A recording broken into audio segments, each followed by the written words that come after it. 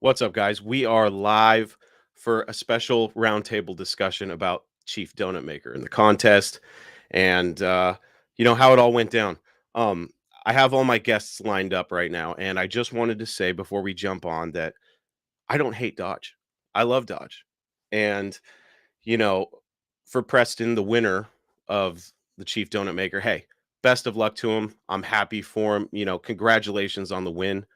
Do I agree that you should have been the guy picked? No, and I have my own personal beliefs for that, but, I don't wish the guy any harm. I don't hate the guy. I don't even know him.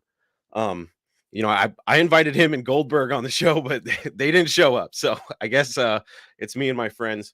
But I just wanted to say that this is going to be a respectful discussion. We actually have one of the finalists joining us tonight. And I really don't want to take my frustrations out too much on Preston, the guy who won the whole thing. Um, I just have my own personal opinions about the whole thing and the way Dodge went about it. Um, I felt kind of slighted by the brand that I hold so near and dear to my heart, and I know that thousands and thousands of other diehard, die in the wool Mopar enthusiasts feel the same way. And this is just a way for us to air some of our grievances. But we have Artie Shaw, one of the top 10 finalists on the show, to tell us, about his experience. And, hopefully we can get a little bit of insight on some of the other people, and Preston too. Uh, I did invite him. I wasn't expecting, I'm sure Dodge has him pretty, you know, laying low right now. But we'll get everybody on the show. I'm going to bring them on one at a time to introduce themselves, and we'll start the show like that. Um, hey, everybody in the chat, Bud, I thought I sent you a link to the show. Hold on one second, guys. Let me get Bud a link. Bud from the Scat Pack Club. He was a previous guest on Talking Mopars. I thought I sent him the link too. But I just wanted to reiterate that this isn't going to be a an hour or two of bashing Dodge or anything like that. We're just going to, state how we feel. I think that's fair. Um, and I know that there's a lot of Mopar communities, particularly on Facebook, that, were allowing people to say what they thought, but then people started getting silenced. And, I'm all about free speech. So we'll get that going.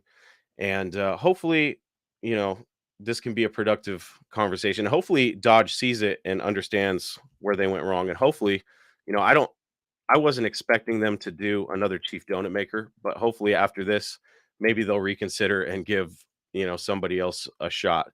Because um my main grievance is that, it should have been a die-hard Mopar enthusiast, somebody that encompasses the entire, history of Mopars. And I just didn't feel like we were getting that.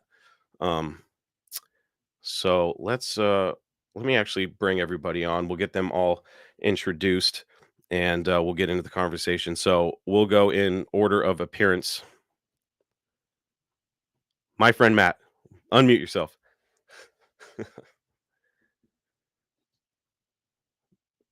Three, two, Matt, hold on.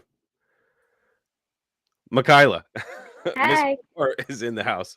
How's it how are going? ya? Good. For, Happy to be back. yeah, absolutely. For the people that missed the last show, uh, tell them who you are and all that fun stuff, and where to find your content and stuff. Sure. So my name's Makayla. Some of you might know me as Miss Mopar. I'm a traditionalist, and you can find me on Facebook at facebook.com/Miss Mopar. You can find me on Instagram, Twitter, and YouTube at Miss Mopar7172. And I don't know, I own 8 Mopars. It's all that I know. I'm 4th generation, and I submitted a video to Chief Donut Maker. Awesome. That's why I'm here. Yeah, we're gonna talk about Chief Donut Maker. Matt, Sir, what's up, buddy? Tell everybody who you are and where to find your stuff. I am Matt, also known as Big Block of Big Block's Garage. You can find us on YouTube, TikTok, Instagram, Apple Podcast. You can pretty much anywhere. You Google Big Box Garage, you're gonna find me. Nice. And this guy, Fear and Loathing in Louisiana, is in I the thought house. we were in Mexico tonight, guys.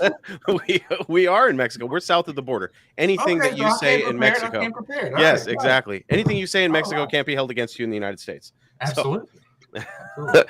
So who are you? So I'm Blake from DIY Hemi. We specialize in late model engine swaps in the classic Mopar. So, technologically, we do anything from ECUs, wiring harnesses, adapters, and parts for even late model. So like Hellcat stuff like that. Awesome. Welcome to the show. Another friend of the show, Jovita, SRT Jovita. What's up? Hey, how's it going? It's going. Tell everybody who you are and where they can find your stuff. I am SRT Jovita. You can find me on Instagram, YouTube, also on Facebook. I collect SRTs. I've had quite a few over the years. I've had a Viper truck. So I pretty much had a 4, 8, 10, a missing SRT6. I am currently building a Dodge Neon SRT4 ACR at the moment. And I do have a couple more Neons and a 2014 Super B that is, there's only 10 of them in the world built like mine. So yeah, that's me. So hi, Awesome. everybody. And Jovita is the only person in this chat tonight that was not qualified for Chief Donut Maker because she's in Canada. So Yes. she has her own grievances with Dodge about that. Yeah. And our next guest is one of the finalists from Chief Donut Maker. Ladies and gentlemen, Artie Shaw Jr. Artie, welcome to the show. Tell everybody who you are if they don't know who you are. What's going on? What's going strong? What's going wrong? It is I, Artie Shaw, the Chef Boy. You can find me on YouTube. If you look up the Chef Boy or Artie Shaw Jr. Honestly, if you Google Artie Shaw Jr., you're coming across me or Artie Lang or Jacob Arshofsky, who changed his name to Artie Shaw so no one would knew he was Jewish. That is a hell of a Google search result. That's some search engine optimization right there, buddy. It awesome. works. It works. And you were a finalist on Chief Donut Maker. Yes, sir. Right on. I hope you're ready to get down into the nitty gritty and tell us all about the contest and everything that we didn't see. That would be a lot of fun. It was a life-changing, yes, I can say that, life-changing, life-altering, and life-affirming experience. So I am on both sides of the fence on this one. Awesome. Our next guest, Tommy Marauder. What's up, Tommy? How's it going, Chris? Tell everybody that doesn't know Tommy Marauder, and your wife Carly isn't here, but she's pretty badass. She races a 1320, which I think is awesome. Tell everybody where they can find your content. Most of the content's going to be on Carly's Instagram. It's at that1320babe. So we run one of the fastest 1320s in the country currently. Between the two of us, we set the ET record and the trap speed record on that back in 2019. Wow. That was when Carly was first starting out. She set the trap speed record on her 6th ever solo pass. Wow. What's that thing running? Back then, it was going 11.30s at 119.91. Nice. It's in the 10.0s right now.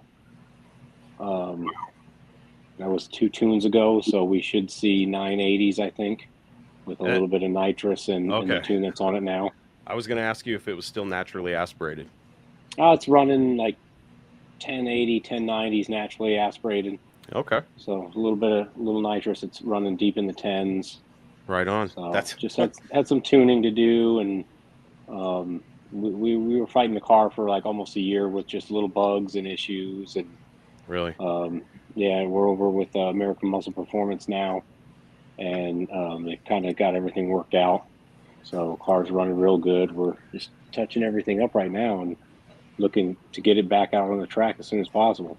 Hell yeah, man. Those 1320s are hard to find. I had a wild hair when I was looking for a scat pack, and I was like, man, maybe I can find a 1320. And I couldn't find any in Washington. The one that I found was gone quick. I've only ever sold one. Really? Yeah. Is that how many your dealership was allocated? We didn't have many at all. Wow. Yeah. Do you know how many were actually produced, Tommy? First year it was just over 1,051, I think, in 2019. Okay. 2020 there was like 400 and change. 21 was about the same. Huh. I guess maybe 600 or so. So there's still less 1320s out than they even produced the Demon. Wow, that's crazy. And they're not producing them anymore, right? As far as I know, they're open for 22. Oh, really? Okay. Yeah. That's cool. Right on. Bud from the Scat Pack Club, Bud Kleppy, was trying to join us. Bud, you have the link, dude. Feel free to jump back on if you can. All right, let's get into this Chief Donut Maker contest. Let's do this. I'm going to put Michaela on the spot first. Michaela, give us. We're just going to go in the order that we have here on screen. Oh, hold on a second. Bud, do we got you? You got me here. Right on, Bud. Tell everybody who you are for those that don't know. I'm a sarcastic jerk. Me too. Yes. I run the Scat Pack Club Instagram handle. I don't know, 8-9 years, something like that now. So yeah, I'm a jerk on there, and yeah, that's probably the nicest way to put it. But yeah, I'm getting cantankerous in my old age, so that's the way it goes. Whatever. I'm starting to feel that way too. After some of the posts that I made and seeing some people comment, I was like, man, I am salty. I am salty. Yeah. Like, man. And I really don't want to be like that, but I'm a really outspoken individual when I feel like, I don't know, I'm being slighted. Even if it's by a big corporation, I just feel like Dodge is like supposed to be the enthusiast brand. And I felt for so long that they were really catering to muscle car enthusiasts, from both classic and the modern eras. And I just felt this whole thing, the way it's played out, I just felt a little wronged. But we're going to get everybody's opinion, starting with Michaela. So Michaela, tell us how you feel about Chief Donut Maker, the contestants. Remember, one is in the room, so don't bash them. I'm not at all. And I think Chris can kind of tell everybody I think my requirement for being here was, hey, just know that I'm going to say exactly what's on my mind. I hope that everyone else does as well. Absolutely. That's cool. Thank you for that, Artie. That's cool, man. So my opinion from a female perspective is, I feel like we've worked really hard as women. When I got I was born into this hobby in lesser words, but when I really started becoming involved in advocating for the hobby, and I'd like to side note, I don't consider myself an influencer. I don't have 1,000 followers on YouTube. I'm a Facebook girl from a decade ago who's just been an enthusiast, and I feel like we've really made some strides as women in the hobby since I really started getting involved in the restoration process and all that. And I think they took all that we built as girls and they diluted it. They casted the females in the top 10 perfectly. You had your dumb blonde, we know it sells. You had your Jersey girl, we know it sells. You have your goofy girl who climbed out of the trunk of her car. We know it sells. So, I felt they took every inauthentic option, put it on the screen because they knew it would sell. Miss Montana, or whoever she was, Washington, is going to get a bunch of views on her video because everybody's watching it to see her screw up what color F8 is. You know what I mean? So I just felt like they took the female demographic and really diluted us. And as someone that has worked super hard professionally and personally to make their way to the top of a very male dominated field, that was sort of insulting to me. And I'm not saying I had to be in top 10. I'm not saying that one bit. After sort of seeing the direction that they went, I'm sort of glad that I didn't get it. But I think they took the opportunity to really speak volumes of the female demographic, and they just watered it down so bad that it's almost become a joke. So, yeah, I have a little bit of bad news for you. I don't know if you're actually qualified because you work for a dealership. I And don't. maybe I'm not. I don't know. I read the rules as many times as I. So did I. Well, but And they Read didn't them. follow the rules, so it doesn't matter. You should have applied anyways. right. Right? So I don't know. All right. Well, thank you, Michaela, for being here, and thank you for stating your opinion. You'll obviously Thanks for get having more. me. Yeah, absolutely. You'll obviously get more time to say how you feel a little bit. Matt, how do you feel about Chief Donut Maker? Man, I didn't see. I'm a little biased. I quit paying attention to it once the video I put together for Blake didn't get anywhere. So I got salty. I got salty off the get go, and I was like, I'm not even paying attention. So I mean, just from the total outsider, didn't pay attention to any of it. I mean, they went in the direction they thought they should. It might not necessarily be the right direction, because I mean, the guy had videos kind of bashing Dodge to begin with, and then he also had. I mean, he, like we were talking about many other times. I mean, he tried some humor that just didn't land right, and I feel like that's good. I feel like it's going to get held against him. As somebody that tries to be funny all the time, I can understand a joke not landing. I mean, it's a 90% win. Sometimes they'll land and you're great, and other times they're not going to land at all, and you're going to get dragged. Yeah. So, but I mean, I can't really say one way or the other if they made a good call, bad call, whatever call. I mean, I didn't even know they didn't follow their own rules until just now. Yeah. So, I mean, like, I don't think as many people applied as they're saying, because the numbers for the hashtag, like we've talked about before on different episodes, they didn't jive. Yeah. With what they said. I mean, so I don't know. I feel like it kind of turned into a circus. Although, Artie, awesome you got to meet Goldberg. How was he? That's awesome. Yeah. How awesome is it meeting Goldberg? That is awesome. I wanted to make sure that I wasn't cutting anyone off. No, you're good. You're good. So, Hey, please go, man. Please. if I can, I before I could talk forever about having met the legend himself, a living legend, the Hall of Famer, the multiple-time WWE World Heavyweight Champion, WCW Phenom for 15 months, one of the most electrifying humans I've ever met. We'll come to that. I promise I will. To be clear, I don't want anyone to pull punches. I want everyone to speak their mind. Know that I'm going to speak mine as well. And please know, I'm not coming for anyone in any way. I'm just going to speak as direct as possible. So, Michaela, first of all, I respect your career. I respect the fact that you know more about Mopar than I do. And I respect the fact that you stand in a league of your own, in my opinion. Yes, male-dominated space, and you understand the culture, the community, in the way. I've known you for all of, I want to say 15 minutes, maybe. I already respect you. I'm going to follow you on Instagram. Thank you. But I want to follow your career. Speaking from pure knowledge, though, I think you are incorrect in each one of your assessments. So yes, Jersey Girl was correct, but Melissa's got a lot more to her than just Jersey Girl. She, day one, within the first hour, had me scared that I was going to lose to her because her knowledge. But can I just ask, do you think you feel that way because you spent such an amount of time with her? 100%. Like us as just watching? 100%. You know, like we got such...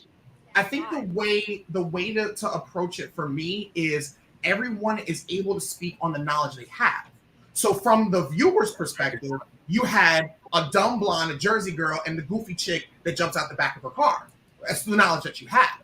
What I know is Lauren fought her way from literally no space in this industry. She wasn't first, second, third, fourth, fifth generation Dodge, but she loves the concept of the car community. She loves the people, and she fought, knocked on doors, and made her way into the industry, now training people, teaching people to get around the track with.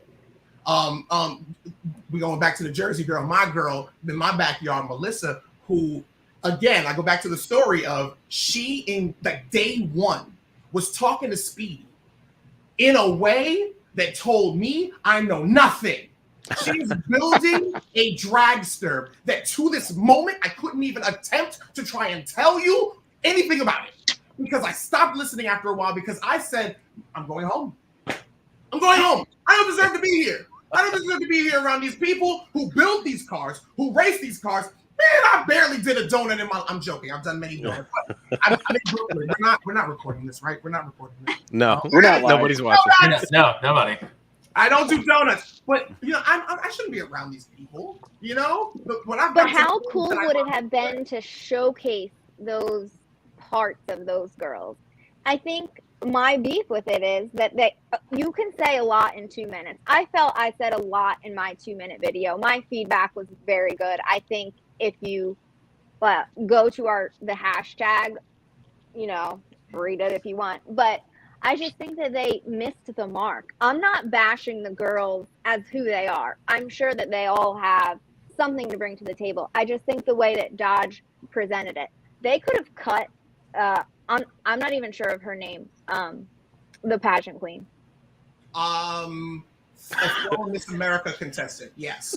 So they could have cut that and saved everybody the laugh. You know what I mean? But they didn't. They put it in their 11-minute video, and to me, it just seemed like they were trying to make her look dumb.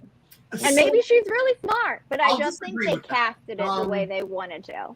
In regard to how it was edited, yeah, I am neither for nor against the edit, because again, there are lots of storylines. I think there's a lot of my storyline that didn't get out, but at the same time, like you said, there's a lot that you can't. There's a lot you can say in a span of time, but there's a lot you can't say. So if the video was cut down to 11 minutes, and I'm telling you, and we'll get into the nitty gritty if anyone cares to hear about that, we shot for dang near 13 hours day one. And we shot a lot between promos, intros, hero shots, outro shots, intros to the interrogation, intros to. So we had a lot of different pieces, and many of those things did not come to light. What I can say is you have to justify your decision. So if you remove somebody who is a fan favorite, or someone who has a strong standing, or just really looks good on camera, which honestly, again, no one has knowledge of these people like I do, because we spent anywhere from 12 to 24 hours together. You got to have a reason why this person is no longer there. So I think if you had to pick someone that's not you, because I was talking to the guys when we first got on here, and I was like, Artie actually would have been my pick, because I think that he seemed the most authentic in what he presented. And I'm not just kissing your ass. I did say that. It's a big one, but you don't need to kiss it. I appreciate it. So take yourself out of the equation based on your experiences behind the scenes, what the rest of us here haven't seen. Who do you pick? Oh, that's such a hard question to give me, because you're going to hate me for this. You're going to hate me for this. I wouldn't change the pick. With the knowledge that I have now, I can't say that I would change the pick. And the reason is because I wouldn't have changed the pick before I knew any of the videos were up. I feel like I lost fair and square. I feel like Dodge picked their man. And at the time when I gave him that hug and said, yo, do you? It's you and Lauren.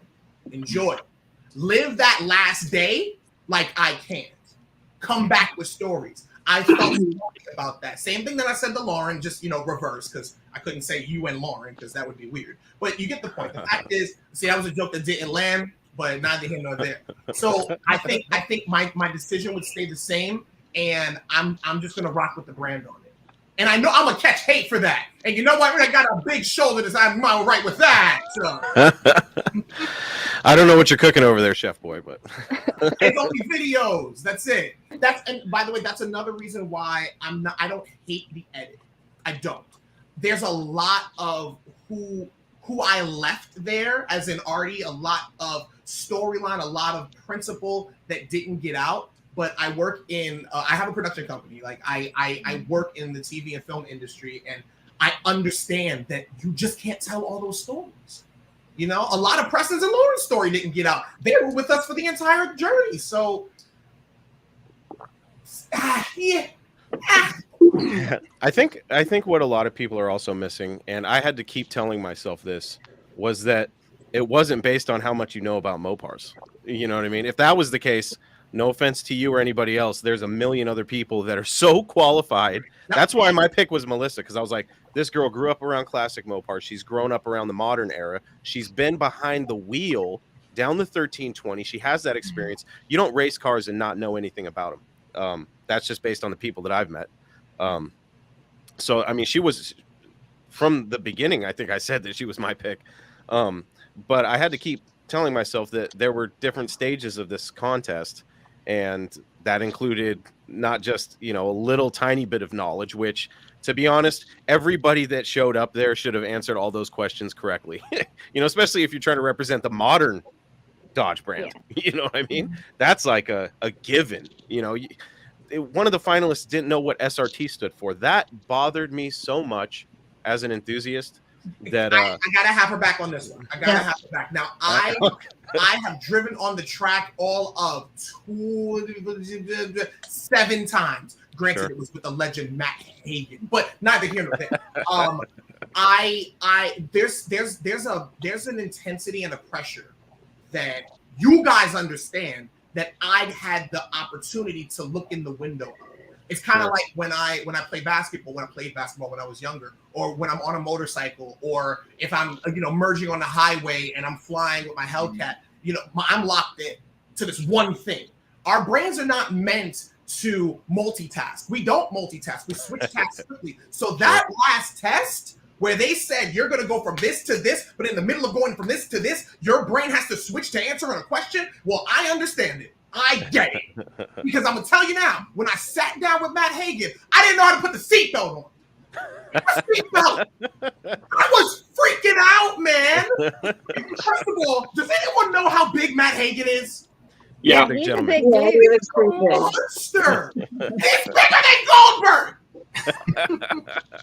So yeah, I was freaking out, and mind you, he had a smile on his face, and he was really warm. And in fact, I was the first one chosen to go, and it was great because Goldberg said, "Artie," I said, "Yes, legend." I said, "You're next." I said, "You got it." Everybody left. It was me, Matt Hagen, and Goldberg. And Matt Hagen, he's like, "So I hear you don't have a lot of experience behind the wheel." I immediately, because again, you're looking at this guy like this, like. I'm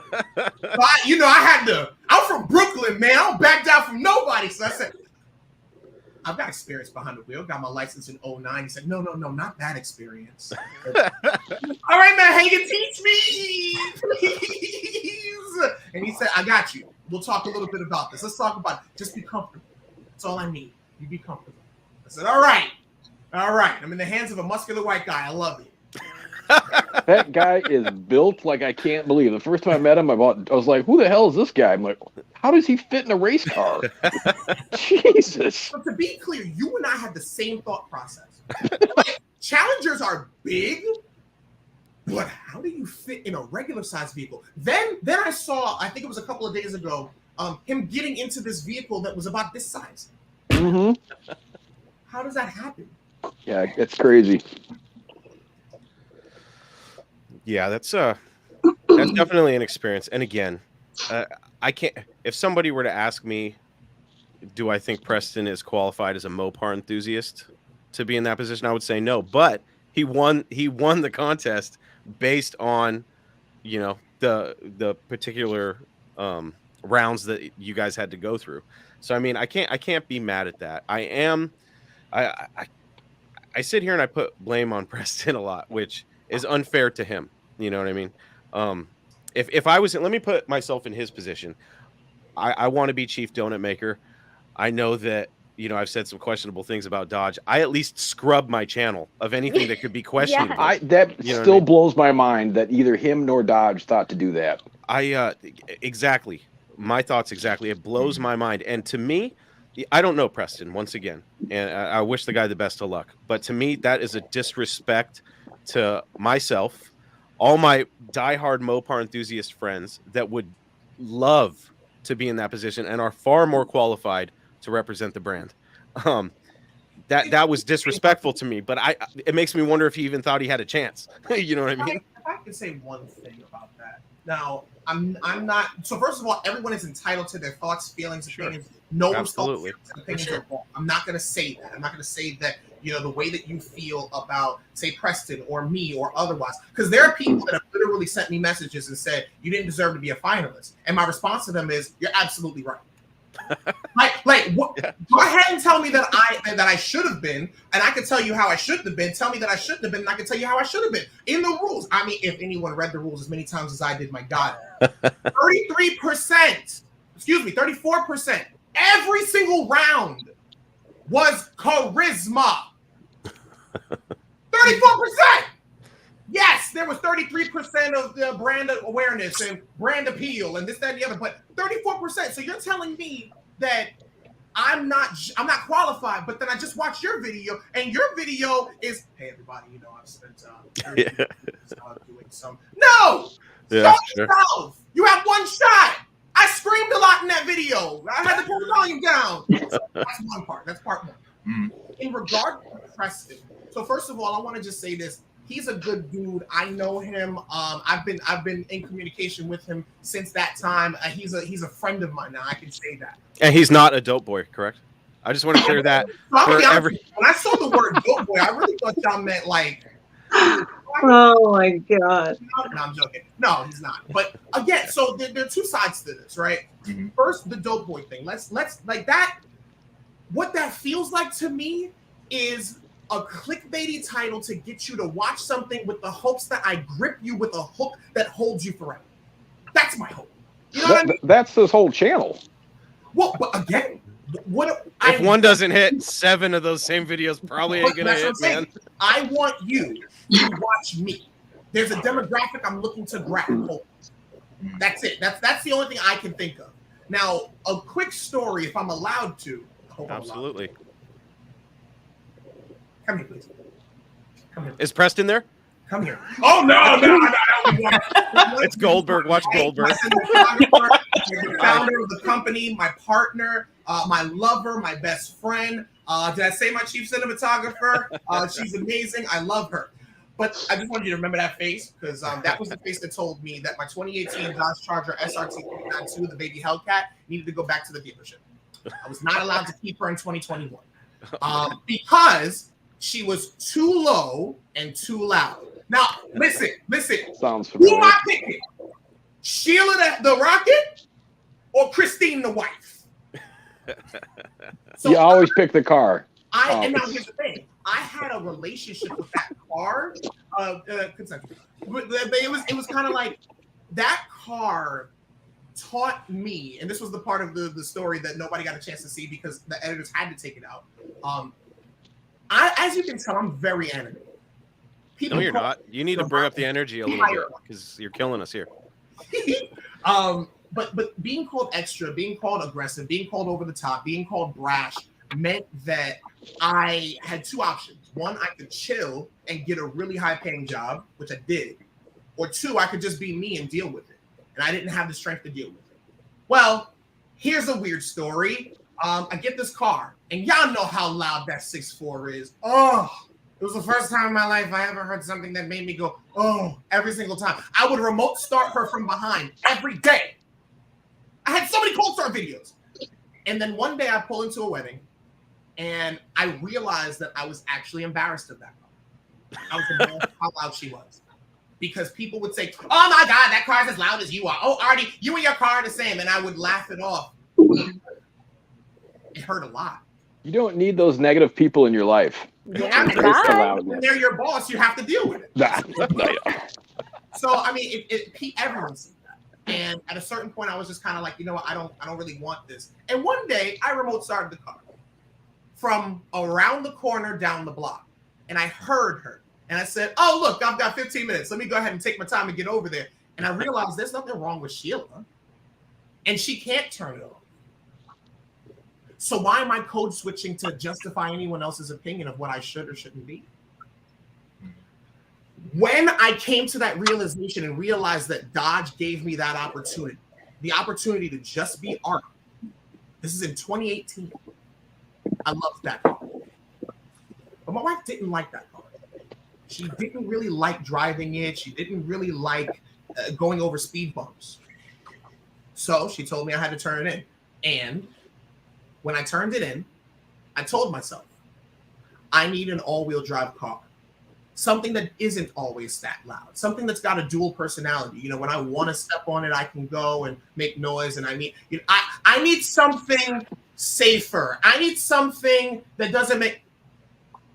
I tried my best to hate Dodge. I told people about my newfound hate of Dodge. People didn't believe it because they knew about Sheila. They knew how I felt. But it didn't matter what you thought you knew. I told you what to believe.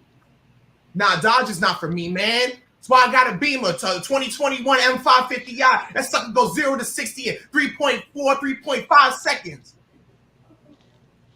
It's a better Sheila. I drove that car from December 19th of 21 up until I picked up, 2020, sorry. Up until I picked up Kitten the Hellcat. Her right behind me. And I picked her up because I learned how to drive stick and I knew I was missing something. It was something that I could not explain to you. If I tell anybody, you guys understand this, and I don't care who uses this against me, but I was in an M5 Comp, an M5 Comp CS, an M5, M8. There's something about Dodge. There's a feeling. There's an experience. It's just something different. When you step on the gas and you feel it and you smell it and you taste it and you touch it, there's something different. My M550i feels slower than Kitten. Mathematically, it can't be. Doesn't matter. I feel more of a thrill when I drive Kitten. Okay, I said that story for this. I told myself Dodge sucked and BMW was where you go if you had sense. Because I needed to justify giving up Sheila. I don't know Preston's story. But I know that feels very, very dangerously similar to when I picked up the Mach 5. Now, mind you, I just told you, I don't know his story. But while I was driving that BMW home, and I gave up, so we gave up Sheila the Rocket and Faith the Boss. Faith was an X6. Well, my wife's car. I didn't like the X6, which is why I told her, if I have to give up Sheila, you're giving up the X6. So I drive the X6 2.5 miles to go to Pennsylvania, drop that sucker off. I had a video. The video was just like this. Your car's gone. They're taking your car away.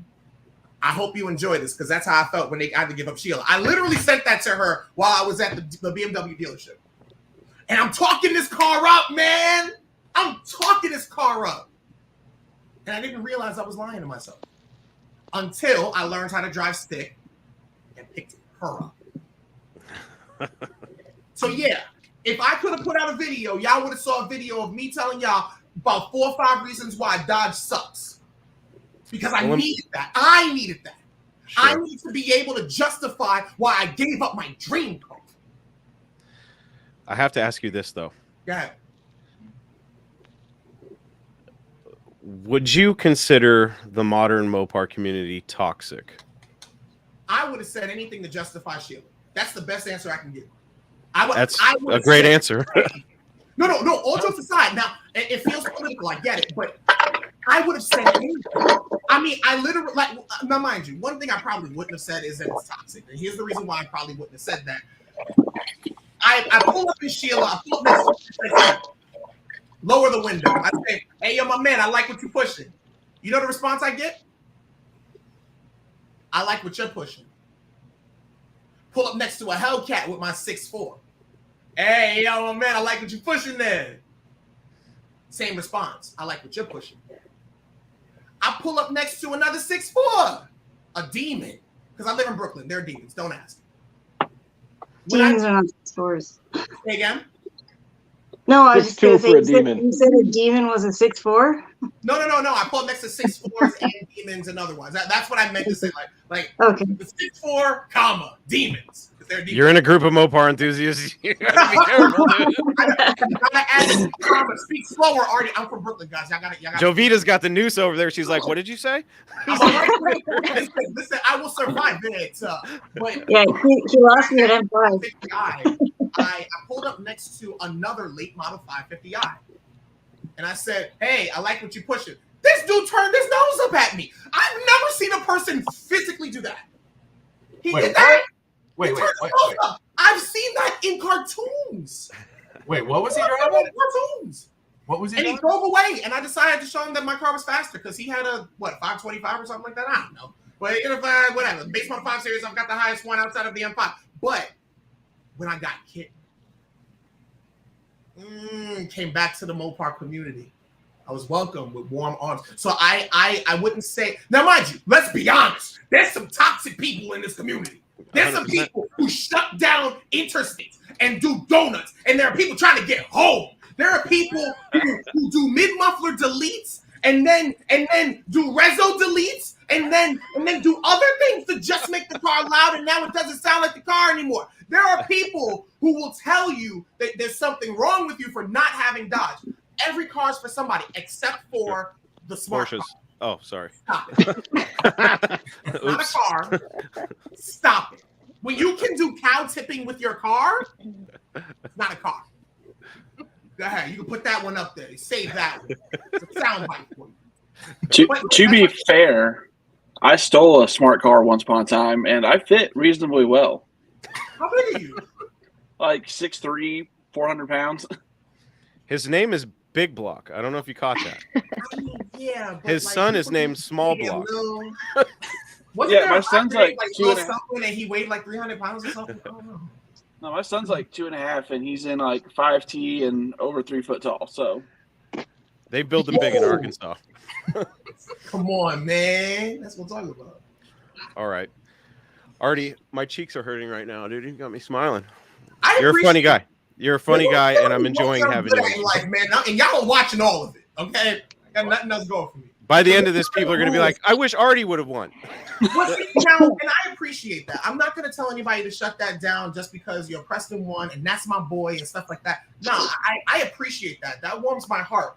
I one thing that no one got a chance to see was when I met Goldberg. First of all, I don't know what's wrong with me. Maybe it's the Brooklyn in me, but when I see somebody with that much electricity shooting off their body, I kind of just stare eye to eye. And Katie noticed it and said, "Hey, Artie," and she said this in a post interrogation interview. Said, "So you wouldn't take your eyes off of him. So that really is, that's a legend for you, right?" I said, "He's an icon. He is a legend. He is a man amongst boys. He is different. This is Goldberg." Yes. So I sat down in the interrogation, and by the way, on YouTube it's called The Interview. No, it was not an interview. They made it as intimidating as possible, which, by the way, I've been in very intimidating situations. That was just fun. Yeah. I sat across from someone I watched from the WCW days when I was little. And here's what he told me. It was a 15-minute conversation, but I was telling him the story about Sheila. And I went a different route with it. I think I said something along the lines of, people didn't like me for that. And I'm sorry that you don't like me. I'm sorry that he cuts me off and said, "Don't apologize to these fools." I said, "I'm being facetious, legend." He said, "Don't be. They don't deserve it. Be you." When I got eliminated, I gave Preston a hug, dapped him up. I gave Lauren a hug. I grabbed Melissa. I'm heading back. I'm going to describe this exactly how I felt. I saw how small my wife is, right? And so Sure. She's not a big person at all. She's a second-degree black belt in shoulder cock karate, by the way, so I can't beat her in a fight. But if I grab her, she's coming with me. She weighs about $115. She's actually, we played around like that before, where she's like, "Get away from me, leave me alone." And I grab her. I'm like, "No, you're gonna stay with me." Haha. I now know what that feels like. This man grabs me by my inner arm, pulls me in, forces my face into his trapezius muscle. And this man is hugging me. If I wanted to get away, I couldn't. And then he whispers in my ear, "I'm proud of you, dude. I'm proud of you." I was not gonna cry the entire time. Yes, I understand it. Yes, I get it. My wife said I took a hard fall, but I get it. Like, this was a game changer. This was I would even say a life-changing opportunity. I would say that. But I'm already doing big things. So I feel like someone else could have gotten that. All right, cool. Someone else is gonna get that. All right, cool. And I redirected my attention to Melissa because Melissa she felt it. I'm like, all right, I'm gonna spend some time with you and make sure that you're good as we jump back into this van and let them film their winning circle type thing. And then I felt it. Like right here, right in my throat, like, Dad. Not only did Dodge approve of me and say that just because you don't have all the knowledge, just because you don't have all the skill, just because you ain't been in this for forever, doesn't mean anything. You're worth it in my book. Because the one cool thing about the car community as a whole is everyone's worth it. And I think people have been approved. And I think nowadays it's better for, let me not even say it like that. I'll just say people have been approved. You could show up with like a Fiat and people will say, nice car. Tell me what's under the hood. I ain't been in those circles. I haven't had anybody say, hey, yeah, you're okay with me.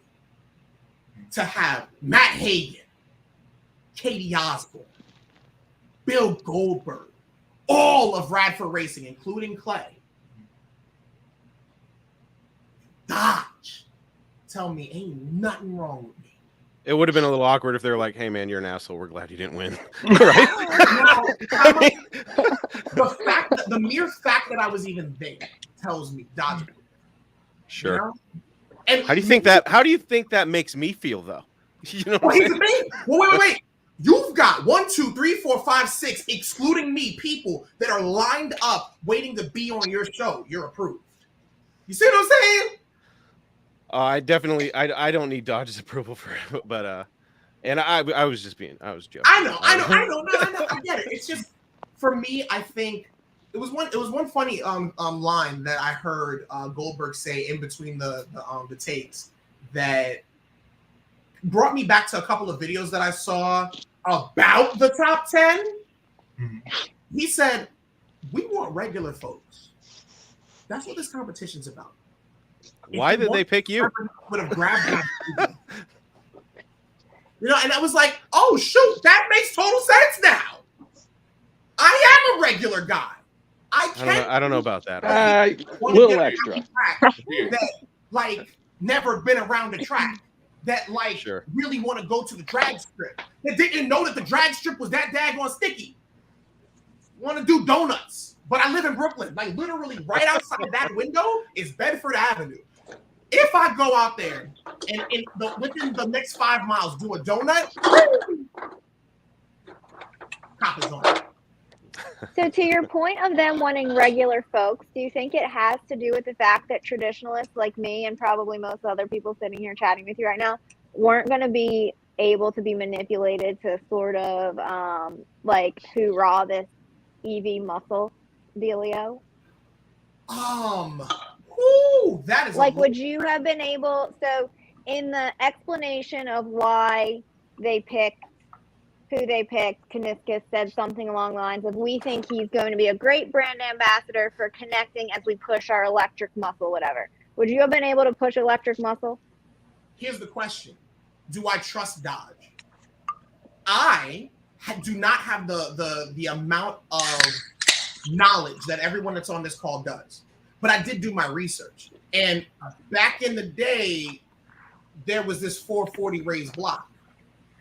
And this 440 raised block was kind of different because it used the tech of the time. If I'm talking about tech of the time, if electric is tech of the time, the question is not whether or not it's justifiable to say to an ICE manufacturer, hey, are you going to lose the heart of this beast? I think it's more justifiable to say, do you trust it? Do I trust that I'm not going to get a Tesla? Because I'll be honest with you, I sat in a Tesla. Sitting in a Tesla feels soulless. I didn't start the thing because if you start the thing, it's just like you didn't start the thing. So, yeah, you're not going to be able to remote start that and get off on it, are you? So it's but she's taking off on it. I like that.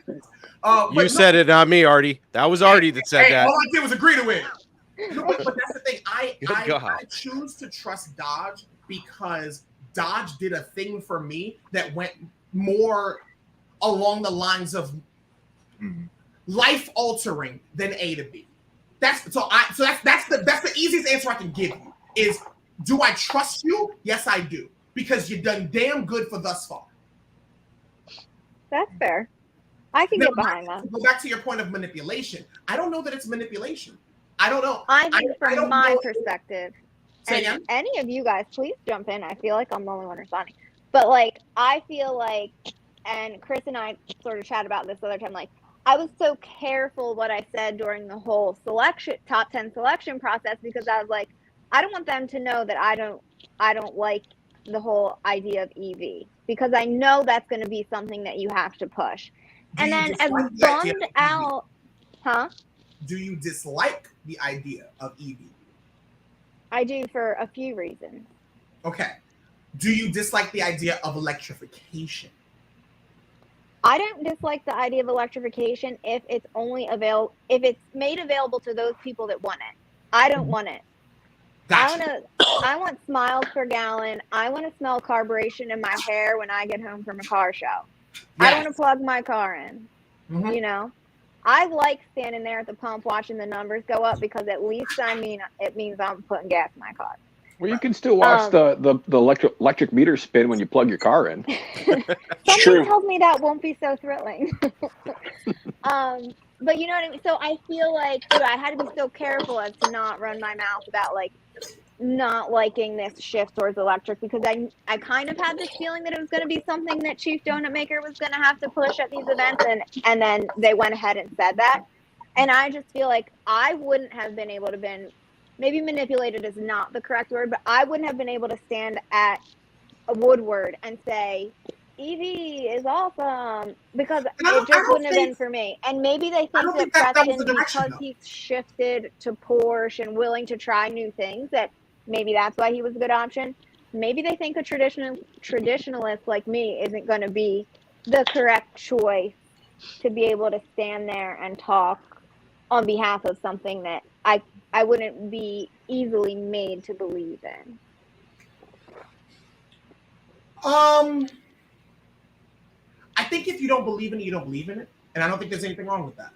I think there is a time under which things will probably go pure electric.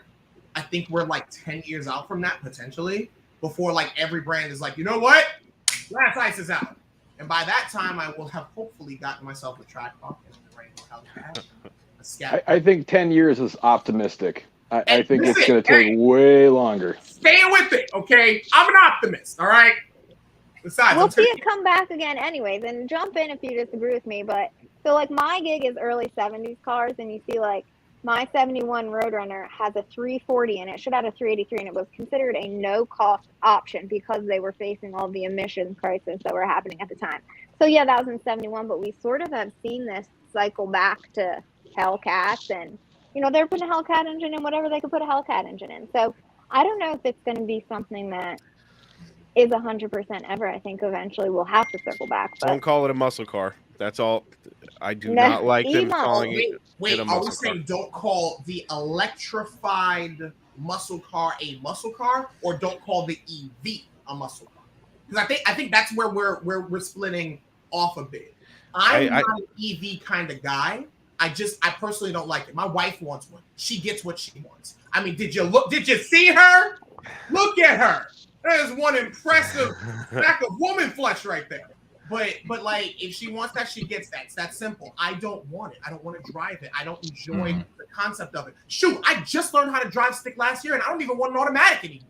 You know what I mean? Like, so it's different when I think EV versus the technology of the age, which happens to be lithium batteries, nickel cadmium batteries. So I'm not on the EV bandwagon, but I hope it's available to those people like my wife who want it and deserve to have it. I just say call it a muscle car. If you put a robot that can lift more than Goldberg next to Goldberg, I'm going to go, Goldberg has muscles. That robot does not have muscles. That's as bad The of an most analogy as that is. appropriate I'm gonna choose Goldberg because there's an attachment to it, but I hope that it's not. I hope that I don't have to choose Goldberg for everything, because I don't want to choose Goldberg to help build a new bridge. You know what I mean? I think everything has its place, and Just call it a sports car. Just call it an electric sports car. But now, calling it a muscle car is wrong. Electrified muscle that you have a problem calling muscle, or the electric car that you have a problem calling muscle? Electrification. Electric car wouldn't be Electrification. Okay. I wouldn't call any electric vehicle ever. Who hates the concept of electrification? Not EV, electrification. I think electrification has its place.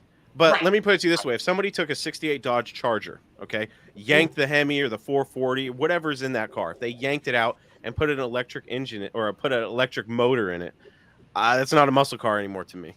So, Chris, you're saying you don't like the 72 Satellite with the Tesla powertrain in it? I never said I didn't like that. I would never call that car a muscle car. Yeah. I do like the Electrolyte. I do agree with that. I agree that muscle. Isn't that what they called it? The Electrolyte? Electrolyte, yes. Yeah, yes. yeah. It's a pretty. That guy's talented. I need to get him on the show. I talked to him. We're trying to get him to write a book. Oh God, man, no one will understand a damn thing in that book. I talked to him for 5 minutes, and I had to cut him off and go, I don't know what you are talking about, dude. Yeah, if you ever want to feel stupid, go talk to him. Artie, I hate to cut you off. I really want to get to. We got 4 other people in here. Let's get their opinions, and then we can circle back. All right, buddy. Sounds good to me. Joe Vita, how do you feel about Chief Donut Maker? So as you guys know, I'm from Canada, and the scene out here is a little bit different than it is in the United States. I do travel a lot to the States, like to go to the SEMA show and all that kind of stuff. So having said that, we weren't included in the contest. So I was a little bit upset about that. And Artie, congratulations for getting into the top 10.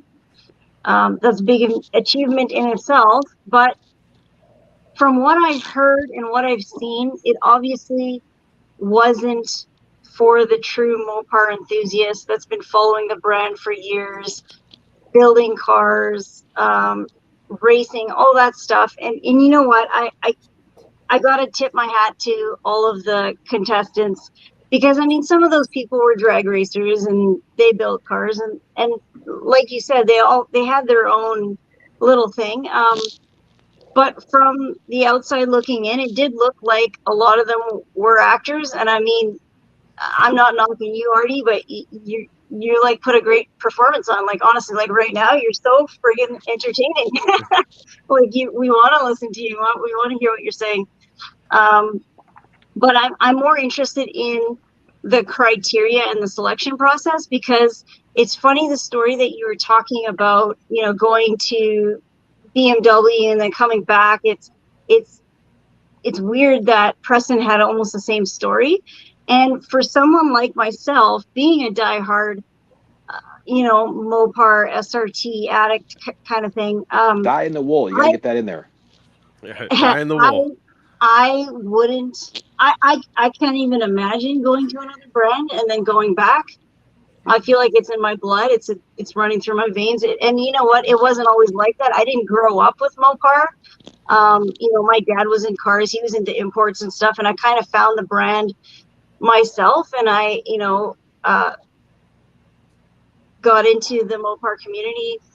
I started a Canadian Mopar Club in Canada and we've got over 2,000 members across Canada. And that's something that I started myself because, I bought my first charger and started doing the little mods and, all the little stupid stuff that people do because, you can't afford to do big mods. And then it just kind of grew from there. And, I love my Super Bee and love everything that I have. And I keep wanting to collect more Mopars. I think I have like 4 right now. And we're getting another one as a wedding present in a couple of months. So it's crazy. It's like, it's my whole lifestyle. And I'm an accountant by day and like Mopar for the rest of the time. And honestly, like I wear Mopar like a mechanic shirt to work every day, and people just look at me like, okay. But it's honestly it's my life, like it really is.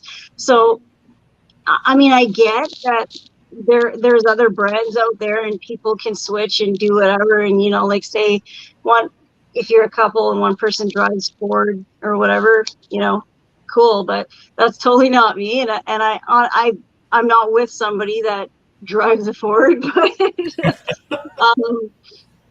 and for Miss Mopar, I know you were saying that you're not an influencer, and I don't see myself as an influencer, but I definitely want to influence people to switch from Ford to like Dodge. But yeah, I mean, the Chief Donut Maker. Yeah, I was really upset because I think that some of the content that he put out before the contest really, he really attacked the real true Mopar enthusiasts. And you know, for him saying that we're like Honda owners or whatever, and he didn't want to be associated with the brand. You know what? I know my SRT 40, and some people think that they're like tuner cars or whatever. The tuner cars in the muscle world. But yeah, I didn't like how he said that because he directly attacked Mopar enthusiasts by saying that. And I don't think he was putting on a shtick or it was part of his dope boy thing. I mean, it seemed like he was serious about it, right? And I get that Dodge was trying to maybe do some cleaning up there at the end by saying like that's what makes him an enthusiast and makes him a true Mopar guy because he came back to the brand. But I don't know. I think that they could have done a little bit better. And I get that the job is a brand ambassador. You're doing social media stuff. You're going to be, you know, Mopar, Dodge, whatever figure for the masses to see. So yeah, you got to put on a little bit of a show. You can't be like super quiet, reserved. And I get that's part of it. But I think what we all wanted to see was it go to somebody that was freaking diehard. You know, like they could answer the questions. And I get what you were saying about, you know, being on the track and the rapid question thing. But I guarantee you every single person in this room would have been able to answer those questions. And I'm not like, you know, boasting about myself, but it's just honestly, it just runs through our veins, and it wouldn't even have been a question. But I do tip my hat to you, and you know, great job for getting in the top 10. You said something that made me think about something. Okay. In the rules, it said in your video to not bash Dodge. But by choosing Preston, they said, it's okay if you bash the hell out of us before you submit your video. And then we'll go ahead and take care of that once you win. Like, yeah, we'll clean it up after. Smack me in the face again. Like, it is that, what a slap in the face. Jovita, yeah. Continue, or we can. No, it really was. It really was. And right? Then like so many other content that he put out. I mean, if anything, they should have deleted that one video where he's like, you know, I don't want to be associated with these kind of people. I mean, this is the guy that they're going to send to Mopar events all over the United States. I don't know where else, but, you know, everybody's going to see that. And then they're going to see this guy up there with his SRT shirt on and his Hellcat or whatever, doing his donuts, eating donuts, whatever. I don't know. But, you know what I mean? Like, what? How are the fans going to receive him seeing that? I'm just really surprised. I don't even know why they didn't do a freaking Google search. Or maybe this was part of it. Maybe they're trying to rile up the Mopar enthusiasts. Maybe. I don't know. There's nothing gained from pissing off thousands of Dodge people. There's nothing gained from that. So it's clearly was a mistake on their end. Well, and I understand where Artie's coming from. And Artie, don't take offense to this, but I'm going to be real with you. You're talking to people that live, breathe, and have Mopar running through our veins. We didn't go to a Porsche or a BMW and then come back. I spent my formative years in a custom Dodge van. Okay, you're talking about people that have years and years, or decades. It is insulting to the diehard, as the CEO of Dodge put it, the dyed in the wool. That was the biggest insult of all. If I could have him on the show, I would definitely tell him, do you know how many true Mopar enthusiasts you pissed off? Because I've been seeing a lot of people in these modern Mopar communities, and I've voiced my opinions about, because I understand that some of them are toxic, but what I've been seeing is a lot of people that I know are not diehard Mopar enthusiasts, because if they were, they would understand why we're airing these grievances instead of calling us. One joker called me a hoe, and I was like, a hoe, huh? I was like, all right, dude. And then some other cuck called me something else, and Were they in third grade? It was. If you don't like Chief Donut Maker, you're a hoe. Creative than that. Yeah, it was it was a desperate attempt, Not but necessarily speaking with intelligence. I was like, if you don't understand why people are upset about this, then you cannot be a diehard Mopar enthusiast, and therefore you cannot be the Chief Donut Maker without being a diehard Mopar enthusiast. I believe if you're going to represent the brand and be a brand ambassador, you have to be, in my opinion, you have to be a diehard. That's just my opinion. Otherwise, how authentic is it when you're up there, preaching the brand? You know what I mean? I feel like an ambassador unofficially appointed. So just taking a role in, let's say Chrysler Carlisle, big Mopar show, right? People, we talk a little bit about this divide between classics and modern, and there's a little bit whatever. But at the end of the day, the Mopar community, the people that really love the brand, the people that have been, that are generations deep, or that have found it themselves and have just really immersed themselves in this Mopar culture, they're genuine, authentic, really cool people. They want to help you. They want to share stories and expertise and knowledge. And when you're at an event like Chrysler Nationals, you sort of feel like this member of this weird little elite cult, and it's not little at all. There's so many people there and so many varying backgrounds and demographics, but I would say 98% of those people are just genuine people, and they want to talk to you about how they got here and what they're driving and why they're driving it, or maybe why they're not driving something else. And I think that when you label those people collectively, whether they're on the classic end of things or the modern end of things, you do kind of smack the whole group, because at the end of the day, doesn't everybody just want the brand to succeed so that we're here for forever, so that we survive whatever is coming in the next couple of years and make it through to the other end, so that when I have kids and they have kids, they could be like, my mom was a badass. She drove a 72 Charger, and because of that, I'm going to drive this, and I'm going to rebuild it with her, and I'm going to work on it with Pop. And so I feel like you get this collective group of people that sort of just band together to keep the hobby alive. And when you spit in the face of one, you spit in the face of everybody. So SRT Jovita and I are from totally different walks of life of this hobby. But I'm going to shake your hand if I ever meet you in person, because cool for you, girl, for doing what you do. And you know what I mean? I think I just think to say that that's what you want to put out there, and to know that he's going to stand amongst people like me. I would never go the dude, but I'm sure there are going to be some people that are. I'm just going to walk by him and be like, yeah, cool, whatever. But I don't know. I just think we should all wish him good luck. The biggest slap in the face was Kaniskas saying, "This is the perfect winner." I mean, maybe. Yeah. I mean, that's kind of general, if you ask me. maybe in the group of the finalists, but if as a Mopar enthusiast sitting here going, that is the perfect brand ambassador for you, man, what kind of low standards you got, Dodge? But I understand they're trying to save face, so I'll give them that. They had their man. They can't just let him burn. If they wanted to save face, and this is just my opinion, but they should have handed it to the girl and been like, runner up. Or hey, you know what I mean? He said this on a public forum about our brand. Congratulations. If I was Preston, I would immediately put something out that go, look, I got to address something before this gets out of hand. I want you to hear it from me. I have said some disparaging things about the brand, and here's why. And lay it out intelligently. You know what I mean? And apologize formally to the people that you're supposed, you know what I mean? That's the least he could do.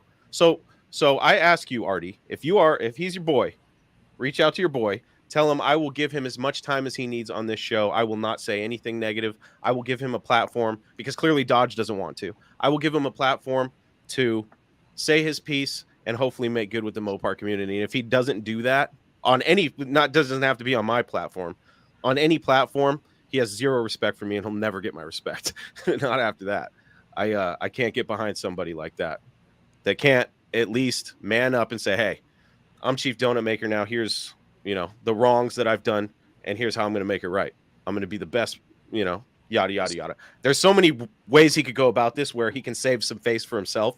But right now he's tight-lipped, and I don't know if that's Dodge is doing or if he, I don't know how much communication you have with the guy, but man, he really needs to step up. Sign so many non-disclosures and stuff, right? Yeah, I was gonna say, I'm gonna the play devil's paperwork advocate. must be immense. That's what I'm calling Dodge, going, hey, dude, you want me to be a brand ambassador? Because I'm getting burned at the stake right now.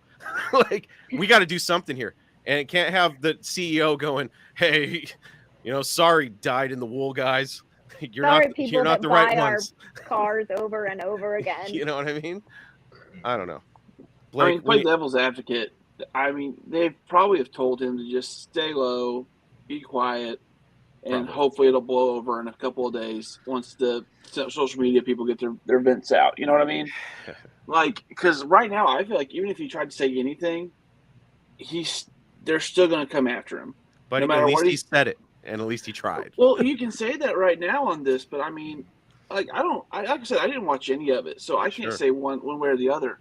But I mean, right now, just seeing the frenzy that is on all of my Mopar Facebook pages that I follow and everything, they do. No matter what the dude says, right now, he's gonna get dragged. No matter what he says right now, because if he comes out right now and says something, they're gonna be like, "Well, of course you're saying that. Dodge is telling you to say this." Like, there's gonna be that crowd. No matter what he does right now, I think he's doing the smarter thing by laying low, letting it die down a little bit, and then they'll probably come out and say something.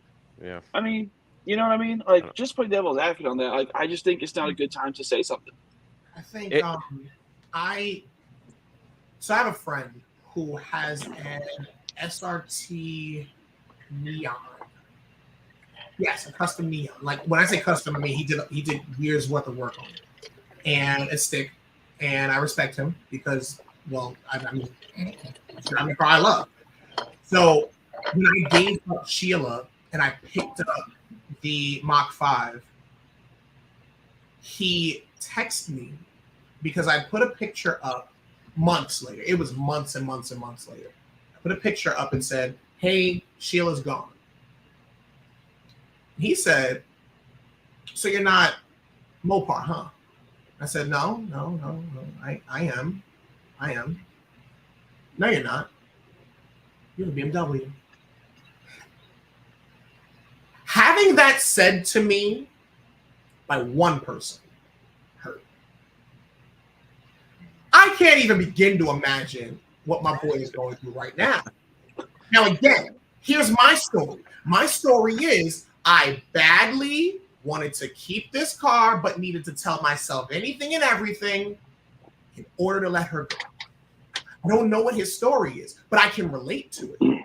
Now, I do want to respond to one thing. Somebody, Jovita, you said, in terms of like, there were actors there. I can effectively tell you there was not a single actor there. Speedy was the closest thing to an actor, and that's just because he has a YouTube channel. And he turns it up when he needs to and turns it down all the other times. Like what you're doing now, like you have a private camera. I'm an actor. I'm 100% an actor. Not classically trained, but in terms of brand ambassador, what do you want? Let's think high level. Let's think Dodge, or even better, let's just think company. Who's representing your company? Now you got a bunch of different kinds of people. Let's simplify it. I've got those who are brand experts who speak with this intensity and excitement. But when my network engineer talks to me about networking, once he goes past 10 gigabit Ethernet, I'm gone. I can't follow you. I don't know what the heck you're saying anymore. Yeah, but here's the difference, though. If you're entering a contest for that reason, that's a different story. You're in it. You gotta listen to that that person. 34% that was Yeah. charisma. And I'll be honest Well, with you. I think that's where we're lost. That's where we're lost. Is we think it should have been a lot higher. We didn't know that. You know, I didn't. The only real reason, like this was the number one reason why I actually applied, because I truly didn't believe I had a shot. I read the rules and it said 33% this, 33% this, 34% charisma. And if we have a tie, the person with the highest charisma gets through to the next round. Oh, really? Okay. We don't have the ability to stand on the same stage as any of you guys. Like the best thing I got right now is this. So like, what? But I can tell you this. Wait, real quick. I can tell you this. You and me start talking about Dodge, I tell you, I beat anybody in this room. What I mean by that is not that I know more than you. I can't know more than you. I will not know more than you in a week, a month, a year. But I promise you, I'll keep everybody's attention. I promise you they'll come back to my page, and I promise you I will get as many people as possible to be as excited as I possibly can. And they're gonna vote with their wallets, especially once they see me. But I don't think that's what we're valuing right now. There is a currency in what I can provide. No, the best I can do right now is get under my car and insert a differential reinforcement integration system. Sure, that's the best I got. Most of you have done engine swaps. Holy crap! But that's what I'm saying. There's a currency, and I think this contest was looking for a different currency than what I believe a lot of people are looking at. And I think rule one should have been I bring to the table. Don't be a diehard. I don't bring to the table what you guys do. Problem solved. I think there's many people that were qualified way more for their knowledge, but the most qualified on that aspect, are 50-year-old guys or 60-year-old guys that have a collection of 38, 426 Hemi blocks and a bunch of original cars and stuff. So I understand that those aren't the guys or gals. Also remember, there's a second part to it as well, and I think Michaela, you alluded to it. Can I just call you Miss Mopar? Can I just do that? You could call that work. I appreciate that. So Miss Mopar alluded to it comfortably. There is another aspect. We're going into a dark age, or rather, depending on who you are, we're going into a new era. So dark age, new era. And from what I heard on this call so far, some people are treating it as a dark age, where electrification becomes a cuss word, or EV, which I'm going to be honest with you, saying it makes me unhappy, but that becomes another one. I think options are great, but when you start talking about a high performance owner of the 1320 going into another change, that's scary. You need to have somebody that has the ability to talk that out. And I think that's a currency. I think. Yeah, but I don't think like you or Preston would be able to convince the rest of us that just because you're charismatic that we're going to all want to drive electric cars. Now, I say that. I didn't say that. I'm never going to tell you to drive an electric car. But I want to just say one little thing. Like I should take it back because I've said this to Chris multiple times. I honestly don't give a fuck what powers the car. It could be like it's electric, it's gas, it's diesel, it's hamsters, it's a nuclear reactor. I don't give a fuck. I just want it to go fast. I want it to burn tires. I want it to handle well. That's really all I care about. Now, me and Chris will disagree about that all day long, but my personal take on this, I don't really give a shit what powers it. It doesn't matter. But I know I'm a small minority of the enthusiast market that thinks this way. Most of the enthusiast brethren are there's something wrong with you, bud, because you think electrics are cool. I mean, I get that. I'm fine with that. I'm a kind of a tech nerd anyway, so that's just how I've always been. But when you go to most Mopar shows, when you go to those kind of things, when you roll in with that electric muscle car, there are going to be guys that are going to just turn around and walk away. I mean, they are going to feel so disrespected by that. And the only way you're going to convince these guys that this is a worthwhile product is having a real diehard person that can convey to them listen, it's okay. We're going to get through this. This is okay. This technology is new. It's scary. We get it. However, this is what we have to deal with because of what the regulations are coming or whatever else. And they need somebody that can speak the language to these dyed-in-the-wool Mopar guys and let them know it's going to be okay. And Preston's not that guy. I disagree. I will never convince you guys of anything. I doubt I'll be able to convince you that a video game is good because you have a knowledge base. I'm not the one to talk to you. Goldberg is.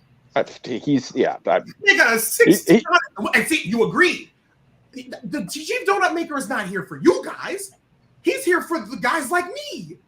The guys that are like, hey, what's that thing that they're doing over there? Hey, my name's Preston Patterson, and let me tell you what they're doing over there. But for you guys, you're not going to get from me. You're not going to hear from me. The best I can do is a song and dance for you, make you smile and make you laugh. No. There's someone coming for you guys. If Goldberg wasn't a muscle car guy, he wouldn't have lasted because we would have booted his ass a long time ago. Yeah. Goldberg is a true muscle car guy. That's why we let him in. Here's the thing. Think about it. We have a celebrity who is a true muscle car head who is, from what I talked to him for a short period of time. I think it amounted to somewhere around half an hour of just talking real time. Maybe a little more than that. But he's a legitimate die-hard die-in-the-wool Mopar head. You know what I mean? Like, he's legit. Yeah. But he's also a celebrity. I didn't know Goldberg for Dodge. And when I started seeing him in stuff, I said, oh my God, it's Goldberg. But that was secondary. Muscle was secondary because he was already a celebrity because literally, spear, jackhammer, who's next? Yeah. He's the one that will talk to you about that. But for guys that walk down the street and are saying, hey, what's that beast that's coming out of the garage? Oh, her name's Kitten the Hellcat. Oh, really? Did you hear Dodge is going electric? Stop. Dodge is going electrified muscle. Really, tell me more. That's what this is for. And I think if we look at it from that perspective, the perfect winner is somebody who understands the brand cycle, like the idea of, hey, this is this is that, that's that, and here's my place in right here. Or here. Yeah. And there is a guy out there that loves Mopar through and through and is actually pro electric muscle car. I guarantee it. That's why I know that I'm not the guy for that job. As cool as it would be, and the problem is you get me over there and they show me that, I'll be like, dude, that car is badass looking. But there's one problem. I equate, forgive the crudeness of this analogy. An electric muscle car, and again, I apologize for this being crude. Chris, I hate you for that. You made me laugh while I was drinking. Don't do that. I apologize for this being crude, but my analogy for an electric muscle car is like making love with no noise. Yeah, sure, it feels good. That's called ninja sex. There's nothing wrong with ninja sex. Hold on. There's everything wrong with ninja sex. Wait, because I got to ask a question. This might be a bit lewd, and I apologize to everyone that's in the room. You just sometimes have to do it because your parents in the other room. I mean... Well, no, okay, so you beat me too, but it wasn't going to be parents. It was going to be, is your sibling sleeping in the living room? Like, you can't be here. Oh, my God. Like, that's not a thing, No. But the thing is, I'm not telling I'm never going to tell anyone to like a thing you don't like. I'm not. And like Miss Mopar said, there's got to be an option. So right now on the market, there's hybrid, there's pure ice, there's muscle, there's pony car, the pony car. There's EV. There's some slightly electrified stuff, and then there's whatever's up here. And I don't really want any of that ever. You get the point. We've got options, and I think Dodge is giving us those options, and I can't hate you for that. I can't. Yeah. There's an opinion that I've been wanting to hear, and I gotta give him some props because he's East Coast, Florida. Tommy, Blake, I'm gonna skip you only because Tommy is joining us from Florida, and it's like what 1 o'clock in the morning or something ridiculous. What time is it over there? 11:30. 11:30 right now. Tommy, how do you feel about this whole thing? It's strange. Now I'm going to jump back to what Artie said about going over to the BMW and how he had to convince himself, and even others. In the video that we saw, instead of convincing us, Preston shit on us. I wasn't a fan of that. The Dope Boy videos were brought up as a joke, but if you're joking and you're trying to pull in that genre or that lifestyle of person, then I can't get in line with that.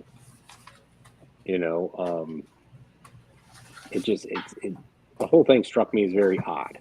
And then the statement afterwards about how he was the perfect winner. Maybe for what they want to do with pushing the EVs, he is. Well, you think Tim Kaniskas would ever say, yeah, Preston was really a horrible pick, but he won, so this is what we get? No. He should have worded it differently. He should have worded it differently, man. This was a horrible pick, but he won, so we're going to roll with the dice. It's just whatever it is. I mean, even from the get-go, like the donut maker, I clown on those folks. I'm sorry, but like I'm a diehard drag racer, as is my wife.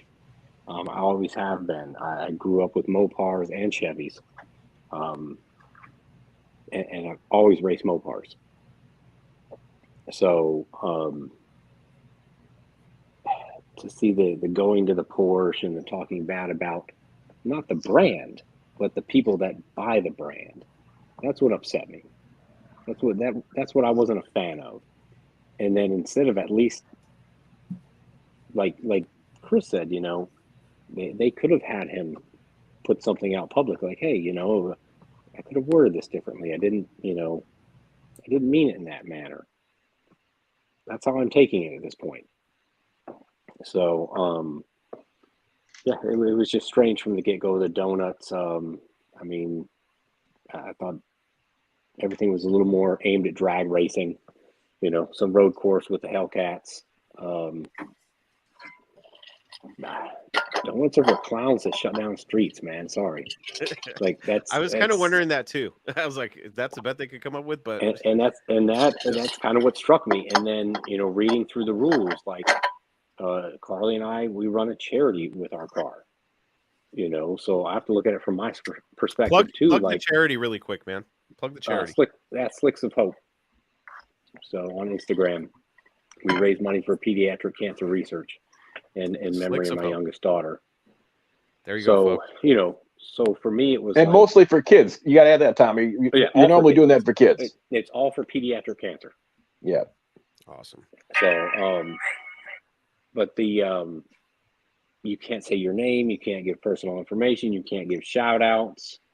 That struck me as odd too. Like, I'm not going to not shout out my other sponsors and large companies.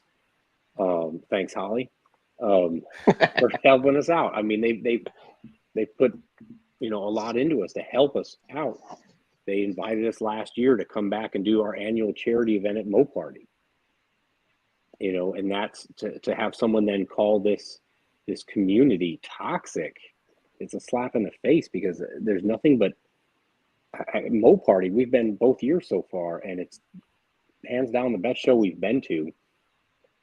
And I haven't met a single person that I wasn't like, hey, they're cool. We made a ton of friends. Still run that? Guy named Paul run Moparty? Not that I've met. Or maybe that's Mopar Palooza. I don't know. I talked to Blaine from Holly. He's like the event coordinator for right. Moparty. Sorry, I didn't mean to cut you off. No, you're fine. So to have those kinds of statements made about a community that, even with the charity, the Mopar community is amazing and super supportive. So a lot of the 1320 guys in the groups, every time I throw up, hey, we're doing fundraisers, we're taking donations, they're in on it. We were supposed to do a charity grudge race at Moparty this past year, and myself and Chris both ended up having car troubles. So, it was a slap in the face, and the fact that, I mean, those videos weren't even scrubbed until people started bringing it up. It's facts. It's facts. Just weird across the board. But yeah, once again, at @slicks_of_hope Go follow them. Support the cause, the fight against pediatric cancer, guys. Yep. And like I said, most of our content's over on my wife's page at that 1320 babe.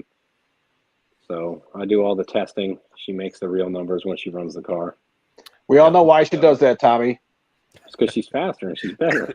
She's lighter. Well, that too. The weight savings. And I'm a lot older. So better reaction time. wait, her reaction time, if we had to go head to head, she'll kill me. Yeah. I'm running like 0.3s and she's like 0.00s. Jesus. So, but yeah, that was, that was kind of my take on it. I didn't follow it in depth through the whole thing. When I heard they were doing it, I was like, hey, that seems kind of cool. And the rules from the get-go kind of threw me. And the fact now that they didn't follow the rules. That's another thing. The problem with things like this is once you get criticized, then you get like those people that just dig a little deeper than everybody else, which is, it is what it is. Preston's the chief donut maker. There's nothing we can do about that now. I really do hope the guy does something for the title, but I heard this about 3 times so far in the discussion. When could Dodge break the rules? They've broken them a few times. I can give you a couple times. One, in the rules it says they're only going to take 10,000 selections, 10,000 submissions. One of the women that got onto the show, she didn't submit her thing until the day before the cutoff. Yet Dodge said they had almost 140,000 submissions. So by that rule there, she should not have been in the contest. If you had copyrighted music in your video, you should not have been allowed into it. Any music that you didn't create yourself. Yes, there you go. If you were real quick, I do have to cut in. So first, they only took the first 10,000, but they counted all of them. But that's what I'm saying. That's what I'm saying. So if they that can't be true because one of the people that was in the final 10 she submitted her video on like February 23rd, almost like the day before the cutoff. Meaning they only counted the ones that met the criteria too. February. No, it was in February. Okay. Yeah, go ahead. I'm sorry. Yeah. So what criteria were they cutting people out of the scenario then? If they're then saying, okay, the day before the contest ends, we're allowing this video to come in. What else? But you're telling me that that there was no other submission, say on Instagram or otherwise? That's not what I'm saying at all. What I'm saying is that they said there was a 10,000 cap on the submissions, yet they said they received 130,000. I get that. They say, okay, fine. We're only going to take the first 10,000 that submitted or whatever. But didn't it say that it was the first 10,000 or until February such and such? I'd have to look at it again. My understanding was it was the first 10,000. Well, there's another point that I'm concerned about because I use music, but the rules never said it wasn't music that you created yourself. Because, well, long story short, they were going to be using this, and we all saw that they used this in a number of different ways. All they wanted to do was clip grab and throw it somewhere. So they didn't want to have to use a rights and clearance officer or a rights and clearance provider or a rights and clearance specialist to go through and see, are we allowed to use this? So it had to be royalty free. Now, the way that royalty free works is, well, for me anyway. Well, okay, it wasn't for me. It was my wife. She did it. I didn't. I'm not that smart. But you go onto the site Soundstripe. Go on Soundstripe and make sure that you grab that little code, throw it into the video, and now I've just shown you I have the right to use it. Right. It doesn't say anything about that. It says you have to create it yourself so that there is no having to, because I have licensed music for my podcast and I'm only allowed to use it up until like 1 million downloads or something like that. After that, I have to get an exclusive, top tier license to use it. But but you have a lease for those, right? I have the license agreement somewhere around here. Yes. But what Dodge is trying to avoid is whoever, let's say you have royalty free. I don't know if you read the fine print or not, but I can't imagine that you can go throw that on a movie and not. You absolutely can. Sound stripe, art list, music, something or other. Epidemic sounds. These are all available to be used. Yeah. And then here's another from the rules. Then must not include any personally identifiable information. Saying your name in the video, that'd be personally identifiable information. That I'm going off of what the rules say right now. I'm just reading the rules as they're stated. You can't feature brand names, logos, or trademarks other than the sponsor's trademarks and any other element. So if you mention any other brand at all, you're technically disqualified. And this is what I'm saying about not following the rules. Is there's a lot of these little gotcha things, but they're in these rules. And if they're playing a contest that does, at my company, we do contests occasionally here and there. And our biggest prize we've ever given away was $10,000. And the amount of time the lawyers had that, and the amount of time we had to go through hoops and all this other stuff. And this is the kind of stuff that you have to follow or you get sued. I mean, it's like running contest 101. And I don't understand how they failed so bad at following their own rules that they set for themselves. I guess I'm still concerned. Well, not concerned, confused. So personally identifiable, but you need to say your name in order to be a part of the competition because that's literally what they said. But I don't know if that's the depth that they're going. I mean, I think we're talking more about like socials and addresses. You know what I mean? Here's the music rule. I'm looking at it right now from Dodge Garage. Must be the original work of the entrant and must not contain images or artwork, music, quotes, parodies, or other materials not created by the entrant. So therefore, Artie, that music should be disqualified. Yes. And then here's two ones that I feel that are also no burnouts or donuts in public roads or highways. And if a vehicle is included in the submission must not include any illegal driving. Doing donuts in a industrial parking lot would be considered an illegal activity. That's trespassing and vandalism. So again, the only problem with that is we don't know what the rules were for the use of that space. So I'm just so y'all know, I'm always going to play devil's advocate because I mean, there's a lot I just don't know about. Yeah, I get that. And it's, I can tell you for a fact there are people looking to find where that video was shot, where that was to find that information. And once we have information, I can tell you how I feel about it. But at this moment, the best I can do is say, all I know is I just read the rule right from that is black and white. Unless you made that yourself, right. I know that just off of what I have in the background of my video right now, that I was disqualified, just because I have old magazine ads back there. Right. I have, I already knew I was done for. Yeah. Well, like I said, when I read these rules when this contest came out, and I said, yeah, I'm out. I put it up hoping that people would be like, oh, he's got a podcast. Let me just check it out. Yeah, there you go. But yeah, it was like 100 people watched the video though. So I probably wouldn't have dug into all this crap at all. Not even cared for a minute had Preston not had that video that came to light about him shitting on everybody.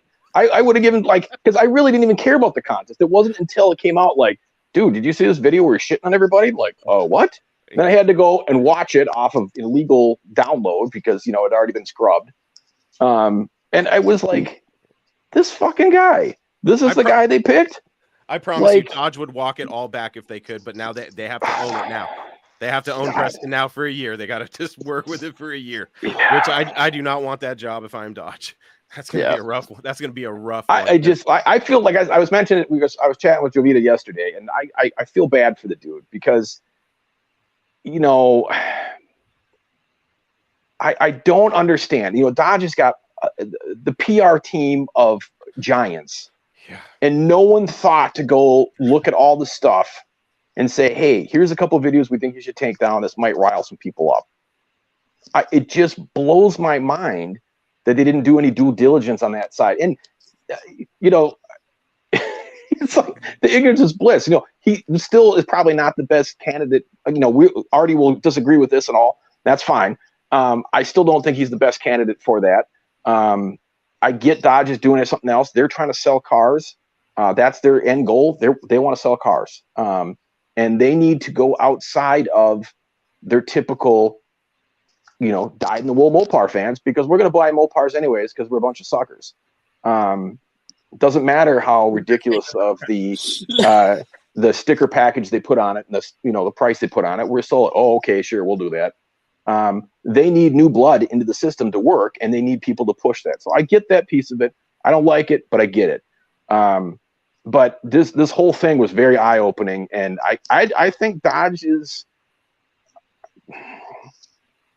they've run themselves in the risk of having some serious complaints. And I know there's an Instagram account that's already all riled up. It's not me, if anyone's asking. I didn't start this Instagram account because I've already been asked like 5 times. I'm not Brad Smith.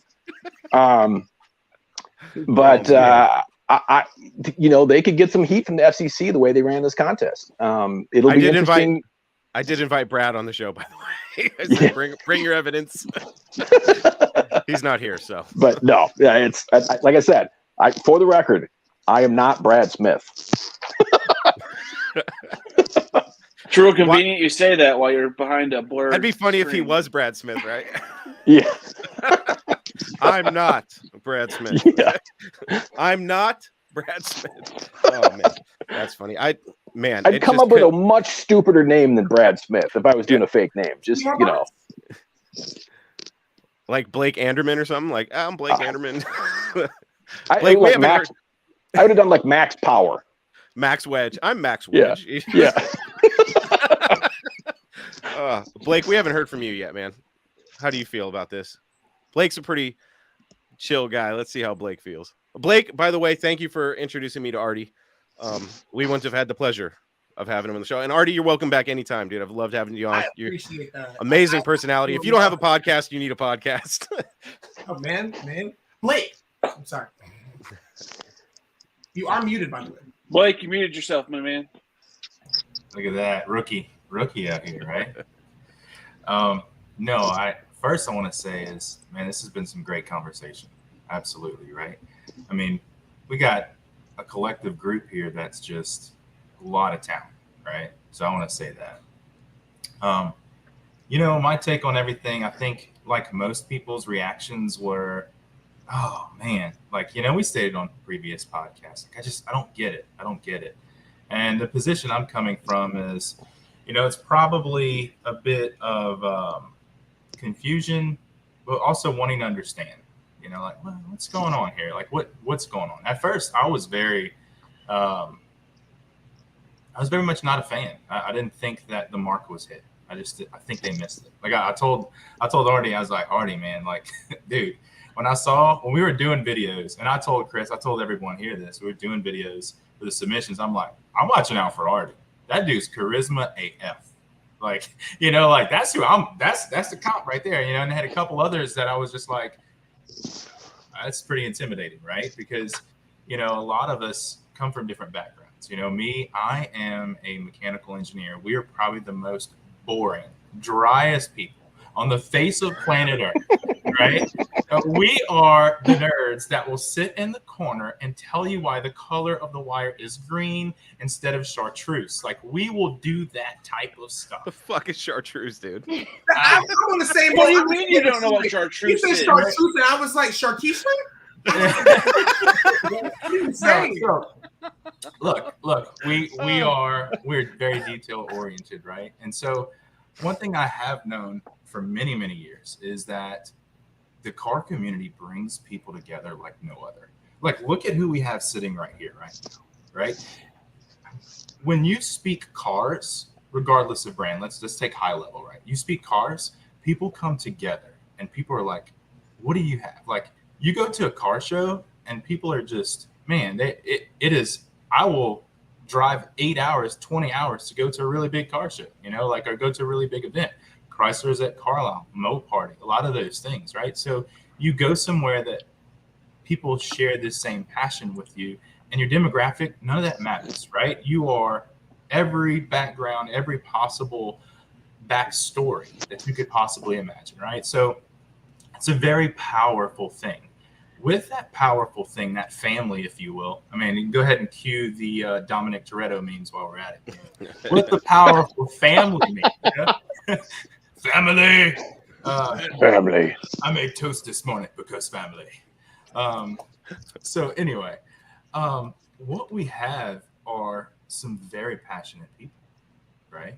People are very passionate, especially one thing I've noticed from Mopar for the years that I've been around it, right? Is it is a passion, it is a drive, it is a backstory like no other. You don't get people who resonate and will really wait in the pouring rain to get a deal on that part or go to that show, rain or shine, make it, to be in that presence. You don't get that excitement, that drive, that passion with Mopar. You don't get that with the other brands. It's a Dodge thing, right? It's a Mopar thing. And consequently, we kind of have several camps. We have several sections of our family, if you will. We have the die-in-the-wool, die-hard that have been around for a long time. And they're very knowledgeable. They're very enthused to a whole nother level, right? I've been to car shows where, and I've been chastised by people, right? So I have a classic, those of you know me, we have a classic 1970 AAR, right? So that was a limited edition CUDA in 1970. They only made about 27. Now look, the number alone will get me chastised, right? I think it's like 2754, but there's going to be someone who will pop up and be like, no. Careful, dude. Careful. No, you are wrong. And it's the same people that will approach me at a car show and I'll lift the hood.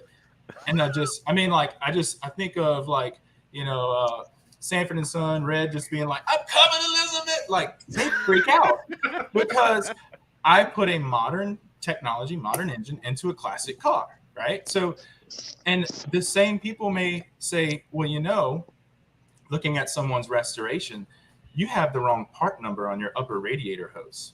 According to my manual right here. Those people are not my friends.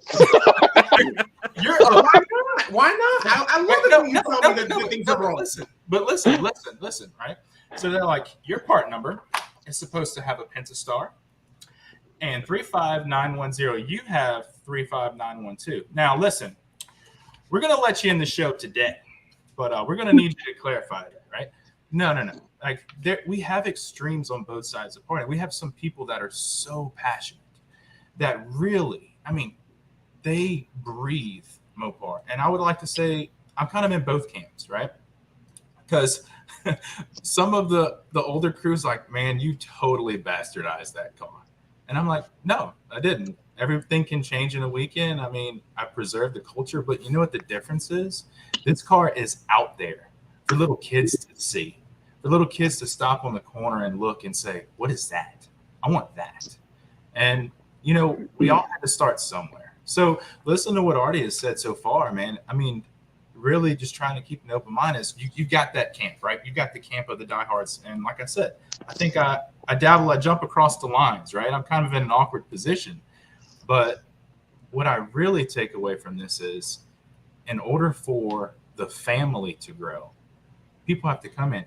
Well, let me just tell you how awkward it would be if we all married our cousins. Now, are you the one from Arkansas? I can't remember where are we going with this now? Louisiana. It's not too far off. Sorry, I had to make a shot. Was that the right Brady Bunch movement? I'm like taking my toys and going home. There's a story. A man named Matt. But no, I'm sorry, I had to. Seriously. Low-hanging fruit. I'm sorry. But seriously, though, right? You do need to bring new blood into the arena. You need new perspectives, new persons. I get that. I know how uncomfortable it is to be at a show or be at an event and someone come to me and we spend hours on our rides, right? We spend hours really enjoying the hobby and the passion. When you go somewhere and it's uplifting and people are like, man, that's some cool ass stuff. Like, tell me all about it. That's awesome. And then you go to a show and you get berated by who's quote unquote your family member. You feel a little bad about that. Right? It's like, oh God, that stinks. That's crap. So I understand the perspectives, and maybe that's what Dodge was going for, bringing new generations, new blood in. And that's completely fine. what I think is there was a bit of a lack in transparency and an understanding of what exactly are you looking for, because you're diehard enthusiasts that are really rooted, really passionate, and we are really passionate people. It also makes us weird people sometimes, but I'm okay with that, right? You know, I think they felt hurt, or we felt hurt, because it's like, oh my gosh, like I'm loyal, I stuck by you all these years, and you know, I've been here, you know, I've been here. I'm not seen, right? So I get the frustration. I get that. I think it could have been cleared up a lot more so if we had a better understanding of what the deliverable was. Understand the assignment. What's the assignment, right? What are you looking for? A lot of people applied and poured their heart and soul into something that they're passionate about. And to me, it's no different than going to a really nice show or a Cars and Coffee or an outing and having people look at you and be like, eh. You know, it's a personal thing for a lot of people because they're so passionate about this brand, right, wrong, or otherwise, right? There's some amazing perspectives out here. I love talking about this because we're able to see all the sides of the story and maybe, you know, look and say, okay, that makes sense. The bottom line, we're all one big family. We all enjoy this very much, right? If we would have talked about it a little bit more, if the company would have been a little clearer, I believe, this would have helped. And being the passionate people that we are as a brand, that should say something. And it does. It does very well. The comments for the YouTube, I was fired up about them as well. I cannot lie. Because, I mean, look, let's be honest. All right, we're all being honest. We're adults, right? I understand that things can be taken out of context. I understand that people can say things that they wish they could take back. That's completely understandable. I mean, it happens to all of us, right? My concern is the way it was said with such conviction. I can understand how people take that personally because this brand is more than GM. This brand is more than Ford. The people are so passionate, and I've seen it across the world from our customers, from the people we've interacted with. That is where it became delicate situation. I'm wondering at this point in time if Mopar Dodge really knows the depth of the people that they reach and the passion. I don't think they do. I really, after what they said. Well, this is not a dig at anyone, right? Maybe they underestimated their fan base. And here's I want to add one little thing to this is I think Dodge itself completely understands their customer base. Like when you talk to Tim Kuniskis, he gets it. Like when he last was, 2019 was last time I was at Roadkill Nights, and he was there. I think he was either in charge of Maserati or something else, and he was hanging around there, bummed out because Roadkill Nights was his baby. Like that's his thing, and it was no longer his because he got demoted or changed. Not demoted, but you know. They want all these higher up guys to have a variety of jobs. And the same thing with most of those designers. Those guys are unbelievably passionate about what they do. You know, Mark Trossel, Ralph Giles, those guys are unbelievably passionate about it. Dodge, those guys 100% get it. I think their PR team, their marketing team screwed the pooch on this. All that side is what screwed this up. Dodge themselves, the guys that actually work there, unbelievably passionate and understand this community. The guys that are doing the ads, the guys that are doing all this stuff, they messed this up, in my opinion. That's just my opinion on it, but that's, I think, really where the blame lies on this is on their PR company. I would agree with you until Kuniskis said what he said. I was like, man, that's a wrong thing to say, dude. Do you think he even said that, or do you think that somebody said it, he just signed off on it? Do you think he learned his lesson? Like, I'll take it from here, guys. Thanks. Yeah, you've done enough damage. It's one of those. I don't know. So the concept of the perfect winner. To be clear, I don't know that I dislike that that line of thinking. Here's why. Again, I go back to I'll call it the fault lines, right? The space where the earthquake will be occurring, that sort of thing. I'm not the guy that is coming to you guys saying, "Hey, let's shake it up." You're not gonna follow me because I can't tell you what the difference is between the 440 raised block and the 426 heavy. I'm sorry, I cannot mechanically tell you that. I know one makes more power. Great, that's all I got. Mm-hmm.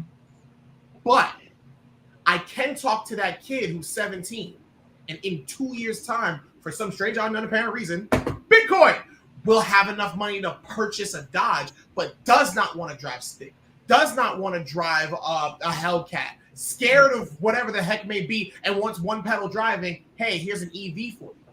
There's a guy who fits that paradigm, but doesn't want an electric vehicle. He wants to kind of feel something, but the most powerful thing on the planet right now, or the most powerful production vehicle anyway, just so happens to be slightly electrified. I can talk to that guy, and I can tell him, hey, I actually did in life drive a stick Mustang. And I'm going to be honest with you, I understand why they're crowd killers, because you feel like you can do stuff you shouldn't be doing in that vehicle. It's not like it's a better built vehicle. No, it gives you a false sense of thinking stuff. It's just a bad car I would give my wife if I ever taught her how to drive stick, because she doesn't like the Challenger because she said it just feels too big for her. But neither here nor there, we get the point. The fact of the matter is, a person like me who said, hey, I have to drive a Red Sport, I have to drive a Maserati, I have to drive a Porsche, then found out couldn't fit in it. I have to drive a Honda S2000, then couldn't fit in it. You get my point. Like, someone like me couldn't talk to you to get you to, I don't know, drink the Kool-Aid. Somebody in the comment section, I'm drinking the Kool-Aid. I'm cool with that. But I can't get you to drink the Kool-Aid. I got somebody else. I got some vitamin water for somebody, but it's not for you guys. So do I think he's the perfect winner? In that respect, I'll agree. Because he's tasted so many different flavors and even went over to the dark side. Came on back. Artie, you could very well have been chief donut maker, right? So what do you do as brand ambassador when you're at a Mopar event and you get diehard Mopar guys coming up to you trying to talk to you about the history of Mopar? What do you do? Hey, here's your green screen, dude. Tell me what you do. Hey, Artie, what's your favorite classic Mopar, dude? Favorite classic Mopar. Go. Have you ever watched Burn Notice? You're fired. Hold on. You're not going to say something about the 69 Charger, right? I want to say one thing though about Preston. I got to say this. Had that one video not been out, we wouldn't be talking tonight. Everyone would have just kind of gone, whatever. And I still wish the guy the best. Don't get it right. Oh yeah, right. I mean, he's in there. Good luck, dude. Good luck. You're gonna need it at some of these. I feel bad that he's gonna have to go and answer to people that are a lot ruder than anybody in this room. I hope. I imagine he can. He's gonna be tactful and he can handle himself like a man. But there's some people out there that are. I'm just joking. I'm just joking with you, Artie. There's some guys out there that are going to put him through the. I was thinking about what I was dreaming. I was like, if I became chief donut maker, I know that I'm going to get, I know people are going to fine tooth. I knew this. They were going to fine tooth comb everything I've ever done. I'd be like, Dodge ambassador, look what he said about PT Cruisers. He is not a Dodge ambassador. I thought for sure, I was like, they're going to find some old picture of me in my first car, which was a Honda Civic or something. They're going to burn me at the stake. But I'm ready for it. I just want to poke some fun at his Preston's other videos. So I'm just gonna wipe my sweat with some Canadian dollars here. It looks like Monopoly money, but it's real. It does. Hey, your money is ridiculous up there. Okay, it's plastic. You don't have Trudeau on them, do you? No. Trudeau's on them. Hey, I did. I hate to break the news to you guys, but I do have an updated picture of Preston next to a brand new Porsche that he has been getting out of. Let me share the screen. I know this is some bombshell information, but I found it. So let me just And I bring might it have up to here. look at this. Hold on, it's damning evidence. I didn't think I'd be able to find any. Here it is, folks. Oh, I'm sorry. That's John Legend. That's John Legend. My bad. My bad. They look so similar. I'm sorry. That was That's the a corniest. black joke. That was Artie. Artie. That's how we roll, buddy. That's how we roll. I'm brown. I can get away with that. Okay. Wow. That was good. That was good, Chris. But now see, here's the thing, and that's the reason why I can't be mad about losing Preston. I lost to a good-looking black guy. Come on, I feel. Well, I was gonna say, John Legend's not a bad doppelganger to have. It's better than having. He looked like the reason John I have Legend the took some beard is because everyone says I look like Macaulay Culkin, so I have to have a nice beard to hide that. He looked like John Legend drank a couple energy drinks or something. I feel like I look like a my doppelganger would actually be a donut, like probably a Boston cream. Relatively round. No, I don't like that one. Nope, take it back. Cut that one. Cut that one in the edit. I don't like that one. I didn't like that analogy. No, but listen, we're going in 2 hours, right? It's a 2-hour discussion. You guys are allowed to leave whenever you want. I'll be here for a while. No, I'm just saying, the fact that we were able to really talk and have these conversations is amazing, right? So I think just the fact that we've gathered and talked through these things, there are a lot of people out there listening that are gaining a better understanding of the whole picture, right?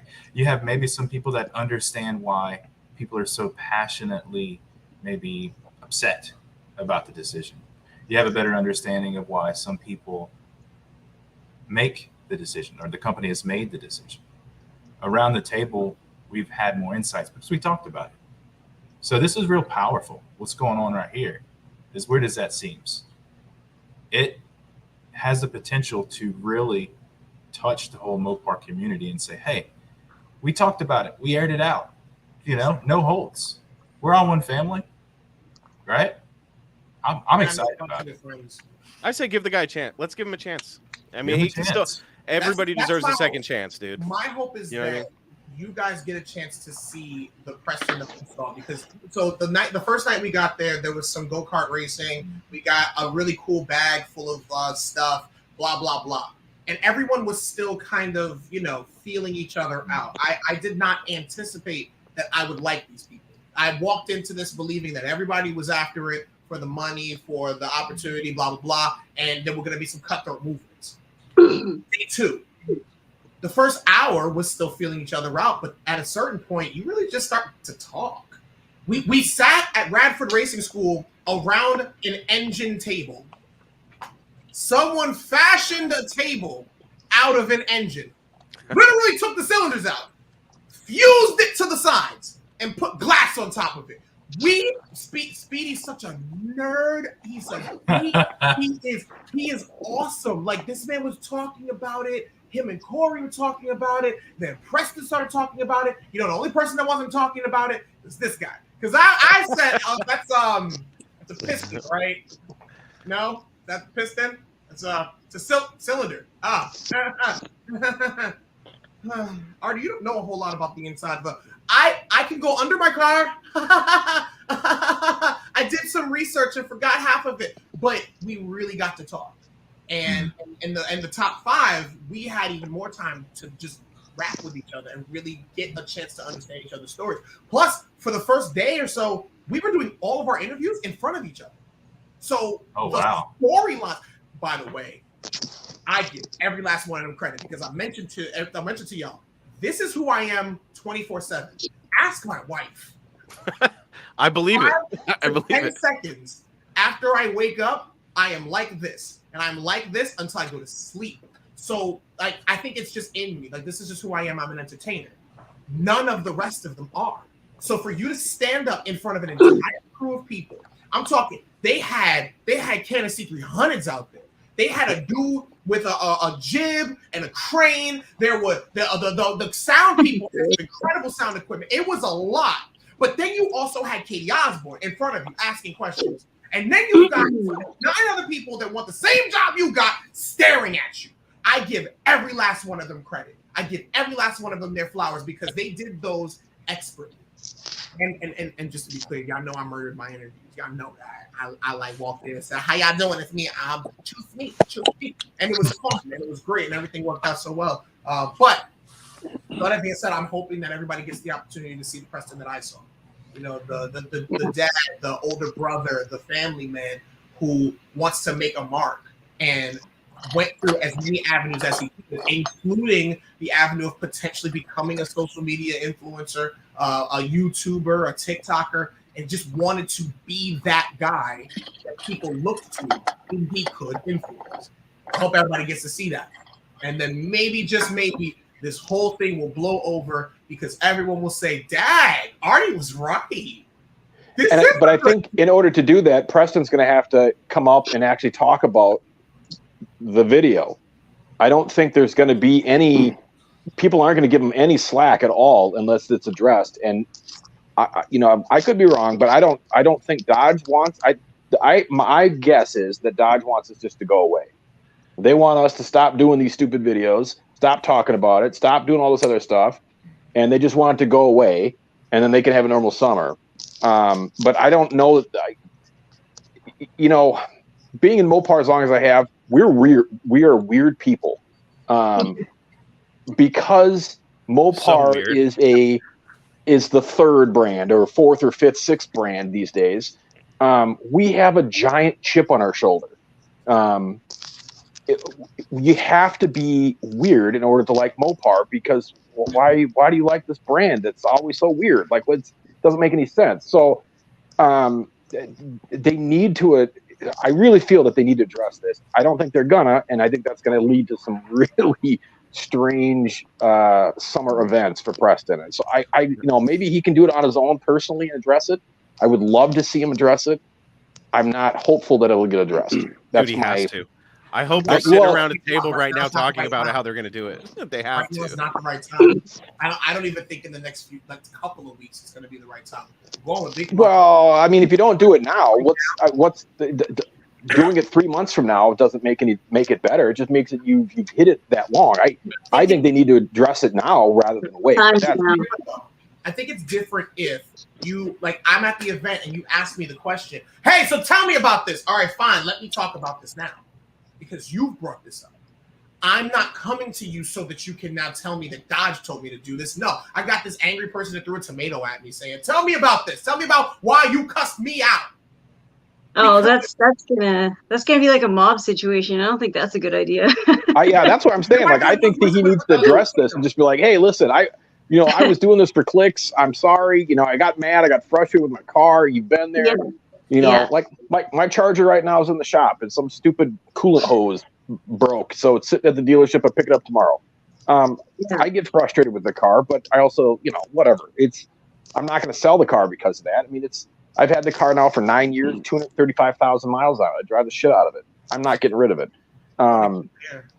It's just, that's the way I'm built that way. But he has to address that. If they don't address it, it's going to be a summer of, it depends on the events they go to. There'll be some events that they can go to, like NHRA events and things like that, where I don't think he's going to get as crapped on as he would going to like Carlisle. I think if he goes to Carlisle, he is going to be in a world of hurt. He is going to have a lot of Mopar guys there not happy with him. And I think it's I don't know. They need to address it. They really need to address it. They should address it now, and just get it over with. Yeah. Try to stop the bleeding. I mean, I'm more than willing to address it at any event. He can bring that new Hellcat out, and if he can beat me, we'll take it off YouTube. I didn't even ask him for cash. Maybe, Chris, maybe we should do our own video. Maybe we should do a video, like reasons why to buy a Dodge and what it means to be a Mopar enthusiast. Maybe so. They made that video. I think it was called Passion of the Christ.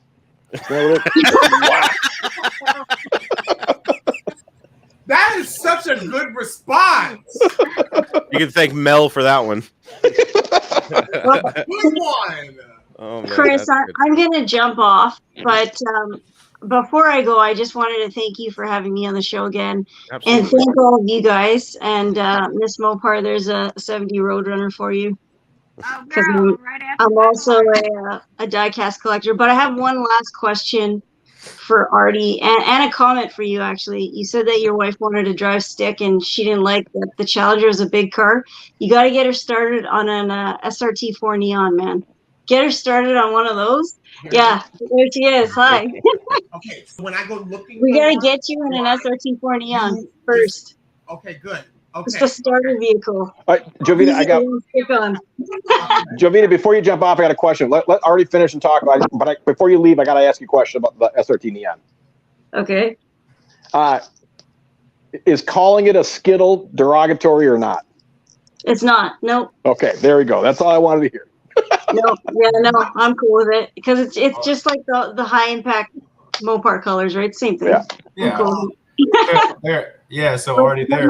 my other question was, because Artie, you said you read the rules like 100 times. Do you get to keep? Do you get to keep the damn Hellcat, or is it just a company card for a year? Okay, that's what I was wondering. Yeah, nah. All right. So I guess It's almost like what Michael B. Jordan had with Acura when they gave him the NSX.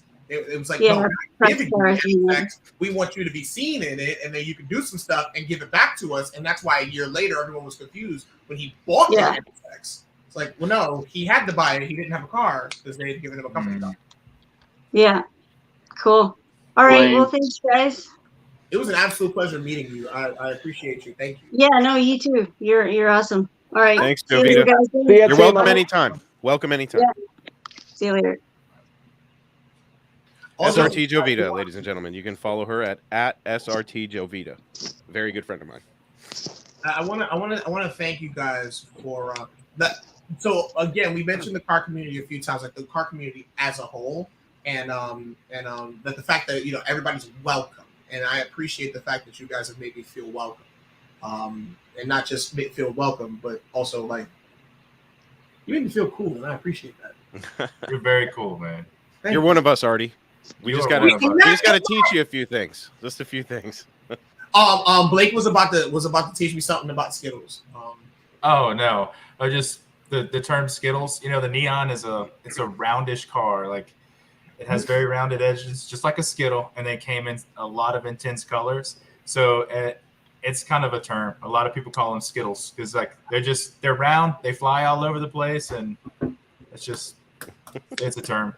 I've always wondered if it was considered a derogatory term, so I was good to hear from a SRT4 owner. Yeah. Well, I've heard SRT4 owners say, "Don't you dare call it a Neon." So I don't know. They're savage little cars, man. Yeah, those built just hurt feelings. It's kind of stupid. My God. Am I supposed to fit in it? Is that the thing? They're actually roomy. You'd be surprised. Okay. They're relatively roomy little cars. Do you fit in it? You know what? I haven't been around one to play my favorite game of Will I Fit? So let me get around one, and I'll let you know. I'll even do a little reel on it for everything. But I fit in a smart car, so you'd fit in a Neon. That doesn't count. The smart car is an actual box. Look, man, I'm telling you right now. My buddy left it parked with the keys in it. I told him I was stealing it, and away I went for 5 minutes of sheer giggles. Well, now the thing is, you guys you watch Family Matters, right? Yeah. You remember the Urkel-mobile? Oh, the Izetta. The Izetta. No, that's different. That's the different. BMW Izetta. I mean that one's closer, but let's be honest.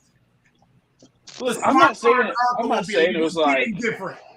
I'm not saying I set like a land speed record here. It definitely.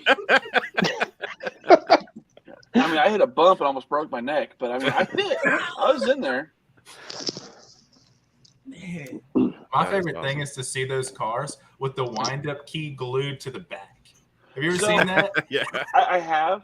My buddy that has this smart car, he has two, and he wanted to do something weird with the first one he bought, the one I stole. He just got done lifting it. You need to talk to your buddy. You need to have a discussion with him and just have a come to Jesus moment with him. Look, man, what did he lift? A smart car. He lifted a smart car. Like, made it look like an off-road truck. Oh, I thought you meant like lift it like that. No. Like, look, I'm the like biggest guy I know, Chris. I'm just saying. No, he lifted it. But you gotta realize this guy does like all the exotics and high-end cars in Northwest Arkansas. This guy does the detailing on it. Okay, then I take back my walk away. Never mind. I take that back. Yeah. So I mean, so he does the detailing. He owns a detailing company, and so we would play the game of will I fit?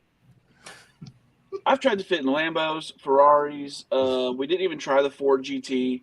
Then every time we got, do you have to buy the car if you get stuck? No, we just don't talk about it. Get the jaws of life out and total the car. We never talked about the losses. We just talked about the wins. So I'm kind of in that same boat. I was out with Kitten, and so I originally I just needed any car, right? Like I just needed to learn. I needed like a few weeks with a stick, right? I learned how to drive stick with my friend. Drive Stick Shift in Brooklyn. Like literally, his company is called Drive Stick Shift. They'll teach you how to drive stick shift. So I learned on a 91 Civic and also a Ford Fusion, a 2012 Ford Fusion, very different beasts. And I picked up an 09 E90. Now, before I'd gotten the chance to get in that one, I was like, oh, well, I might as well just go for like a cool like track car, like a Miata. I'm going to get a Miata. I went to go look at the Miata. Now, again, I'm not as big as Big Block. I'm 6'2", 280. I went to get in that car. I almost broke something. I don't know what, but I almost broke something. Oh, man. So I'm out at Floyd Bennett Field with Kitten. My friend's there. My little brother's there. My wife is there. We're just shooting some stuff, right? I see a Porsche 911 Turbo S. I said, hey, I just want to look at it. Oh, you want to sit in the drive? No, I don't. Next to him is an S2000. I have to. I have to try. Right? You guys agree? Yeah, go for it. All You're right. there. Sit down. I swear I almost broke it. Like the whole car. Not just like the clutch or the pedal or it. The whole car. I sat down and the car did this. And I, for the first time, felt bad. And I thought about weight reduction. My weight reduction, carbon fiber myself. I've only been humbled one time really bad. I was at this auction. I talked about it on the podcast. Gentleman died, a huge Mopar collector. His name was Ben Snowbar. And he had a collection of Vipers, pretty much first, second, third generation. And I was like, it's open game. I was like, I'm going to sit in a Viper. I've never sat in a Viper before. I've never been humbled so much in my life because I got in that thing and I was like, I really hoped that these were bigger. I was like, this thing is tiny. I'm not a big guy. I mean, I'm a big guy, but I'm 5'9", 2 and change. And I was in that thing like, okay, how am I supposed to get out? Like, I was so humbled. I was like, well, if I'm ever going to get one of these, I better hit that gym. You know what I mean? I have a buddy that owns a 97 GTS and he's a little under 6. He's got to be right around 6 foot or under. He drives barefoot. Because the pedals are too, like the pedal box is too tight. So he drives barefoot. They're so damn close together. I was like, wow, this is, I mean, you can't do any heel toe action if you got big feet. That car, I think that's fine, because I'm gonna drive it and I'm just gonna do this with my foot. Right. But I'm gonna wear shoes while doing that. So you're gonna have some dirty feet when I'm done. I mean, don't get it twisted. I'm still gonna find a way to get one. I'm gonna drive the hell out of it, but it may not be the most comfortable thing. Can I ask everyone, dream cars? What are your dream cars? Well, 67 Satellite. 67 Satellite. Awesome. Ford Focus. 74. Okay. Ford Focus. Big Block, what do you got?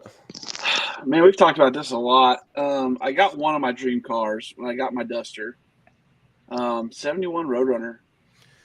Hell yeah. I know. I'm jealous of you. I saw Subtle, I heard. subtle brag, Michaela. God, man.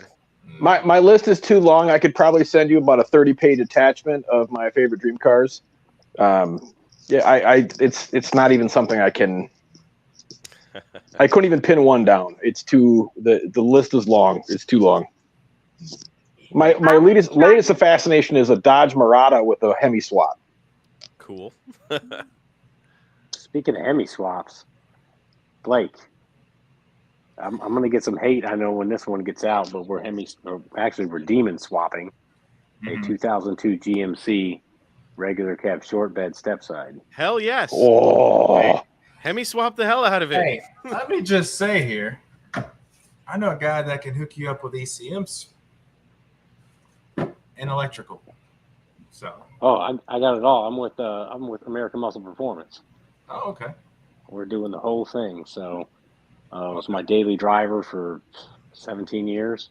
Gotcha. So 380,000 miles on the little LS. It's time to go. Oh, you already have the whole swap and everything. Yeah, I have most of the stuff. I got to source up a trans and a rear axle. What are you going to go with for transmission? Turbo 400. Okay.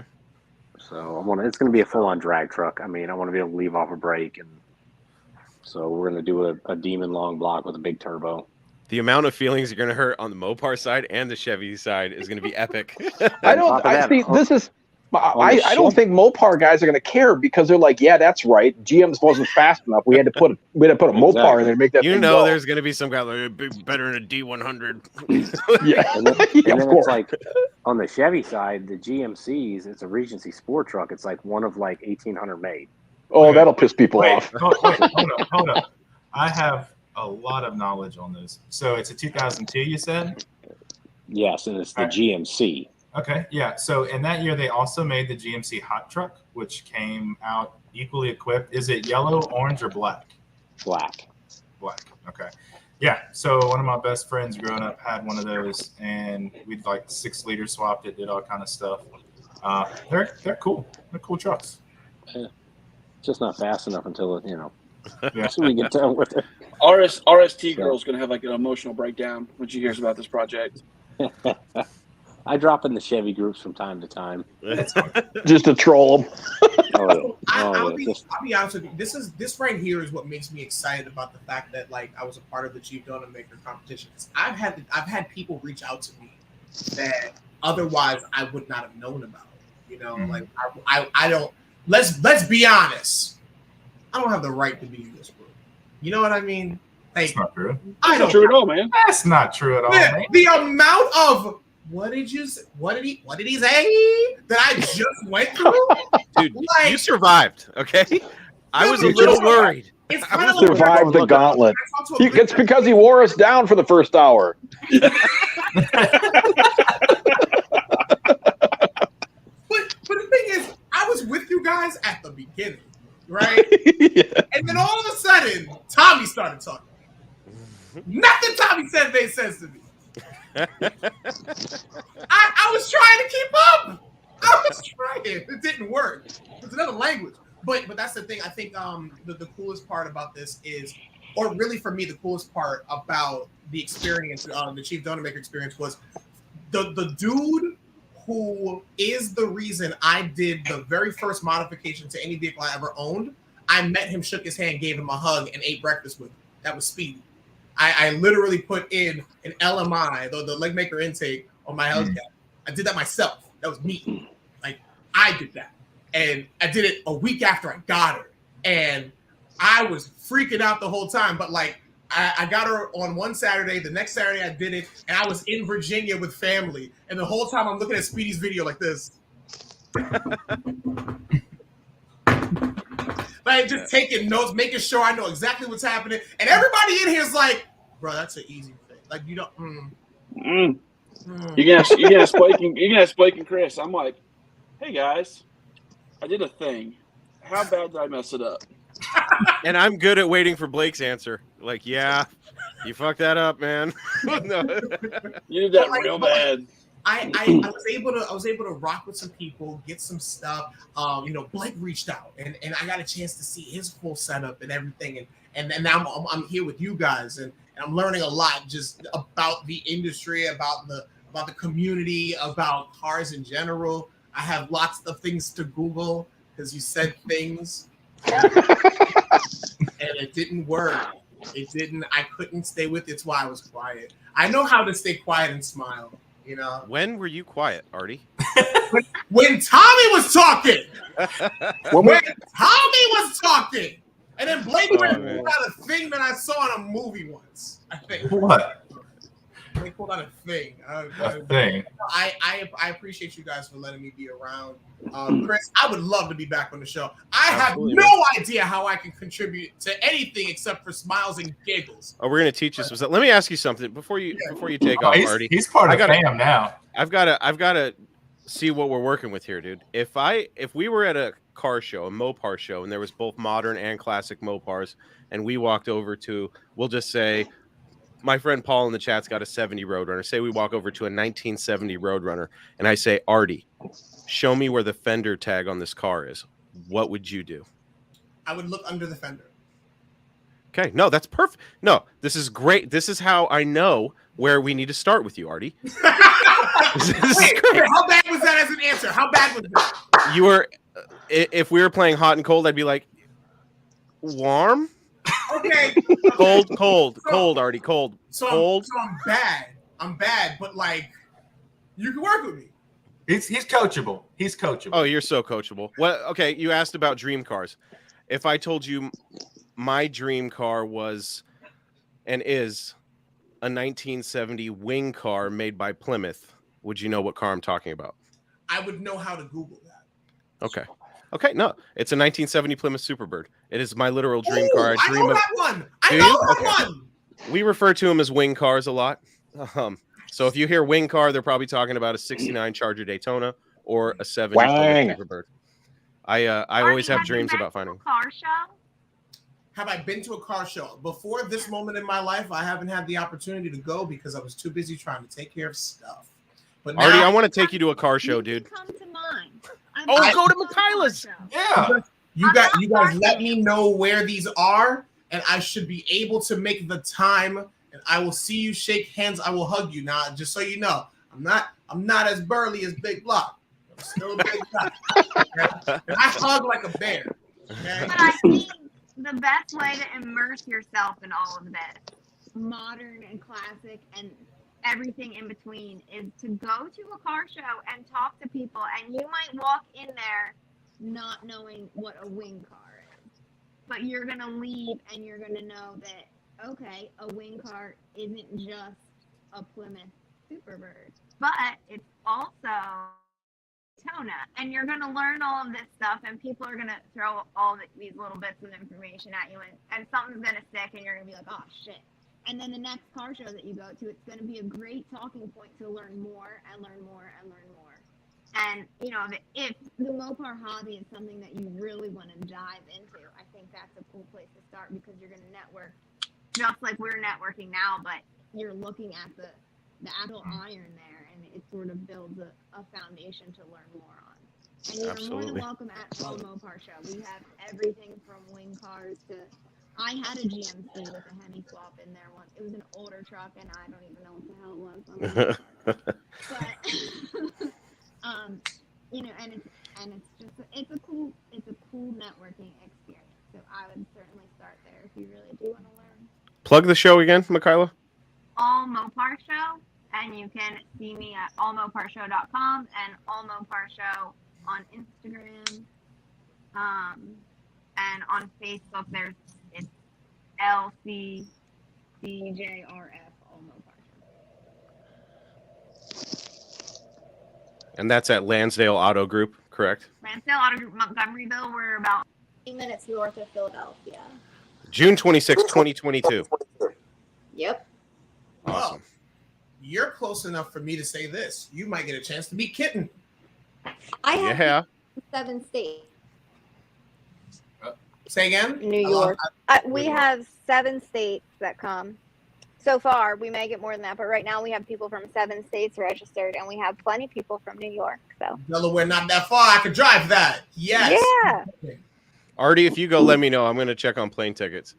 I gotta meet you in person. We'll do some videos together. I'll do a little teaching Artie some Mopar stuff. We have hotel accommodations also. Who's doing Mo Party this year? Kitten and I will Mo Party. I'm gonna try to do Mo Party. Yeah, Don't definitely try. Just make it happen. That's Bowling Green, right? Is that still Bowling Green? Yes. Yeah. Yes. All right. You need to make it too, bud. It's a good I know. time. I can't do a hot rod power tour this year. It's too far East Coast for me, so I gotta fill that void with something. Mo Party. I went to the second one, and it was pretty amazing. I'm excited. I'm excited for this year. It's going to be a lot of fun. I missed out on connecting with Tommy down there, and also Mr. Norm Jr. I missed out on that connection, but this year I'm definitely making it a point. Yeah, we were fighting trans issues all weekend, and I wasn't happy that weekend. So probably good. But everything's running good. I'm gonna bounce out of here. I got to get up and do big boy homework tomorrow and go shoot some iguanas. Thrashing them today, man. So, they're an invasive species here in Florida. You can eradicate them. So I've got pigeons and rats, but not. I gotta keep myself sharp in between all the Army duties. So. Awesome, man. Well, thank you, Tommy, for your service. Hey. Make sure tell Carly I want her to come on the show. We'll get you guys on the show. We'll talk drag racing and slicks of hope. And stuff. Yeah, for sure. And follow us on the Instagram. She's at that 1320 babe, and then at slicks of hope. So awesome. We'll definitely get something rolling and get on and hang out with you for a bit. All right, sounds good, brother. Thanks for joining us. Modern Mopar, see you, Tommy. Racing, Mo Party. We'll see you guys later. All right, brother. Bye. See you later. Yeah. Take it easy. All right, man.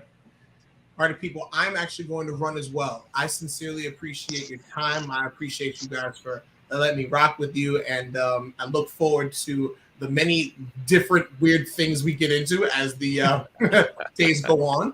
I really look forward to the Learn with Artie series on Talking Mopars. That's my favorite part. A great place to start. I'm there. I'm no Dr. Bud, but I would prescribe you start at episode 1 and work your way up to episode 32, which features you and the rest of our friends here. Love it. All right, brother. Hey, thanks for joining us. This is not the last time I'm talking to you, people. Absolutely not. Follow most of you, if not all of you, on the thing. You can find me at Artie Shaw Jr. on Instagram. If you look for the Chef Boy on YouTube, you'll find me. Or you can just look for Artie Shaw. And again, either Artie Lang, me, or Jacob Barshawski, who changed his name. So that no one would know that he was Jewish. You guys be safe. And Mopar, no car. All right, brother. Amen. Good night, brother. Or no car. Yeah. Awesome. Artie Shaw, ladies and gentlemen. Tommy Marauder. Man. SRT Jovita was here earlier. And then there were 5. Anybody else want to bounce out and leave me all by myself? I'm probably going to bounce soon because I have cars and coffee in 7 hours. Hey, go get some sleep, Michaela. Jesus. Thank you for having me. It's always a pleasure chatting with you. This has been a fun experience. Absolutely. Welcome anytime, just like everybody else. Thank you. You guys All have right. a good night, and All right. I hope to meet some of you in the flesh at a Mopar show soon. Come to Mopars in the Park in Minnesota. Minnesota? Yeah, Mopars in the said it. Park. Really there, isn't it? She kind of said it right, too. She said, like, Minnesota. Minnesota. I have a real good friend there. You got to hit that hard D in there for the T. Minnesota. Yeah, I missed that, didn't I? But I have a real good Mopar friend in East Falls. I don't know how close that is to the show. But maybe I'll try to get it on the calendar. I'm running hospitality this year, so it's going to be an interesting experience for myself this year. Oh, good. You're going to get yelled at by so many people just for no reason. Well, thankfully, I only do the hospitality solely for the volunteers, so I probably won't get yelled at as bad as... Oh, yeah, that's nice. Volunteer Yeah. people are usually pretty happy. Yeah, they're pretty chill. So, cool. Thank you so much. I hope to talk right. to you guys again. Have a great night. Have a good night. See you Bye. later. And then there were 4. Anybody else? Well, wanna if anyone's make watching on YouTube, it's probably 3 and some weird person talking. Because when I looked at the YouTube feed, it looked like I'm streaming like I'm some weird person. Yeah, I don't know. No, you still are. Okay.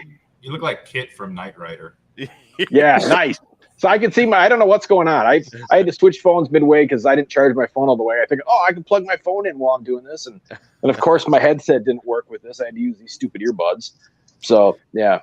So I had to switch phones midstream. That's probably why you can't see me then. I can see myself in the video. Just no one can see me apparently. So for anybody in the chat, I don't know how long we're going to stick around, but if anybody wants to join us on screen and give your thoughts on Chief Donut Maker, you're more than welcome to join us. I'm posting the link now. You can jump on screen. Yeah, I don't know if John Prims is still around. If he's West Coast though. But he had asked. He said he had another perspective. He tried to. He didn't try. He submitted his video as well to the contest, and he said he had a kind of an alternative viewpoint on the whole matter as well. So it'd be good to get him on just to have him. Yeah. If we can continue this conversation again another time. If I'm on and somebody has something to say about it, feel free to let me know in the chat. This chat had gone on for a long time and I was trying to keep up, but it was kind of hard there for a minute. The YouTube community, it's funny because the YouTube guys, like all the regulars, will just have their own little side chat like the whole time. They're like old friends just seeing each other. Yeah. Like, hey man. Well, this No Name Nationals thing has really taken off and created this like a whole ecosystem of YouTube channels trying to go to the No Name Nationals. Really? I'll be back in a minute. I've seen a live at some point today. They had posted a live about trying to get people up, get their numbers up. You got to get those numbers up. Those are rookie numbers. Yeah, I did see that. So I know they're trying to get a lot of people capable of going, if that makes sense. Yeah. Big Red in the house. Been a while since we've seen you, buddy. What's up, bud? What's up, man? Not too much. Trying to put a cornet together. Yeah. How's that coming along? Waiting on Vintage Air to ship out my AC system. Oh, good luck with that. I've been on the list for like probably 6 weeks now. Let me tell you a little story about what I did with Vintage Air. All right. So this is in no way to bash Vintage Air. But as you now know, Red, they've been backordered forever on everything. Yes, sir. Yeah. So my car was a hodgepodge. It was non-AC car, but it had a 26-inch radiator opening. And I called them and I tried to piecemeal a kit together that would fit because you needed a mix of different kits because of just the way the car is set up. The 26-inch radiator kit, like the condenser for that opening, came in the AC car kit, not the non-AC car kit. So anyway, I called them and I tried to get anything down to brackets. Nope, back ordered. Okay. So I cheated. So I'm going to openly confess this on this podcast. I bought a kit on Amazon for an AC car, a non-AC car. And then I bought the correct condenser from Summit. And then I sent the incorrect condenser back to Summit. So I'm going to openly, but I made it to Mopar. So, so I openly admit that. Yeah. So I just need the AC box that's inside the cab because I'm running a Dakota radiator, the Dakota condenser, because I'm running a Dakota wiring harness, 5.9 Magnum, 46 RE.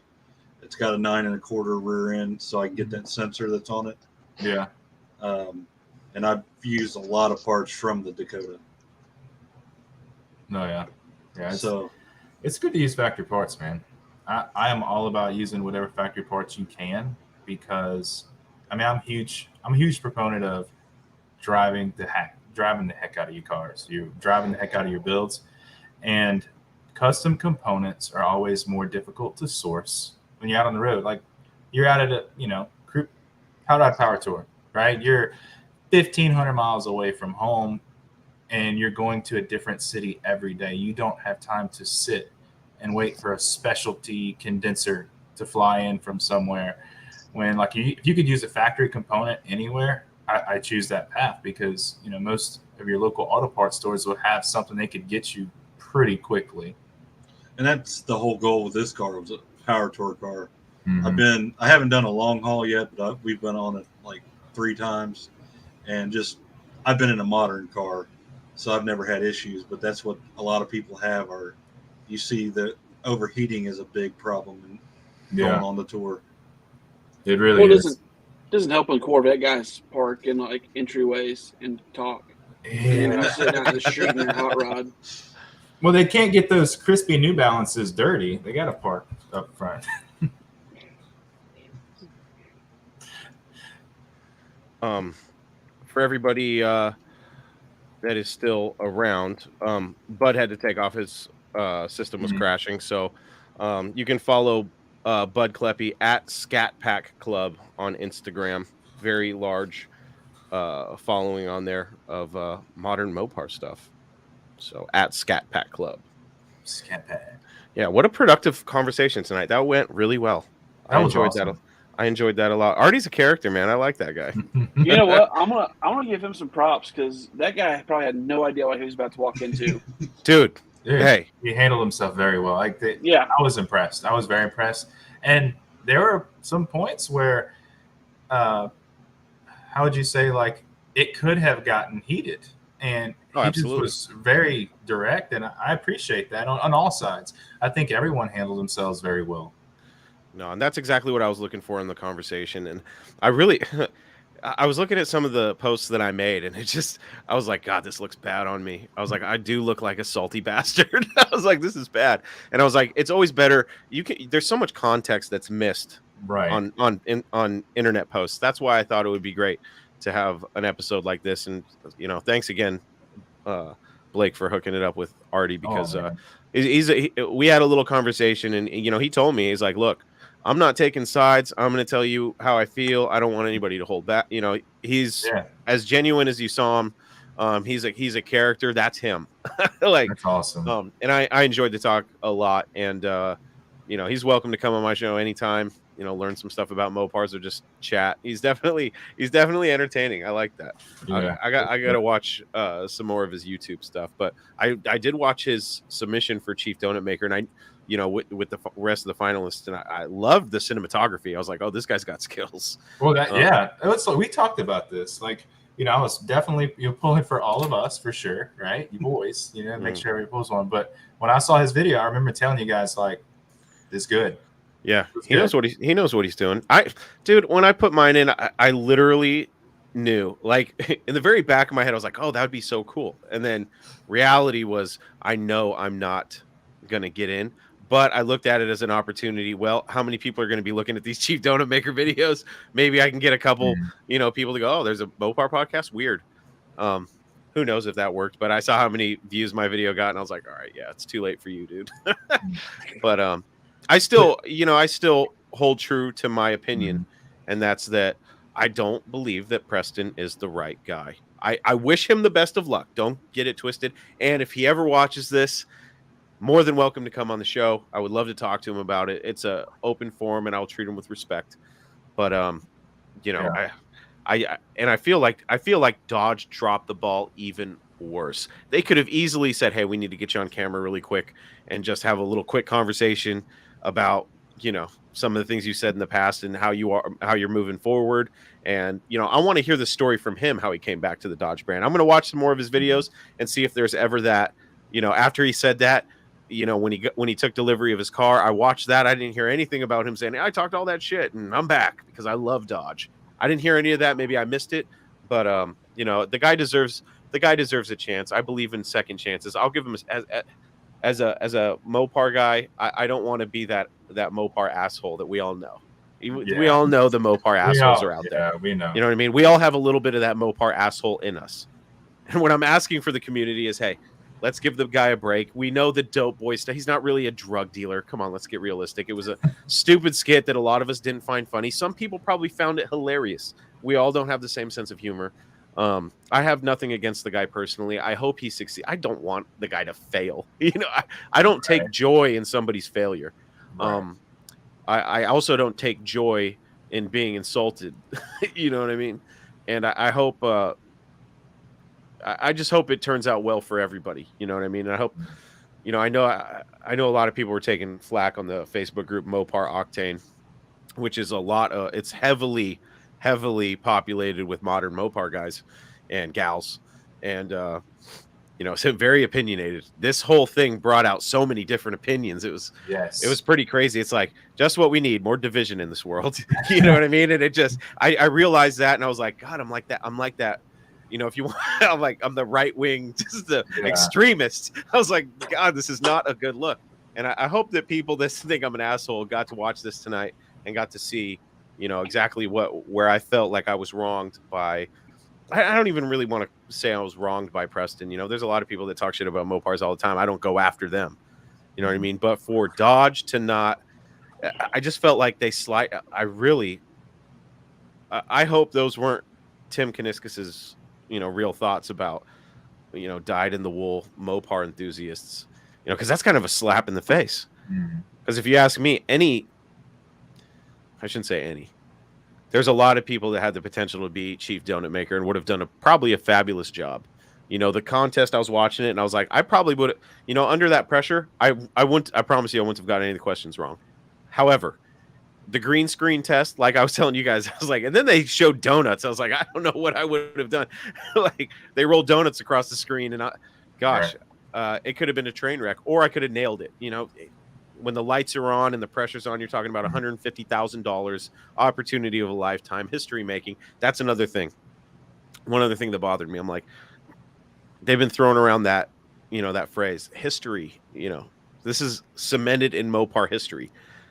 The guy that talked shit about Mopar became the first and possibly only ever chief donut maker. You know what I mean? That, and I know that I wouldn't have won, but how does that sound compared to the guy who put in every, ounce of spare time into a podcast to help grow the community and unite two sections of the community together? Like if you compare my story to his, who would be a better chief donut maker? And I'm not saying I would. I'm just saying, put that comparison out there. There's a million comparisons that we can do between him and every other Mopar enthusiast. So I don't know. I really hope that he does something to redeem himself. And I know there's going to be people that will not give him that second chance. That will just, he's already burned. I believe in second chance. I'll give him a second chance. He might not know shit about Mopars. I hope he learns. But gosh, that's going to be a tough. I don't want to be in his shoes right now. I'll tell you that. Oh no, good Lord, good Lord. I'd be scared going to those events because I'm like, I don't want to. I want to have a good time, not deal with a bunch of jerks coming up to me telling me about some stuff that I said. You know what I mean? But man. Yeah, I mean, I see it. I see it. I understand. Yeah. I get it. Honestly, I get it. I just also want to be I want to be fair, right? Like you said, give the guy a fair shake. I get that it's insulting. I totally do. I just think that so much of this upset backlash or whatever you want to call it could have been handled if it was a little bit more clear what the objective was.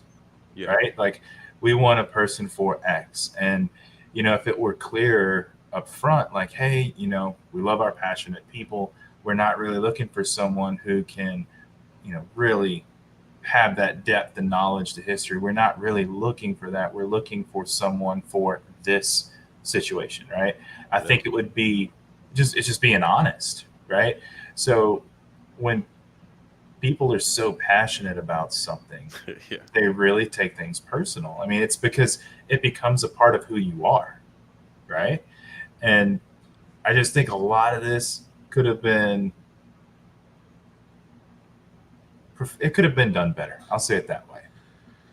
Yeah, no, I agree 100%. What a train wreck. It was absolutely a train wreck. But I mean, I'm gonna maintain what I said. Like, I think if this guy came out and tried to say anything right now, it would just cause even more backlash. It could. I really do. I really think it would cause so much backlash right now if he tried to come out. Like, sorry about that. Like, it's just. I'm not saying he needs to wait 3 months before he says something, but I mean, give it a couple of weeks, maybe 2 or 3 weeks. Let the fires cool a little bit and then say something. Like right now, it's just, I hate to say it because I'm not a fan of this culture, but I mean, I'm not saying you're part of this. Cancel culture? Yeah. We're trying to cancel culture this guy. Oh, man. We're better than that. We are. You're absolutely right, Big Block. However, I will say this: it all depends on how he goes about, You are correct. approaching this.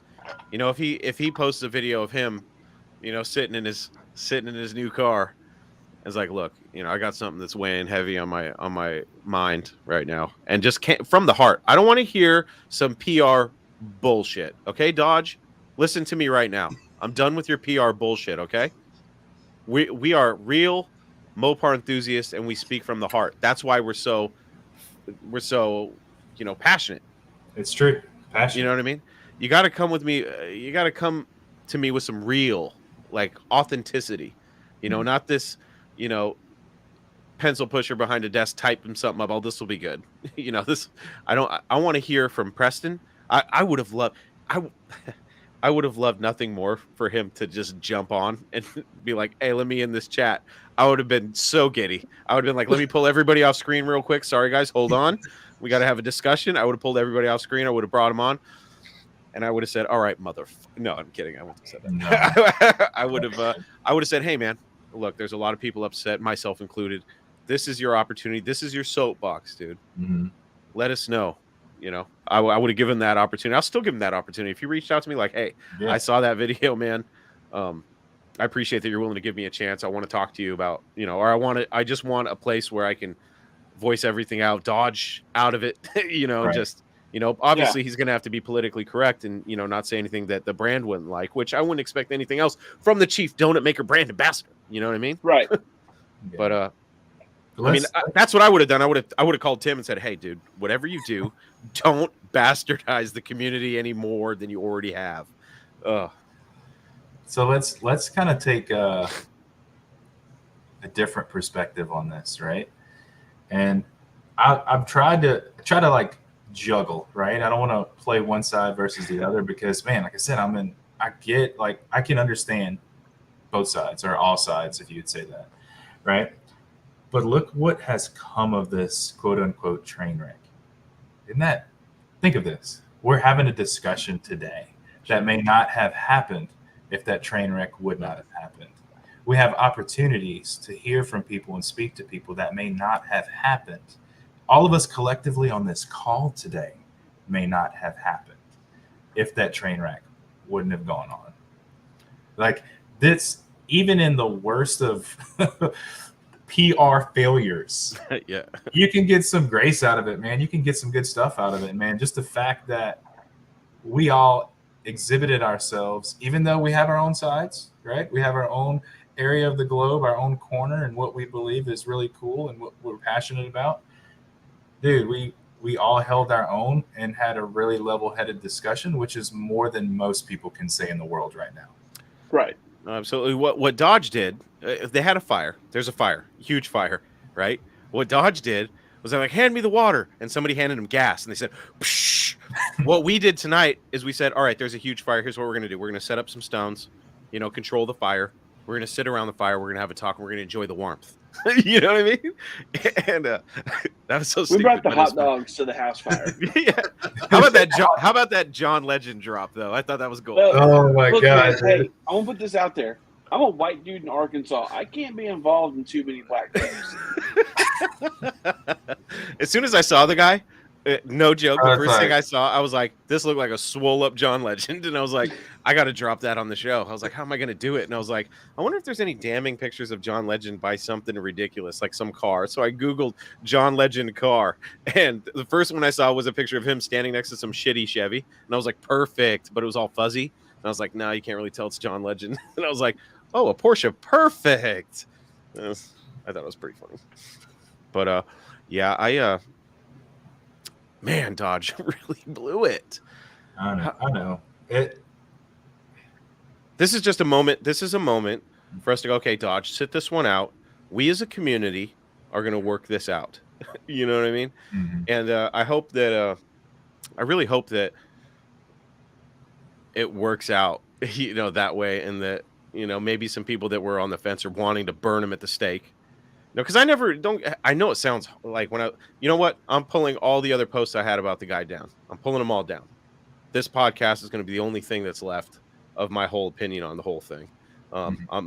I'm not over it. I'll still talk about it on the podcast if somebody brings it up, but it's kind of a negative, and I want to figure out how we can turn this into a positive. And Blake, I agree. I think this conversation is a good start.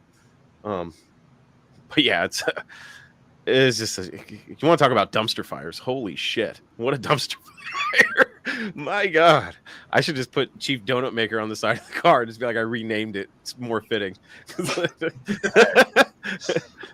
I made the joke. I identify as Chief Donut Maker, so eat that. But gosh, man, I was really disappointed to see how many. I hate this word too because it sounds so derogatory, but those cucks in that damn group, man. I'm like, really, guys? I felt even more insulted by the people that were like, I don't know why you guys give a shit. What do you mean? What? Oh, you're in the whole Mopar world because it's the cool thing to do right now, and the next trend you'll jump on that one. See, they still have their yellow bumper guards on. Yeah, some of us care about this shit. Okay, you know what I mean? But and I hope if Dodge ever sees that, I'm sure Dodge is like, how can we sue that guy? Like, look, Dodge, I still love you. No hard feelings. We're just, we're on a separation. I'm not the Amber Heard though. You're the Amber Heard, Dodge. I'm not the Amber Heard. You are. I'm Johnny Depp in this shit. Okay. We were on a break. We were on a break. Yeah. How about that? Oh man, I don't know if I should have said the no noise during sex analogy. That was bad. God, I was thinking about that when it came out of my mouth, and I was like, probably shouldn't have said that on the live. I mean, I learned the term ninja sex. We're still live ninja sex now, right? Yeah, we are ninja sex. That we didn't learn about that. Oh man. It's I don't know. It was a fun conversation. I'm glad we had that. We got to have it. I'm great. I'm so thankful that we had another. Because it could have, if Artie hadn't showed up, it could have been a slam fest. Because I mean, we could have turned mob mentality. Just burn Dodge down, burn Dodge down. I was really worried that's where we were gonna go. I wasn't. I know it sounded like that's what I was gonna do, but it really the whole time I was like, all right, we'll have a civil discussion and we'll air our grievances. That's all this is about. Because I was really hoping that somebody of some sort of influence would see it and be like, oh, they make up some good points. You know what I mean? But so your Facebook post leading up to tonight do not indicate you wanted a civil conversation. Yeah, I know. They're bad. They're bad. I'm pulling them all down. It's pretty true. It's pretty true. I'm gonna reach out to Artie and say, hey man, we need to come up with a ninja sex shirt. That might sell good. That's awesome. Put a Tesla T on it. Yeah, I still, and Artie made some great points. He's absolutely right. They don't need some diehard that can't talk to people. I understand that. And yeah, I was going to joke. I didn't get a chance, but I was like, man, you should sell some cars, dude. You should be a car salesman. He has like really great charisma. He really does. I mean, if somebody was going to win on charisma alone, Artie should have won. You know what I mean? It was because I was thinking about to be even close to his level, I would have to amp it up so much. And I think that's just how I kind of want to get a couple drinks in the guy or something just to see, if he gets louder, if he gets quieter. I'm hoping he's at Mo Party because since Blake made Fast and Furious jokes, I'm just gonna bring a case of Coronas. I want to show the guy some stuff. I think he'd be awesome. And look, it'd be a hell of a time. Oh, dude, I felt real bad when he was talking about how, people asked him to, contain himself and quiet down. Dude, I wouldn't want that guy any other way. No, that guy, just no way. I want to hang out with him. Right? That guy would be the life of the party. Oh, would he? Like, dude, if anybody tells you to change Artie, dude, just look him right in the eye and be like, hell to the no. Yeah. Admittedly, I'm kind of I've been following like the highlights and stuff from this Johnny Depp Amber Heard trial because that's God, dude, these people. Where did she find these lawyers? Do they not suck? They objected themselves. I've never heard of an attorney objecting their own question. It's so I've been ever since the Kyle Rittenhouse thing. I've really been into high profile cases. And listening to how this goes and just going, God, I would not want to be a lawyer at all. because you either you just have to be a dick in some capacity, and if you know the person that you're defending is a lying sack of shit, like it's awful. But there was a joke that Johnny Depp said, and I was thinking about it when Artie was talking, and it was they're like, "Did you ever do drugs with Marilyn Manson?" And Johnny Depp goes, "I once gave Marilyn Manson a pill so he would stop talking so much." And that shit had me rolling because I know they did a bunch of coke together, and they were probably just, and you know Marilyn Manson, he's probably just, so Johnny Depp slipped him a pill, like, shut the fuck up. So I love the video where they go, "But you're much larger than Miss Heard, aren't you?" And he goes, "I wouldn't say that." And it cuts to her, and she's trying not to cry. Or the fecal delivery. Oh my god. Oh man, so funny. The whole thing is a circus. Like, you think Chief Donut Maker's a circus? I just want to watch some more trials. It's so much fun because I'm not involved, and I know that I'm not in trouble at all. So I get to watch these two people duke it out. I love the judge's face because you know she's already got it wrapped up in her brain. She's like, "This chick's crazy." Dude, the psychologist that just blasted Amber Heard, like, she's got personality disorder and shit, and Amber Heard's just sitting there, and you know someone like Amber Heard just wants to be like throwing something at her, you know, like did you say that about me? Yeah, but all right, I guess that's not Mopar shit, but well, I mean, you know, shit. We terrified people last week, so somebody actually mentioned something interesting, and I had to look it up.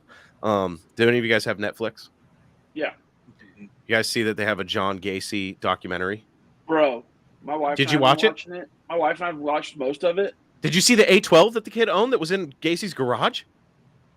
We didn't get that far, apparently. Oh shit! Asleep. My bad. It's all good. A couple of the victims, one of the victims owned what looked like an A12. It definitely had an A12 hood on it, right? But the guy that was being interviewed was like, "Yeah, we were Mopar guys, so we had," and they showed like a Mopar magazine and shit. I was like, "No shit." I was like, "Oh, well, next time I do a high performance parts, I'm gonna have to talk about the Super B or whatever. It might have been a Roadrunner. I didn't get a good look at it, but it looked like an A12 to me. I was like, damn. I wonder what happened to that car. Who's got the Gacy A12 right now? You know what I mean? It looked butterscotch, but I gotta look again. I bet you some oddball collector. And it's not even for the fact that it's Mopars because it was Gacy's. Yeah, Gacy had it. Right? God. Or somebody has it and they don't even know. Well, like, do you guys? This is kind of off topic, but not really. Do you guys ever watch Ghost Adventures at all? Anybody? I have, yeah. So Zach has the Haunted Museum in Vegas. I want to go so bad. I don't. But he has Dr. Kevorkian's van there. Yeah, yeah. You don't want to go to the Haunted Museum? Bro, knowing my luck, I'd come home with something. All right. And we're announcing it here. Matt and I now own I almost said Talking Mopars. I was like, Matt doesn't own shit. We have acquired TalkingParanormal.com and all the social medias associated with Talking Paranormal. And Matt and I will be doing a paranormal show. I won't get into the specifics of what the premise is going to be, but it's going to be a lot of fun. And for those of you that enjoyed the paranormal episode, I've been getting a lot of people saying that they enjoyed it. So we're going to bring some fun stuff. That was a pretty good episode. So, quick question. Did you like that, Big Red? I did. I really did.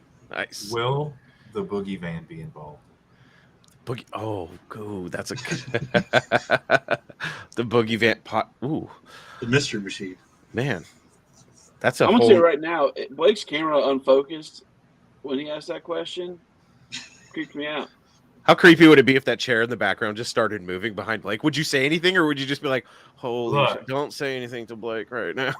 You guys are telling all these stories about ghosts and everything, and I'm thinking here, I'm like, man, I'm boring AF. Like, none of that stuff ever happened to me. And I'm like, oh, wait. Now that we talked about it, I'm going to start seeing some really weird stuff. Oh, yeah. And like, y'all had me freaked out for a little while. I was kind of like looking around, checking over my shoulder. I'm in the middle. Like, my subdivision's in the middle of someone's cow field they decided to sell off.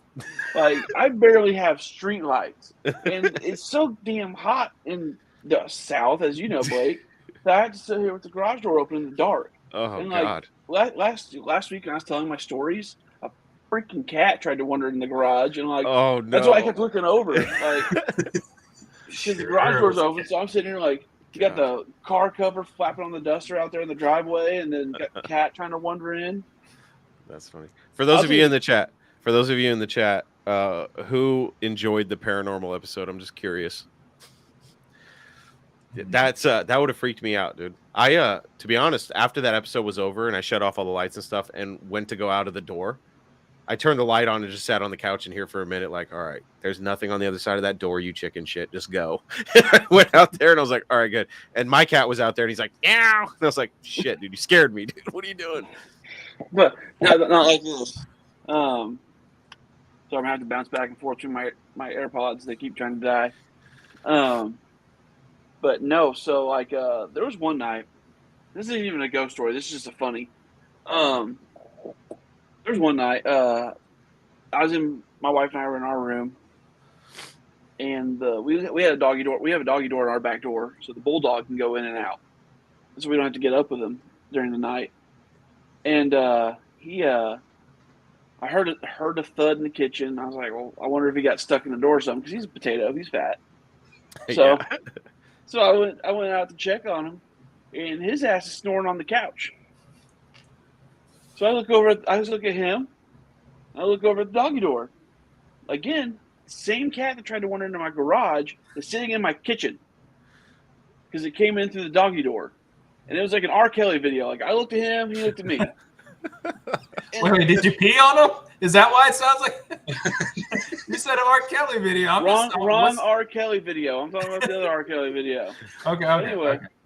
Anyway, we locked eyes for a solid 5 seconds, and that dude tried to haul ass out the door. Well, the thing about my back door is with the doggy door is on either side of the doggy door is glass. Mm-hmm. That little sumbitch thought he was streaking for freedom, and he ran smack into that glass and knocked himself stupid for a second. Oh man. Like, he looked at me like I did something to him, and I'm like, man, you good? And then he got out the doggy door. Wouldn't that have been messed up though if like you saw him and you're like, oh man, where'd you come from? And he just looked at you and said, from hell. Like, oh my God. From hell, mother. Look, y'all would have heard about my house in the news. It'd been burned, and like they would have thought somebody would have came calling. Yeah, man, I'm really excited about that show. I got to get everything set up still. I just wanted to make sure we locked down the .com and the other stuff, but it's gonna be fun. I'm excited about it. It's gonna be a good time. Yeah, we'll fire it up in the next few weeks, maybe sooner. I don't know. It depends on how much time I have, but we'll get it going. Yeah, I'm excited about it. We'll see what happens. But I was thinking about it. I was like, does this mean we're going to blow up with a paranormal podcast and have to start going to paranormal events too because we've become so big? And people are like, you know what? While you want to talk about a weird group of dudes, still be a hell of a time. Yeah. Could you imagine the dynamics between Mopar people and then you go to a paranormal show? Look. If you do this like JV, this joint venture, I'm totally making you guys foil hats out of colanders. Yes, tinfoil hats. Love it. Please do. Welcome, sir. We got you. Can you hear us? John, come in. John, come in. John, can you hear us? I think we hear him. Major ground control to Major John. Can you hear us? There we go. Yeah, here we go. Okay. I can hear you now. Can you hear me? Yes. What's up? Hey, how's it going, guys? What's up, man? Well, first off, thank you for inviting me. I do appreciate it. Yeah. I just wanted to kind of chime in with the whole decision making by Dodge and kind of just add a different perspective. All right. Let's hear it. I also applied for the position. I made the video, and I was first curious to know, is there a way to verify if Dodge did actually review the video or if their delegates were able to review the video? Because I have a bigger following on Instagram, about 35,000. I don't have much in YouTube or on anything of that sort. And I can't figure out if it was even verified. That's number one. Yeah. Number two, when it comes to Preston's video and his comments, I totally get it from a Dodge enthusiast. Mopar, I feel like I bleed Mopar, but I didn't really. I watched the video. I kind of take a moment and step back, and my first opinion is, well, is some of it true? I mean, when you kind of look at like some of the street takeovers and stuff like that, you're seeing the Mopar, Dodge, Chargers, Challengers doing donuts and doing some things that I may not agree with, but Sure. certain people do. So if he's coming from that point of view, I totally get it. I mean, when I look at certain car communities and we go into it, we kind of tend to talk. I don't want to say me, or like I tend to overhear people talk a certain way about Fords and Chevys. So it kind of gives me a different point of view of, well, like, we're not the perfect group.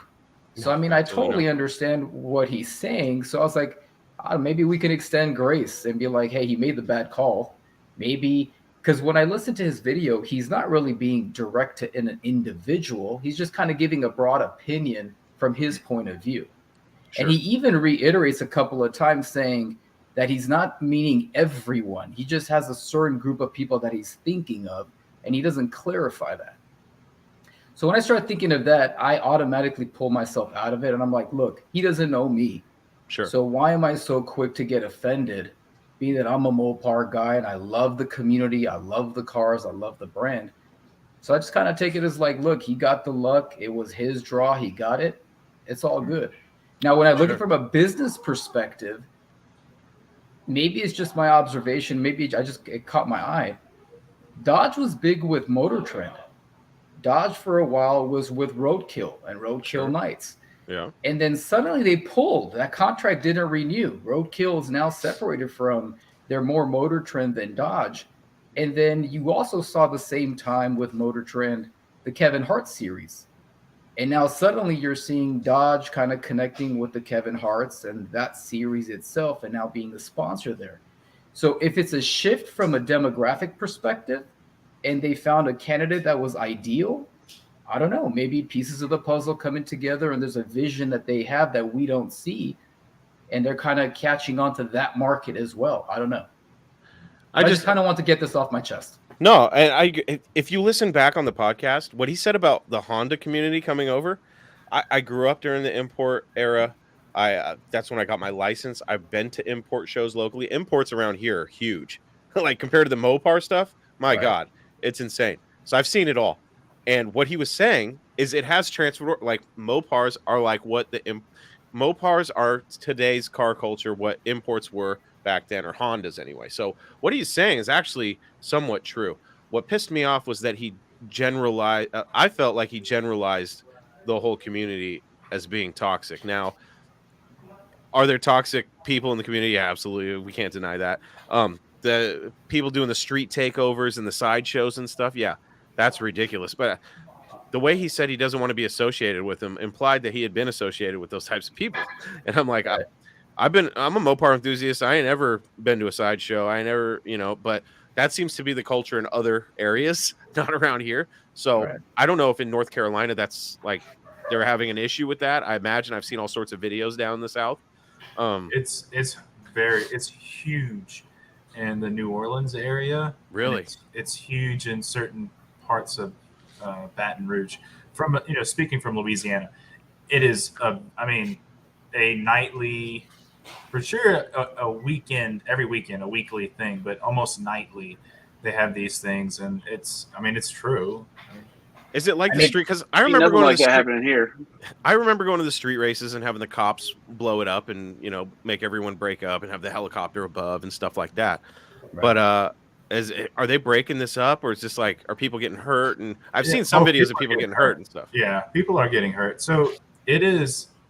I mean, I think now we are. How would you say? It takes more to get attention than it did back then, right? I mean, look at just social media in general, right? You can see people, posting a video, but if someone escalates the riskiness or the audacity of the video, it gets significantly more attention, right? So I think back in the old days, and probably when we were younger as well, is we went out there to have fun, and you went race away from everybody else. You did not want any attention. You didn't want anything like that, right? We would race in Mexico. Yeah. and where we are right now. Right. Dirty, little dirt roads or little side roads out in the country away from harming anyone. Yeah. It's almost with these side shows, they've cranked the audacity is cranked up. So it's like, I mean, you watch stuff like, literally taking over an intersection and blocking people's way home. Yeah. And, doing these crazy things and just being like, I don't care who sees or who I inconvenience. That, we've seen that, right? And that, I don't want to be associated with that. Yeah. I saw actually, I'll give it to, so I saw one video. This kid is drifting this Hellcat through a gas station, back onto the street, through the gas. The guy can drive, dude. I was impressed. But the way he called the whole Mopar community toxic, I was thinking about that, and I was like, maybe if you're surrounding yourself with those people. But I think about the local Mopar community here. You've got the old hot rodder Mopar guys, and then with the modern Mopar guys and gals, I'm just generalizing. There's a real family atmosphere, and all the local clubs around here, I can't imagine with their family atmosphere them participating in anything like that. But I've seen a couple hip hop videos or rap videos where they're like promoting that kind of stuff. So I'm like, I don't know if it's something that happens in more urban environments or what, but it doesn't happen that I've seen around here. I've seen a couple things on the news, but it's mostly like import stuff. I don't see as much. I just don't see. And it's just. And Chris, I don't mean to cut you off. I think it's also just even that's one avenue. I mean, sure. I'm in Southern California, so even to say that may be its own separate car community, I may not agree for it or with it. I'm not a part of it, but it's there.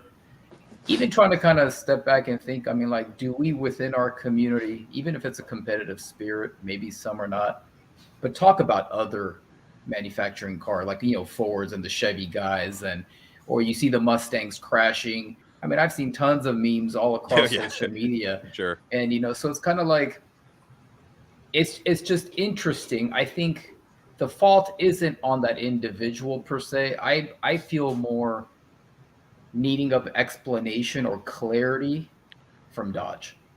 Yeah. They're not accountable to give it. We're just customers at the end of the day. And I had to change my mindset where I felt like Dodge owes me. Dodge doesn't owe me anything. No. At the end of the day, it's a business. True. They're selling their cars. I'm a consumer. And it's kind of like the mentality of, well, if you don't like it, you can head on over to the other car manufacturer and buy a car there.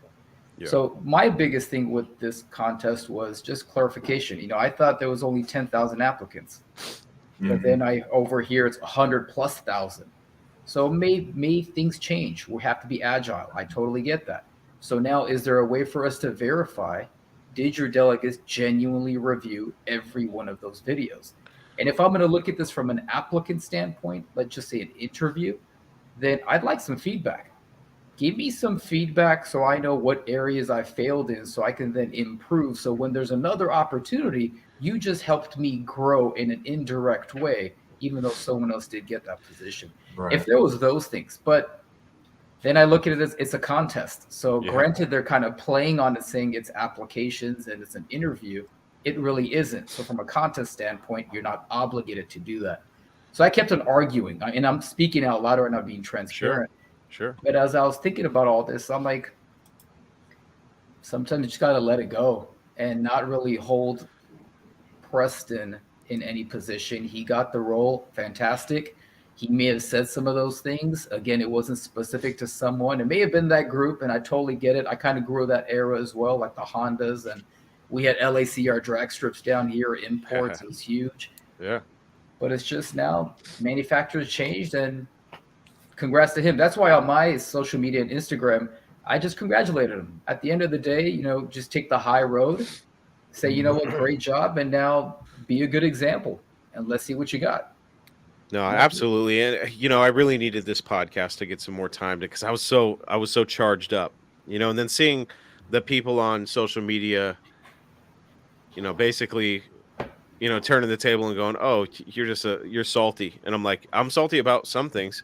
I'm really not like now that I can sit and articulate how I really feel, I really am not salty that the guy won because it was clearly a contest. I didn't get I'm just generalizing it here. I didn't get chosen for the 10, so that that's out of the discussion. Right. But I can't help but sit there and think that out of all those, out of the first 10,000 applicants, if that's all they took, those are the 10 best. I don't believe that 100%. I do not believe that. I believe they were all handpicked. I don't even know if how many were actually reviewed. I question that. Right. I really question that. But if you look at the dates of when they submitted, that changes everything. That tells me right there, just based on the dates that a couple of like I forget which female was chosen last, but or chosen towards the end of the submission deadline or whatever. But I'm like, that just seems too fishy to me. You can't. I just don't. I don't know how they did it. The marketing. I agree with Bud. I think the marketing team really dropped the ball on that. I don't think. Maybe they didn't expect as many applicants as they got.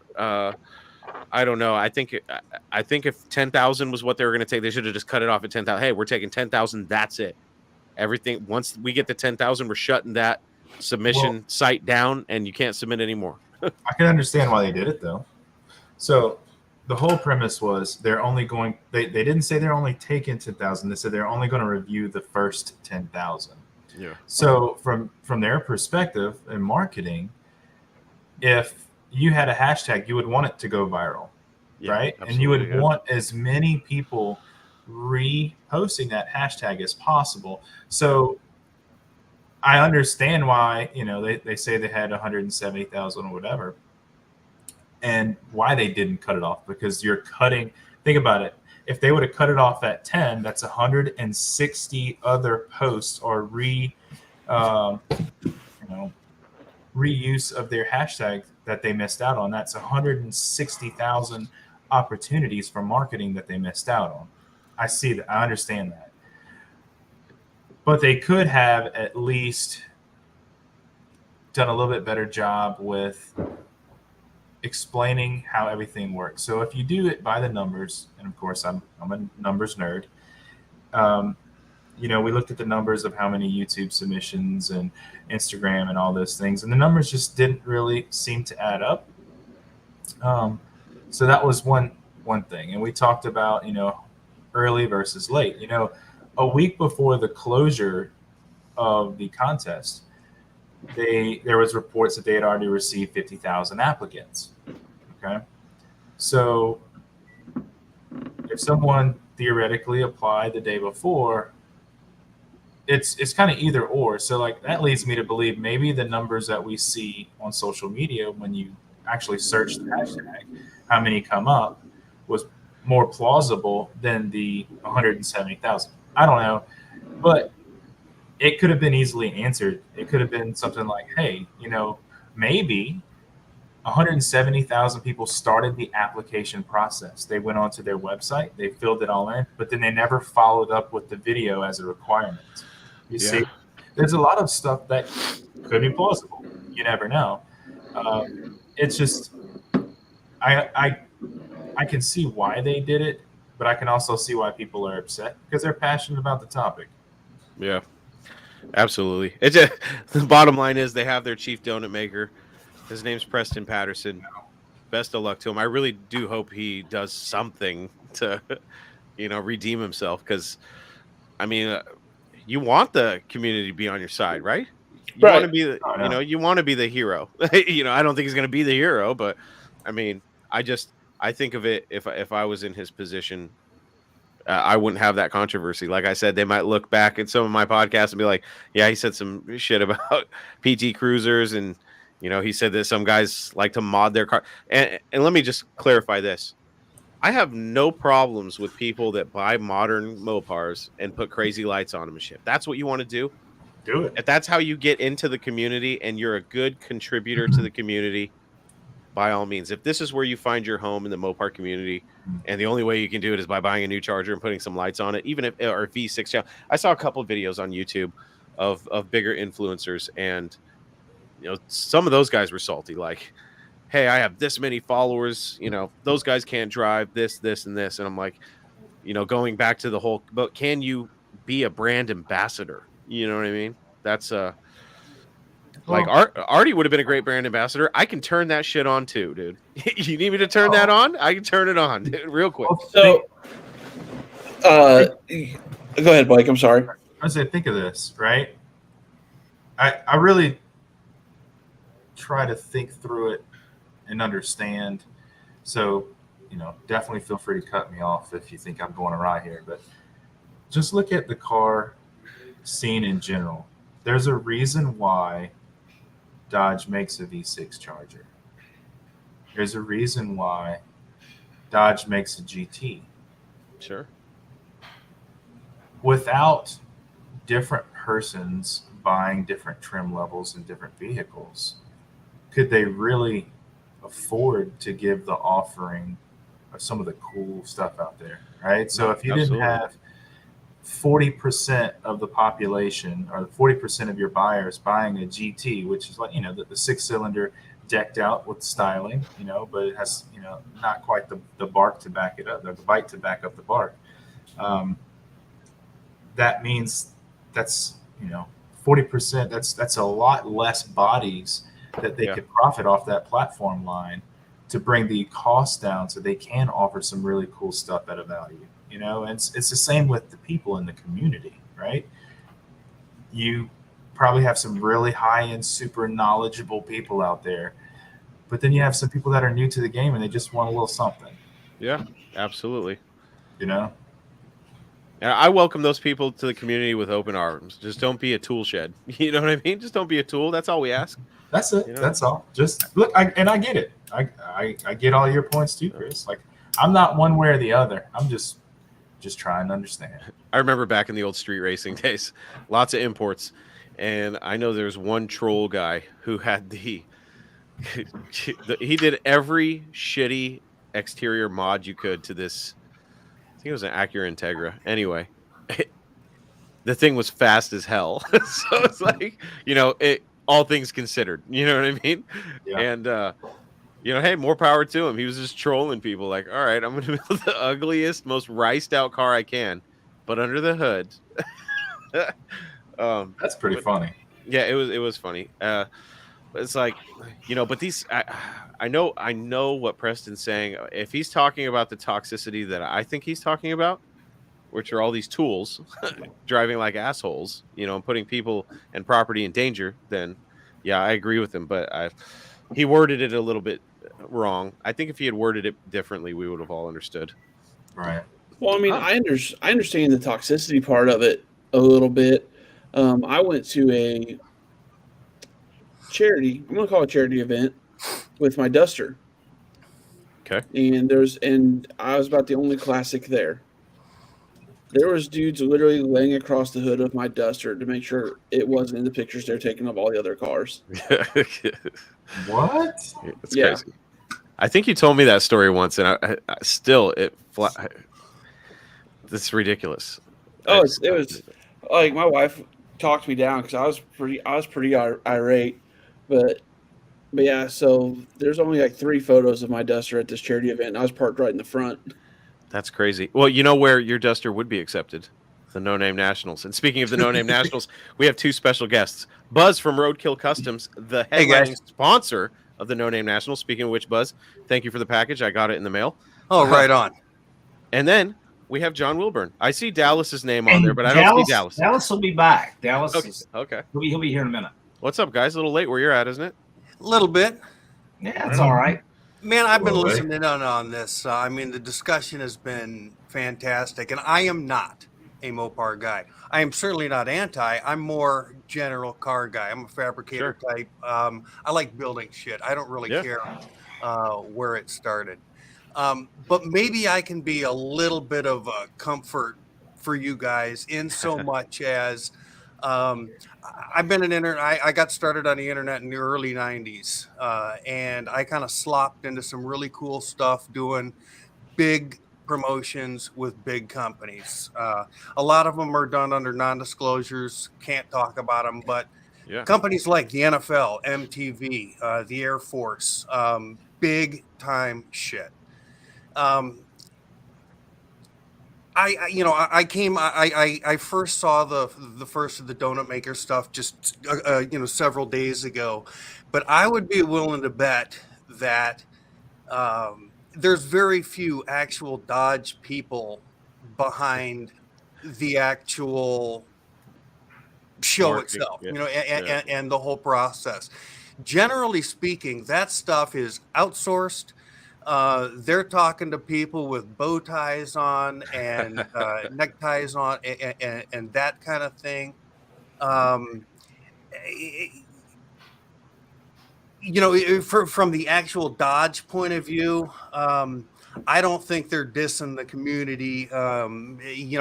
My guess is they're probably on their own Zoom call right now going, holy shit, how'd this go down?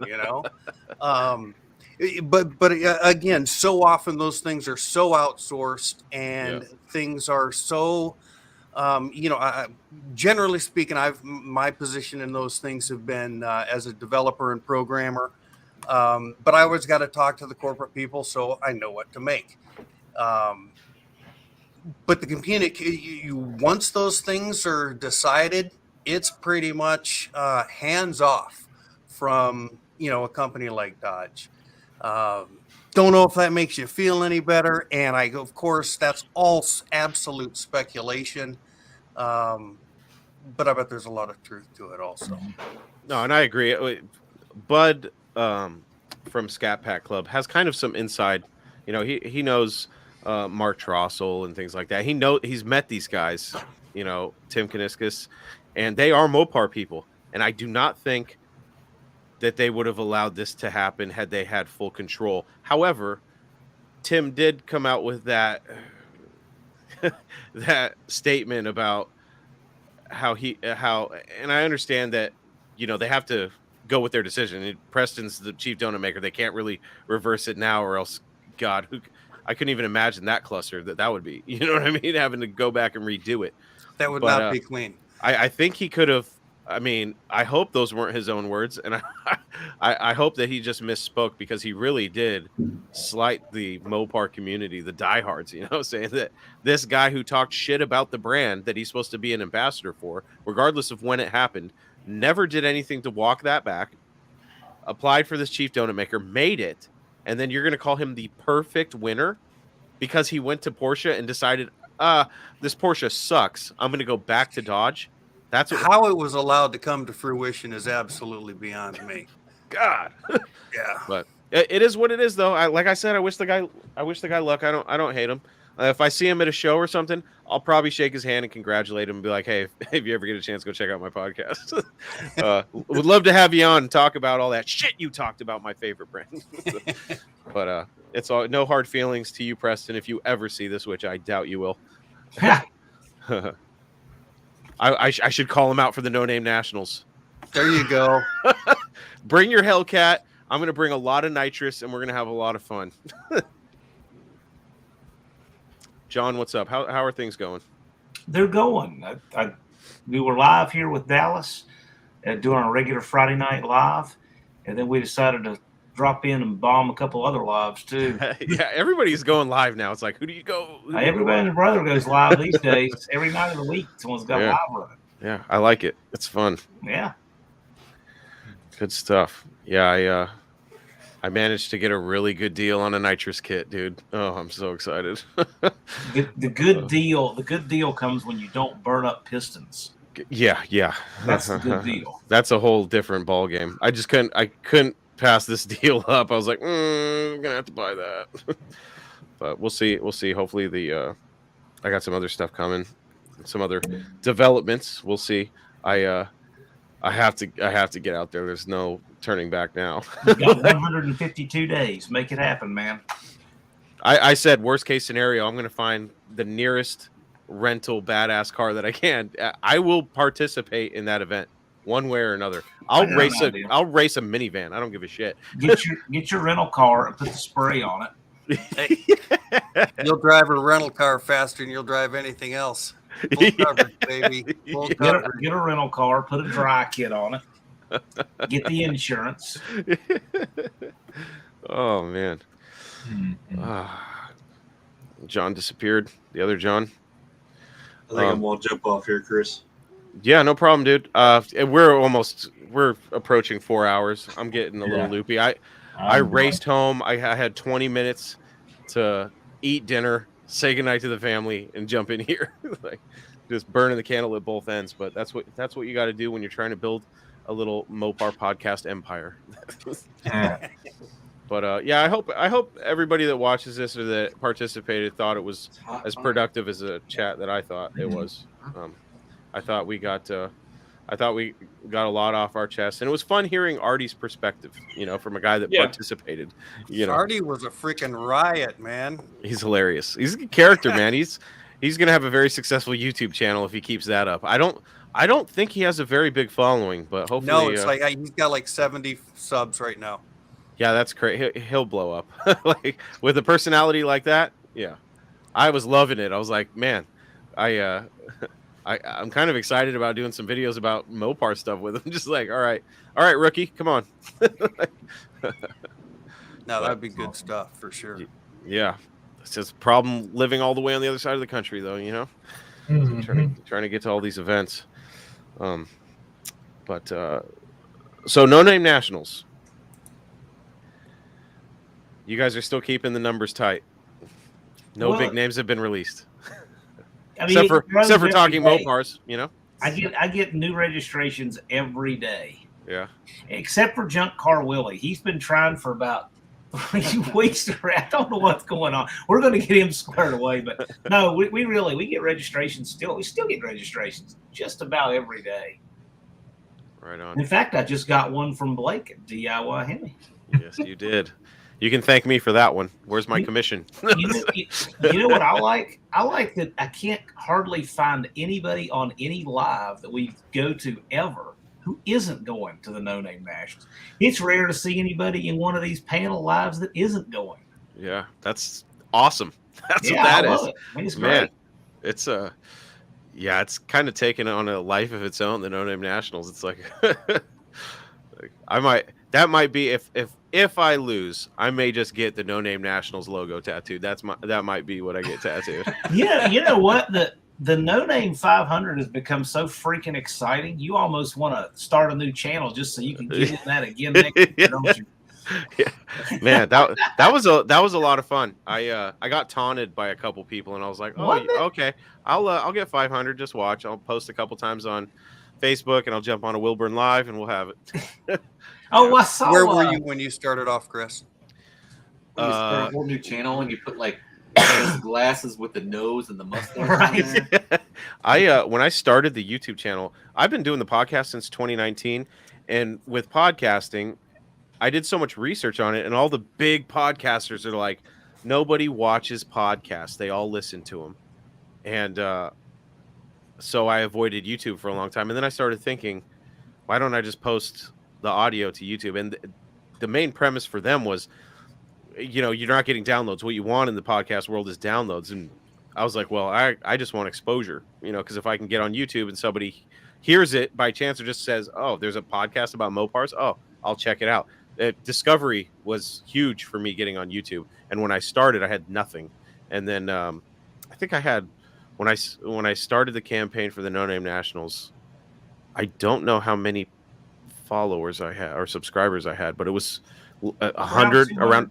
Was it around 200? It was so close. I'd have to look at the. I'd have to look at the first update I sent that you were on. I know that I started growing the YouTube channel before I thought about going, because I didn't want to jump in without knowing for sure that I would qualify. And that was just me being a little hard on myself, because I knew if I put the work in, I could qualify. It was just a matter of getting videos posted and stuff like that. But once I got called out, then it was like, all right, now I got to really, now I really got to get after it. So, but it's been fun. I have so many videos on Facebook that I need to. Whoa, what's going on here? I know. Everybody just bounced out. They're like, oh, he's talking about the No Name Nationals. Get out of here. Oh, that's it. I'm not going to the No Name Nationals. Let me get out of here. I know that people have been messaging me like my phone's about to die and stuff, but yeah, I have so many videos from Facebook that I'm trying to repurpose. I just posted one of this Shelby Charger that I found a long time ago. And funny enough, that car bought me the Roadrunner, and it got me. I basically earned $5,000 off of Facebook revenue from that car off a 30-second video I did. I've made so much money on that car just doing stupid videos on it that I probably should end up buying that car just because it's made me so much money. But yeah, that the 30-second Facebook reel I posted on that thing, I think has hit 3.9 million. It's just, it's ridiculous. What's up, Brian? Whoa, what's up? Yeah, hopefully I'm trying to, my personal goal is 1,000 subscribers by the time I get to No Name, hopefully before, because if the plan is I'm going to trailer my Roadrunner there, and it's going to be basically 3 days of just driving. And I was like, well, if I get good reception, I'm going to live stream the whole thing. And hopefully if I monetize on YouTube and Facebook, I can double dip a little bit and do that. And plus there's going to be so much, it's going to be a content farm at No Name Nationals. Oh, yeah. I can't wait. It's going to be unbelievable. I wonder how many people are going to complain when it's done. Like, I was having so much fun. I just put the camera down, and yeah, like, we're all content creators, and we put the cameras down for this event. That'll be a thing. Yeah, that happened to me at Mopar last year. I didn't film anything. I was just too much going on. I was unprepared for that event. Don't you like how Brian Dust Devil's logo there looks like him? It does. It does. See, yeah, it does. Kind of like he's a pissed off tornado. Yeah, I can see it. I can see Great it. logo, though. It is. Oh, it really is. I really like that logo. Who designed that for you, Brian? Did you put that together yourself? No, Ruben did that. Me and Ruben worked on that together. Points for Ruben. That looks great. Always like that logo. Yeah, that looked good. Yeah, I like that. The exposure at the No Name National is going to be like ridiculous because it's probably the only race that anybody will ever been to where it's like literally 3 or 4 camera angles on the same person at one time, right? Yeah. And that's when we started talking with Buzz at Roadkill Customs, he was like, man, I want to put some signs up. And I'm like, well, how many did you want to put up? He's like, I don't know, 12, 15, 20, something like that. Right. And I'm like, 20 signs? He's like, well, dude, think about how many people are going to be walking around with cameras. I'm like, oh, yeah, you're right. It's funny. I've known about Roadkill Customs for a long time. Every time I look up some sort of how-to stuff, I always run across Roadkill Customs. So great SEO. So when I found out he was involved, I was like, is that the Roadkill Customs? And I saw the logo and I was like, oh man, that's cool. Yeah, that's right awesome. on. Yeah, you're what we call an OG of the internet. Yes, sir. That's awesome, man. Brian, did you get your whole package? Fantastic. Look at that. These guys are so excited. I did. I got all the stuff. I'm gonna hang it up in the shop this weekend. That's what I said. If I had time, it's still in my car because I had to, like I said, I had to run inside. But I was like, a banner, sweet. I'm a dork. I like that kind of stuff. Nice. We'll get that posted up. I didn't even have time. I was gonna set up my nitrous bottle on the couch so it looked all cool next to the giant hood scoop that John hates. I am going to put a little mailbox flag on the side of it, and it's just going to say hate mail on it. It's going to say hate mail, and I'm going to post that up when I race Jed because I'm giving a full send to Jezebel. I've had a don't forget to invite your trolls too because we are going to have a troll seating area for them. Oh, really? Fun. Yeah. Oh, yeah, for real. I'm still working on getting some trolls yet.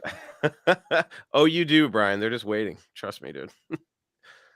We're waiting for me to do another car painting video. So. Do you have an email, Brian? Have you ever gotten any hate mail? No, I haven't gotten any hate mail. I don't look at it that much, so Sherry looks at most of that stuff. What about trolls in the comments or anything? You get any of those? No. Really? Even when I'm looking like an idiot not knowing how to paint a car, everybody's like, hey, well, try this. I'm like, oh, okay. I got literal death threats. I did a carburetor video on a quadrojet carburetor, and it was a stage 1 Buick carburetor. and I was just going through it. Like it had sat outside filled with water and rusted and all kinds of stuff. And I had taken it apart, and then I shut the camera off, and I put like this old computer controlled quadrojet on the table. and smashed the crap out of it, right? and I edited it all in, and there was people like, you smashed a stage 1 carburetor, F you, I'm never watching this Buick channel again. I bet I know where you got that carburetor too. I know, yeah. I know we won't say. Yeah, but like literal death threats. I'm never watching this channel again. I hate you. If I ever see you, I'm gonna shoot you. Like, and they watched every episode since, every minute. Probably, you know they did. I don't know. I just thought it was, and what it was is I shot the video and it was like really bland. I'm like, man, there's nothing that you can do to make a carburetor video exciting, right? And then I came up with that idea, just smash the crap out of it. That's hilarious, man. Yeah, I've learned to love my trolls. there's just something about them. Like, I think Brian, when you get that first troll, just look at it as a trophy, dude. You know you're doing something right. If you get somebody to care enough to talk shit to you, my God. Well, here's Johnny Mopar saying, "Suck it, Brian. Troll time." So now you might have your first troll. Johnny Mopar is your first troll. I like Raker's idea, Brian. I think Johnny's too nice to troll anybody. Yeah. Have you hung out with Johnny, like, alone?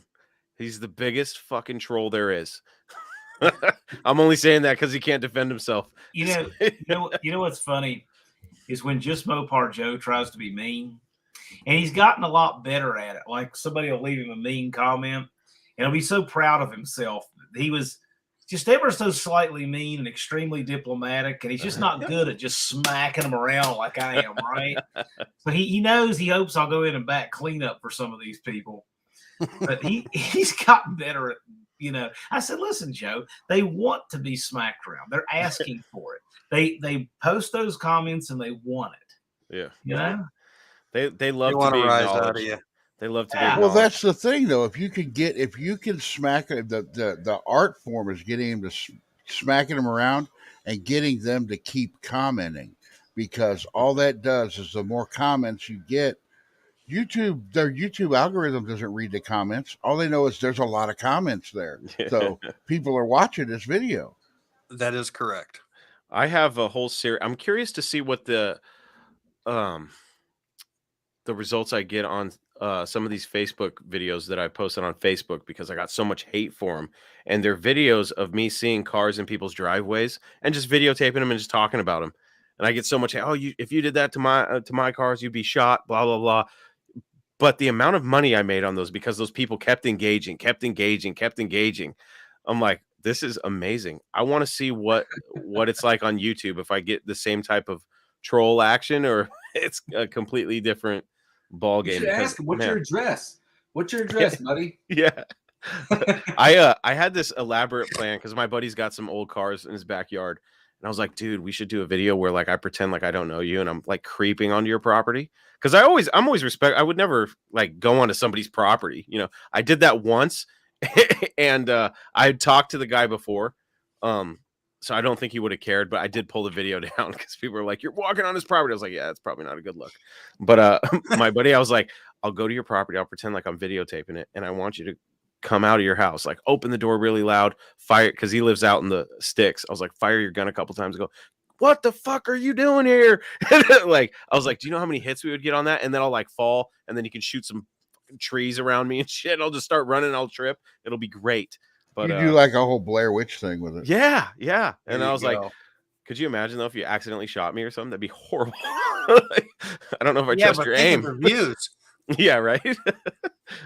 Well, guys, I got shot. I'm in the hospital. You were right the whole time. You need to find somebody that's got a 58 Plymouth, like a red one, sitting on their property and go talk to them about buying it. I think that would get a lot of views. My biggest regret is not having my social media up, or social media even being really a thing, when a guy locally had a 69 Charger Daytona just sitting right there in the open. I've known about the car for probably about 20 years. And in those 20 years, he's replaced the tarp 3 times. And the only reason I even noticed it, because it's kind of off the main road, but if you're driving and you happen to look over, I remember I was with my dad one day, and I was like 13, and I look over and I see this tarp that's rotting away, and I see the wing, so that gave it away immediately. But the tarp was rotted away right where it said Daytona, and I about shit my pants. Dad, turn around, turn around. He's like, what? And I'm like, there's a Daytona over there. And he goes, like my Daytona, because my dad turbo Mopars, from the 80s. He's like my Daytona. I was like, no, like a good Daytona. Turn around. And I love those Daytonas too, but I was like a good Daytona, turn around. And we were both like, whoa. And I was so young at the time. I'm not gonna buy a Daytona. I'm 13. The fact that my dad, I still give him shit to this day. I'm like, why didn't you say, hey, let's go knock on the guy's door? I was like, come on, Dad, you dropped the ball on that. And he's like, I couldn't afford that. I was like, you don't know. But my dad did not want me to buy a 69 Roadrunner. It was running, driving, daily driven for $1,800 in 1992. Good God. Think I've ever forgotten that? Well, my dad's got a couple stories. There was a Superbird in 1993 for $18,000, original numbers matching. It was a bench seat column shift car, but yellow 70 Superbird, 18 grand. Yeah, where are you gonna find one of those again? Oh my God. My dad stops in after work on his way home, he works at Boeing. He sees it at a car lot. It's this little car lot that was known for having shit box muscle cars. And at the time in the area that I lived, it was like the one little dealership that still existed from the old days. And he drove by one day, sees the Superbird, goes in there. The guy's shutting the business down for the day. And my dad goes, can I just take a look at the car real quick? And he's like, yeah, sure. And he's like, man, I really like to talk to you about buying it. And he goes, oh man, I'm closing right now. Why don't you come back tomorrow? And my dad goes, okay, cool. And he goes, I needed to talk to your mom anyway. I was like, all right. So my dad waits until after work the next day, goes there. And the guy's like, oh yeah, we sold that this morning. Of course I was like, Dad, how about this? How about you take the next day off of work and you're there when they open to buy the car? You know what I mean? And he still kicks himself to this day for that one. And my uncle told him one of his buddies was selling a 70 RTSE Challenger 446 pack car, triple black, 4-speed, for $5,585. And I was like, why the hell didn't you go buy that car? And he's like, yeah, coulda, woulda, shoulda. It's like, damn. Wow. Well, 5,500 in 1985 would have been kind of a lot of money, right? Money, yeah. Yeah. So I looked at a Grand National. Well, not a Grand National. I looked at a Turbo T, the T-type Buick. Okay, yeah. In 1992, so it would have been 5 years old. That was the predecessor to the Grand National, right? No, they were built actually at the same time. So they the were? Grand National came in only black, right? Yeah. But T-type was silver or whatever, right? Was Buick's. Well, that was Buick's top of the line Regal. You could have got it in any color, including black, like a Grand National. Okay. Right. So the one I looked at was what they call a WE4 car. There was probably less of those made than there was GNXs. And it's it came with the vector wheels. You've probably seen them before. Oh yeah. You just didn't know what you were looking at, right? But it's a WD4 car is the performance package car. And it was a color called rosewood. It's like a pink, right? Oh, really? And of course, there had to be 10 people in the country that ordered a pink turbo Buick, right? Yeah. Well, I'm 18 years old. And I'm like, oh man, there's no way I'm going to buy some pink Turbo T. God, what a hideous color. Well, here I am 30 something years later. And I'm like, my God, there's only really 10 of them made. That thing's worth a freaking handful of money, Man. Yeah, it's got to be tough for you guys that were there during those times that had those opportunities. I didn't grow up in that area, so I can look back and hear it's the no stories. Different than today. It might be say 40 grand for you to buy one today, but it's the same situation back then. I didn't have that kind of cash. Yeah, sure. Right, and they were available. It's just oh man, $7,500 for a Turbo T that's 5 years old. That's a lot of cash. Yeah. Right, and you didn't buy it, and then it's no different now, but the problem is the price is through the roof. That's where I'm sitting. I'm like, are we looking at these cars you see second gen Chargers, for example? You see shit boxes for 20 grand, 25 grand, 30 grand. And I'm sitting here going, okay, we think that's insane now. Are we going to be 20 years from now? Are we going to be like, shit, we should have bought that shit box for 25 grand? Real, yeah. Is my kid going to be like, Dad, why didn't you buy that car? Like, same way with the A bodies. The A bodies have just been skyrocketing lately. Well, originally wasn't it the B bodies that was nutsola? Because I remember seeing that was the first Hemi car I ever seen that went for over like $100,000. Was a B body, I don't remember. It might have been a Belvedere, right? And I'm like, $100,000? Oh my God, that's ridiculous. Well, it was only a short few years after that, and then the E bodies were like that, right? $100,000 for an E body, and then next thing you know, the clapped out 318 2-barrel Barracuda, is going for that kind of money, and you're like, what in the world?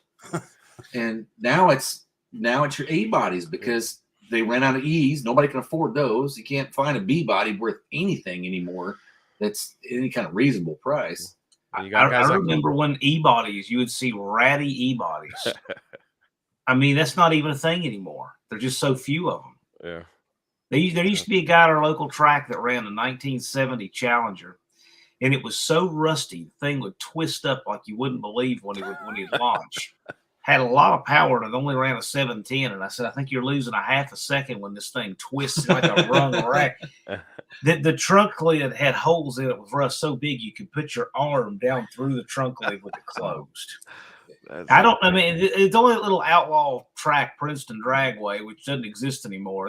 Places like that are the only place he could run. He couldn't go to a respectable joint and run that thing. But there's nothing like that anymore. No. The ratty E-bodies that are cheap, the cheap E-bodies, they're a thing of the past, way distant past. Yeah, they're just worth so much. Even the sad mouth Challengers and the later Kahutas are getting crazy. Yes, it's blowing my mind. You guys got guys like Johnny Mopar that's got a shitload of B bodies that he bought for $100 back in the early '90s, and he's just sitting on his retirement. Man. Well, the cheap one now, I think in the Mopar community, isn't that like the Valiants and say Barracuda from 64 to 68. The early A bodies are still reasonably priced, but I think they're going to end up coming up too, just like everything else. As soon as somebody like around here, as soon as they slap some sort of mag wheels on them, there goes the price. It's like, it's just got some wheels on it, dude. Like, come on, man. It's insane. Even C bodies. I've seen C bodies that are going insane. And then now you got the F bodies that are going crazy now too, with guys like, Dustin, who's got 10 of them. Well, in the early '90s, the slant dusters, there used to be like a bajillion of them still on the road because they never gave up, right? Cheap. And they were always super dirty. Dime a dozen. Yeah. I've even seen some Scamps and some Valiants that have been big block swapped that are just, high teens. And it's like, come on, man. Come on. You throw a motorhome 440 in the thing and all of a sudden it's worth 10 to 18 grand. It's like, geez. And you look at it, it's just a ratty shit box that just happens to have a big block in it. Like, well, yeah, because you get a lot of people, they don't care what year the motor is. It's a 440. Okay. Well, whoever marketed the motorhome 440 as being some kind of deity, they were brilliant. It's like when I think of motorhome 440, I think, okay, I got to deal with that big hulk that it comes out of. Okay, the transmission is practically worthless except for the parts because you got to rebuild it to get rid of that output shaft. Yeah, heads on them are no good. I mean, and the thing has been run, to literal death in that thing. Plus every day. It's like it has 53,000 miles. 53,000 gates of hell miles. Yeah, through the wood the entire time. Yeah. They're always marketed that way too. Low mile motorhome. Right. Well, and the sad part is they all got like 7.6 to 1 compression. Exactly. Barely enough to run, right? Right. That's what I'm going to be dealing with. I'm going to pick up a motorhome 440 next week. There's nothing wrong with them. I don't know why people think that that's such a great virtue. The people act like finding a motorhome 440 is like better than finding a TA 340 or a 6. That's what they act like. It's become a thing. The guy that actually removed that 440 from the motorhome, that guy deserves all the money he can get out of it. Yeah. Because, dude, the work to get one of them out is insane. I did it once. I took it out. It was the the van style where it had the van and the van front end. Whoa, it disappeared. Be serious. And I took it out through the door. I took the passenger side seat out of it. I took it out through the door. I wish YouTube would have been around when I was like a teenager, dude. Because we used to do stuff that was ridiculous. And we got a B series van, had a 400 in it, right? And that's unusual. Chained that sucker to a tree, the motor, and then just threw it in reverse and hammered it, right? And pulled it right out the front. Oh my God. It's like, you imagine what kind of views that crap would get today? You know, whistling diesel would be nobody. That's a crazy story. Motorhome engine removal. That's a crazy story. Tweakers are kind of doing that kind of stuff now. We had like I work for I won't say it on here. I'm sure everybody can figure it out. I work for a giant sanitation company, right? And we're right next to a scrap metal yard. And these tweakers came in the middle of the night with a giant boat. I swear it was bigger than the Jaws boat. Like this thing was huge. And what they did was they took a chain, tied it to one of the light poles, pulled the trailer right out from underneath it. We all get to work at 4:00 in the morning, and there's this giant boat in the parking lot with drag marks. And it was like, wow, you tweakers are desperate. I don't know if they tried to scrap the boat and they're like, we're not taking a boat. And they're like, we got to get rid of this boat. Like, what do we do? Oh, there's that parking lot. Oh, it's a trash company. They can figure it out. Like, I can get away with it, I guess. And my uncle, he had this kick for the longest time that he wanted to flip these little utility trailers, right? And I wonder where he was finding all his stuff. And what it was is he was getting these boat trailers for free. The catch is that they had the boat still on them. So let me tell you, there is one man-made lake in Tennessee that has more man-made reefs than any place you'll ever see. At least that's what he wants to say they are. Oh, that's funny. Did you guys catch that Weston Champlin? He did a 68 Charger, I think, but he did the motorhome 440, but he tore the freaking motorhome apart with a skip loader. Yeah, he packed so much action into. I think the video is 15-minute playtime. It's a 2-part gig, but what goes on in the first few minutes of that video is just insanity.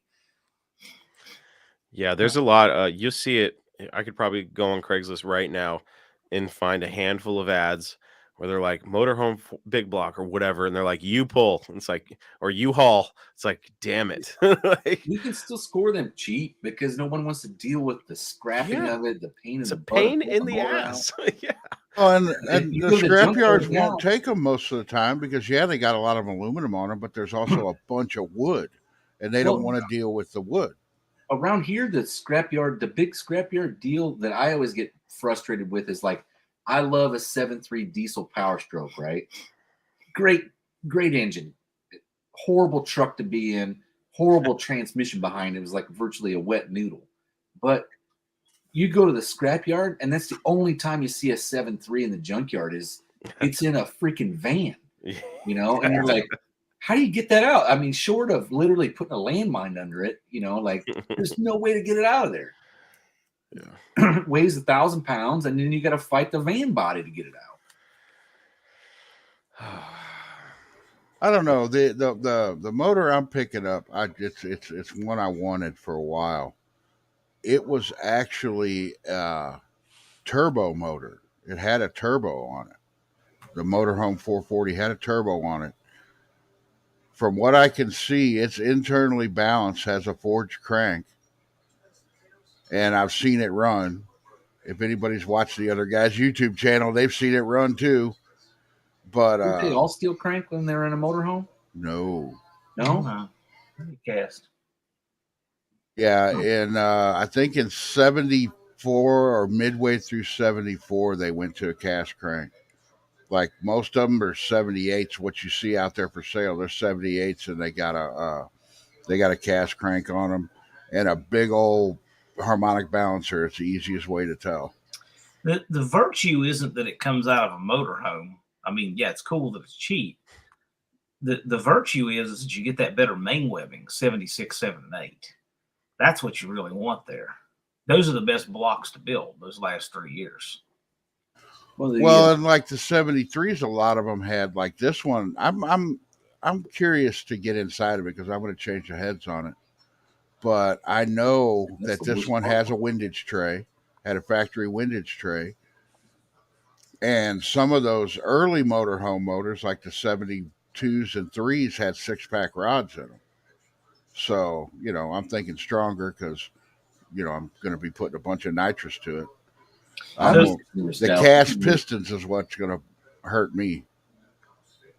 Cast pistons? Nah, not the Ranger Gap, right? Yeah, you'll be all right Yeah. as long as you don't go over like 250 shot. You'll be fine. Yeah, well, depends on who I'm racing and how much is, money's on the line. Well, aren't those motorhome 440s virtually like you take the heads off and throw them in the dumpster, and you put any other head on, and now the compression is no longer 6 to 1, and they flow. And no, it's not true. The heads are minimal on them. I mean, it's not the heads that make the low compression. It's the fact that the piston is 150 thousandths down in the hole. Oh top man, dead how did center. not detonate doing that? No, that keeps it from detonating. That's why there's guys out there that put blowers on them and stuff, and you ain't got to worry about it because you got such low compression, you're not hitting detonation.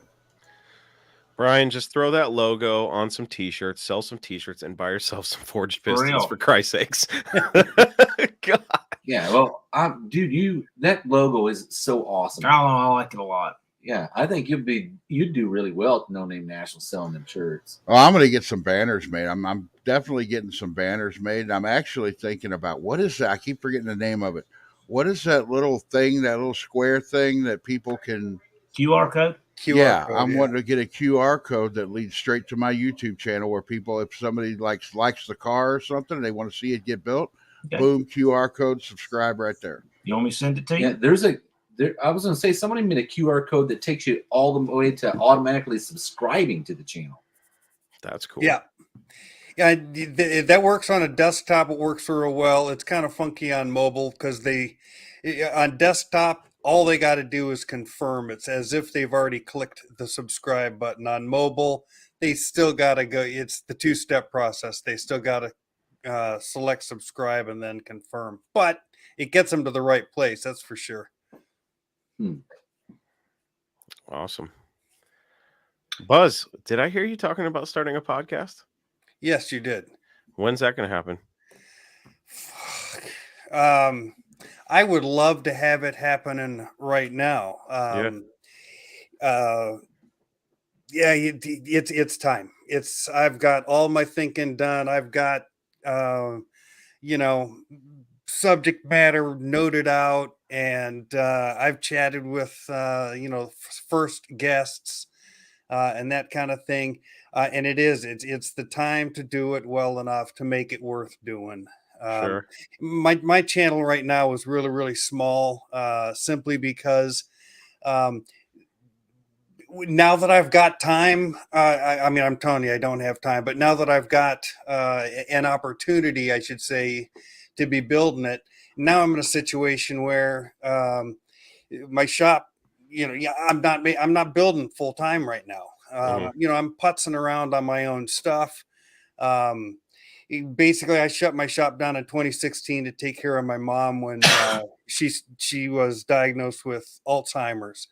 For me, it was pretty well timed because I wasn't really happy doing what I was doing at the time anyway. I was dealing with customers and, doing payables and accounting bullshit, and it just wasn't fun. At that point, I had guys building stuff for me, and that's what I wanted to be doing. So I figured like it was out. I figured, a couple of years, go hang with mom and get her through the tail end of her time.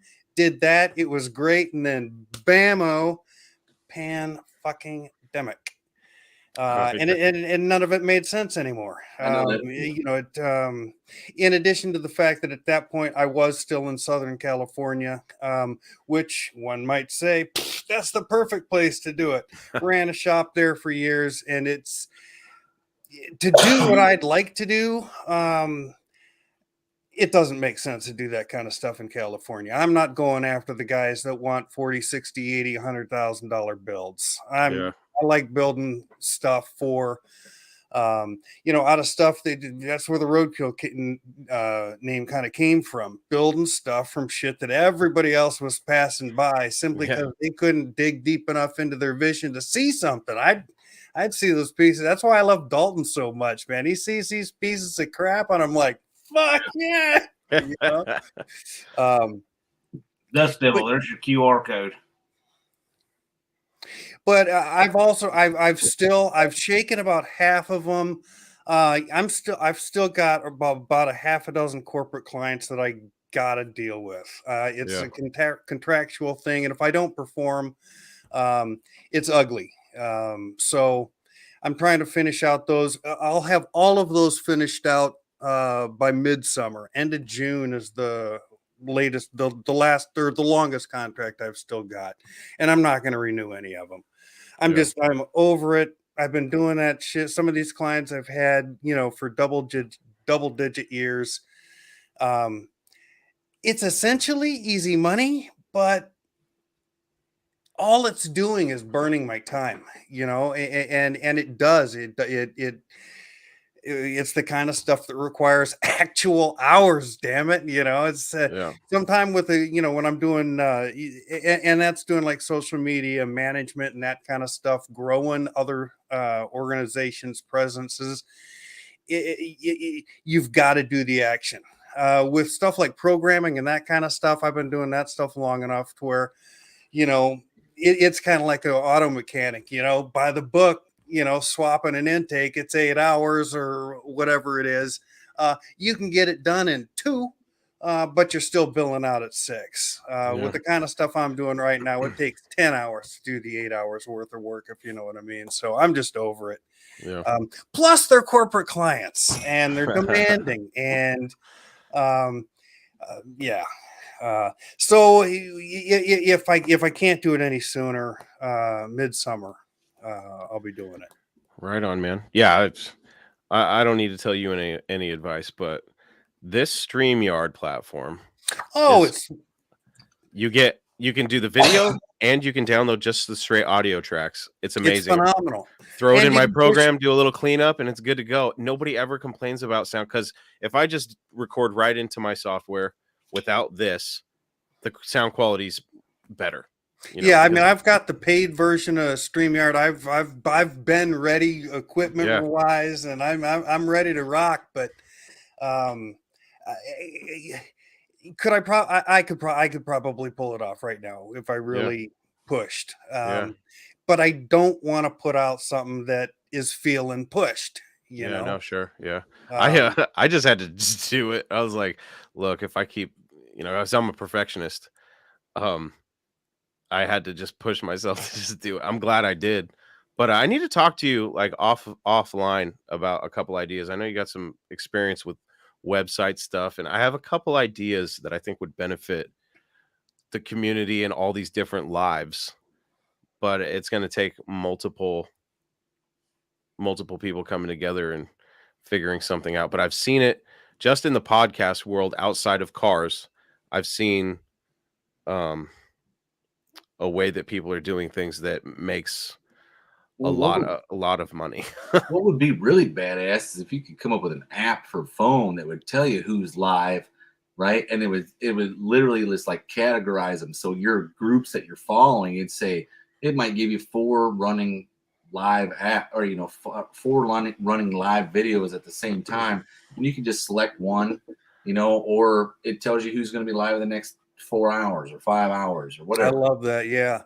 It's the idea I have. I've seen it work with podcasts of all different genres, but what was going on here with the video, there's something here, and based on what I've seen on these other niches of podcasting and stuff, I just see such an opportunity in the automotive space, and I think now is the time to capitalize on it when it's still young, because then you can get in. Because I mean, this is still, I know that there's been a lot of people that have been doing this type of stuff for a while, but I've been watching it catch on. Everybody and their mom's doing lives now. It's great. I just think there's a point where we just need to go, okay, guys, we need to come together right now because there's an opportunity for us all if we band together, you know. Especially as a programmer developer type, I kick myself in the ass every time I involve myself with anything StreamYard. Why didn't I come up with that? It's so easy to use. Yeah. It's so affordable. The free version is most could grow themselves to a pretty sizable operation without spending a nickel on StreamYard. I opted for the pro version because I didn't want the logo there, and I wanted to be able to, the other options, the ability to download the audio separately and whatnot. But no, it's genius. But yeah, anytime, man, reach out however you like. I'd be happy to soundboard with you. Yeah, we'll chat. I think there's an opportunity there with your brain and as many, but we just need a tight network of people. Right. But I think this could be very lucrative. You can do this as long as you want. I need to check out. I gotta go. Yeah, I'm about to fall out. He's All right, driving now, We'll see you later. I've gone over 4 hours anyway. I need to shut this down. I don't know how much storage I have. Oh, crashing it now. Yeah, that's right. Dallas just crashed you. I'm going to shut down the live. You guys can stick around for a minute or two. Thank you all for watching. This has been probably the longest one I've ever done. Brian's like, this is just a walk in the park. We're just getting started. Yeah. Nothing. For 4 hours. But I think we've covered every subject in the book. So thank you all for watching. I hope you enjoyed the episode in its entirety. Very good conversations, and we'll see you next time. No Mopar left behind. Thank you, and we will see you. Brian, you've got a live tomorrow, right? Yeah, aren't you going to be there? I am, and actually, after we end this, I gotta go. I gotta go get all my material because I haven't had time to do it yet. Chris, we've got a live on Sunday, Content Creator Workshop. What time is that? Eastern, 5 Central. Write that down. 6 Eastern, 5 Central will be on my channel, and it's going to be a Roadkill Customs No Name 500 Content Creator Workshop. Oh yeah, I'd love to check that out. That'll be like 3 p.m. for you. Yeah, I'll definitely. Check it out. We'd love to have you there. I'll at least stop by. Good deal. I might be with my daughter at the park or something, so I'll just join the chat or something. We'll see. You can stick your head in there and give us a hard time. It'd be great. All right, guys. Thank you for watching. We'll see you next time. Thanks, Chris.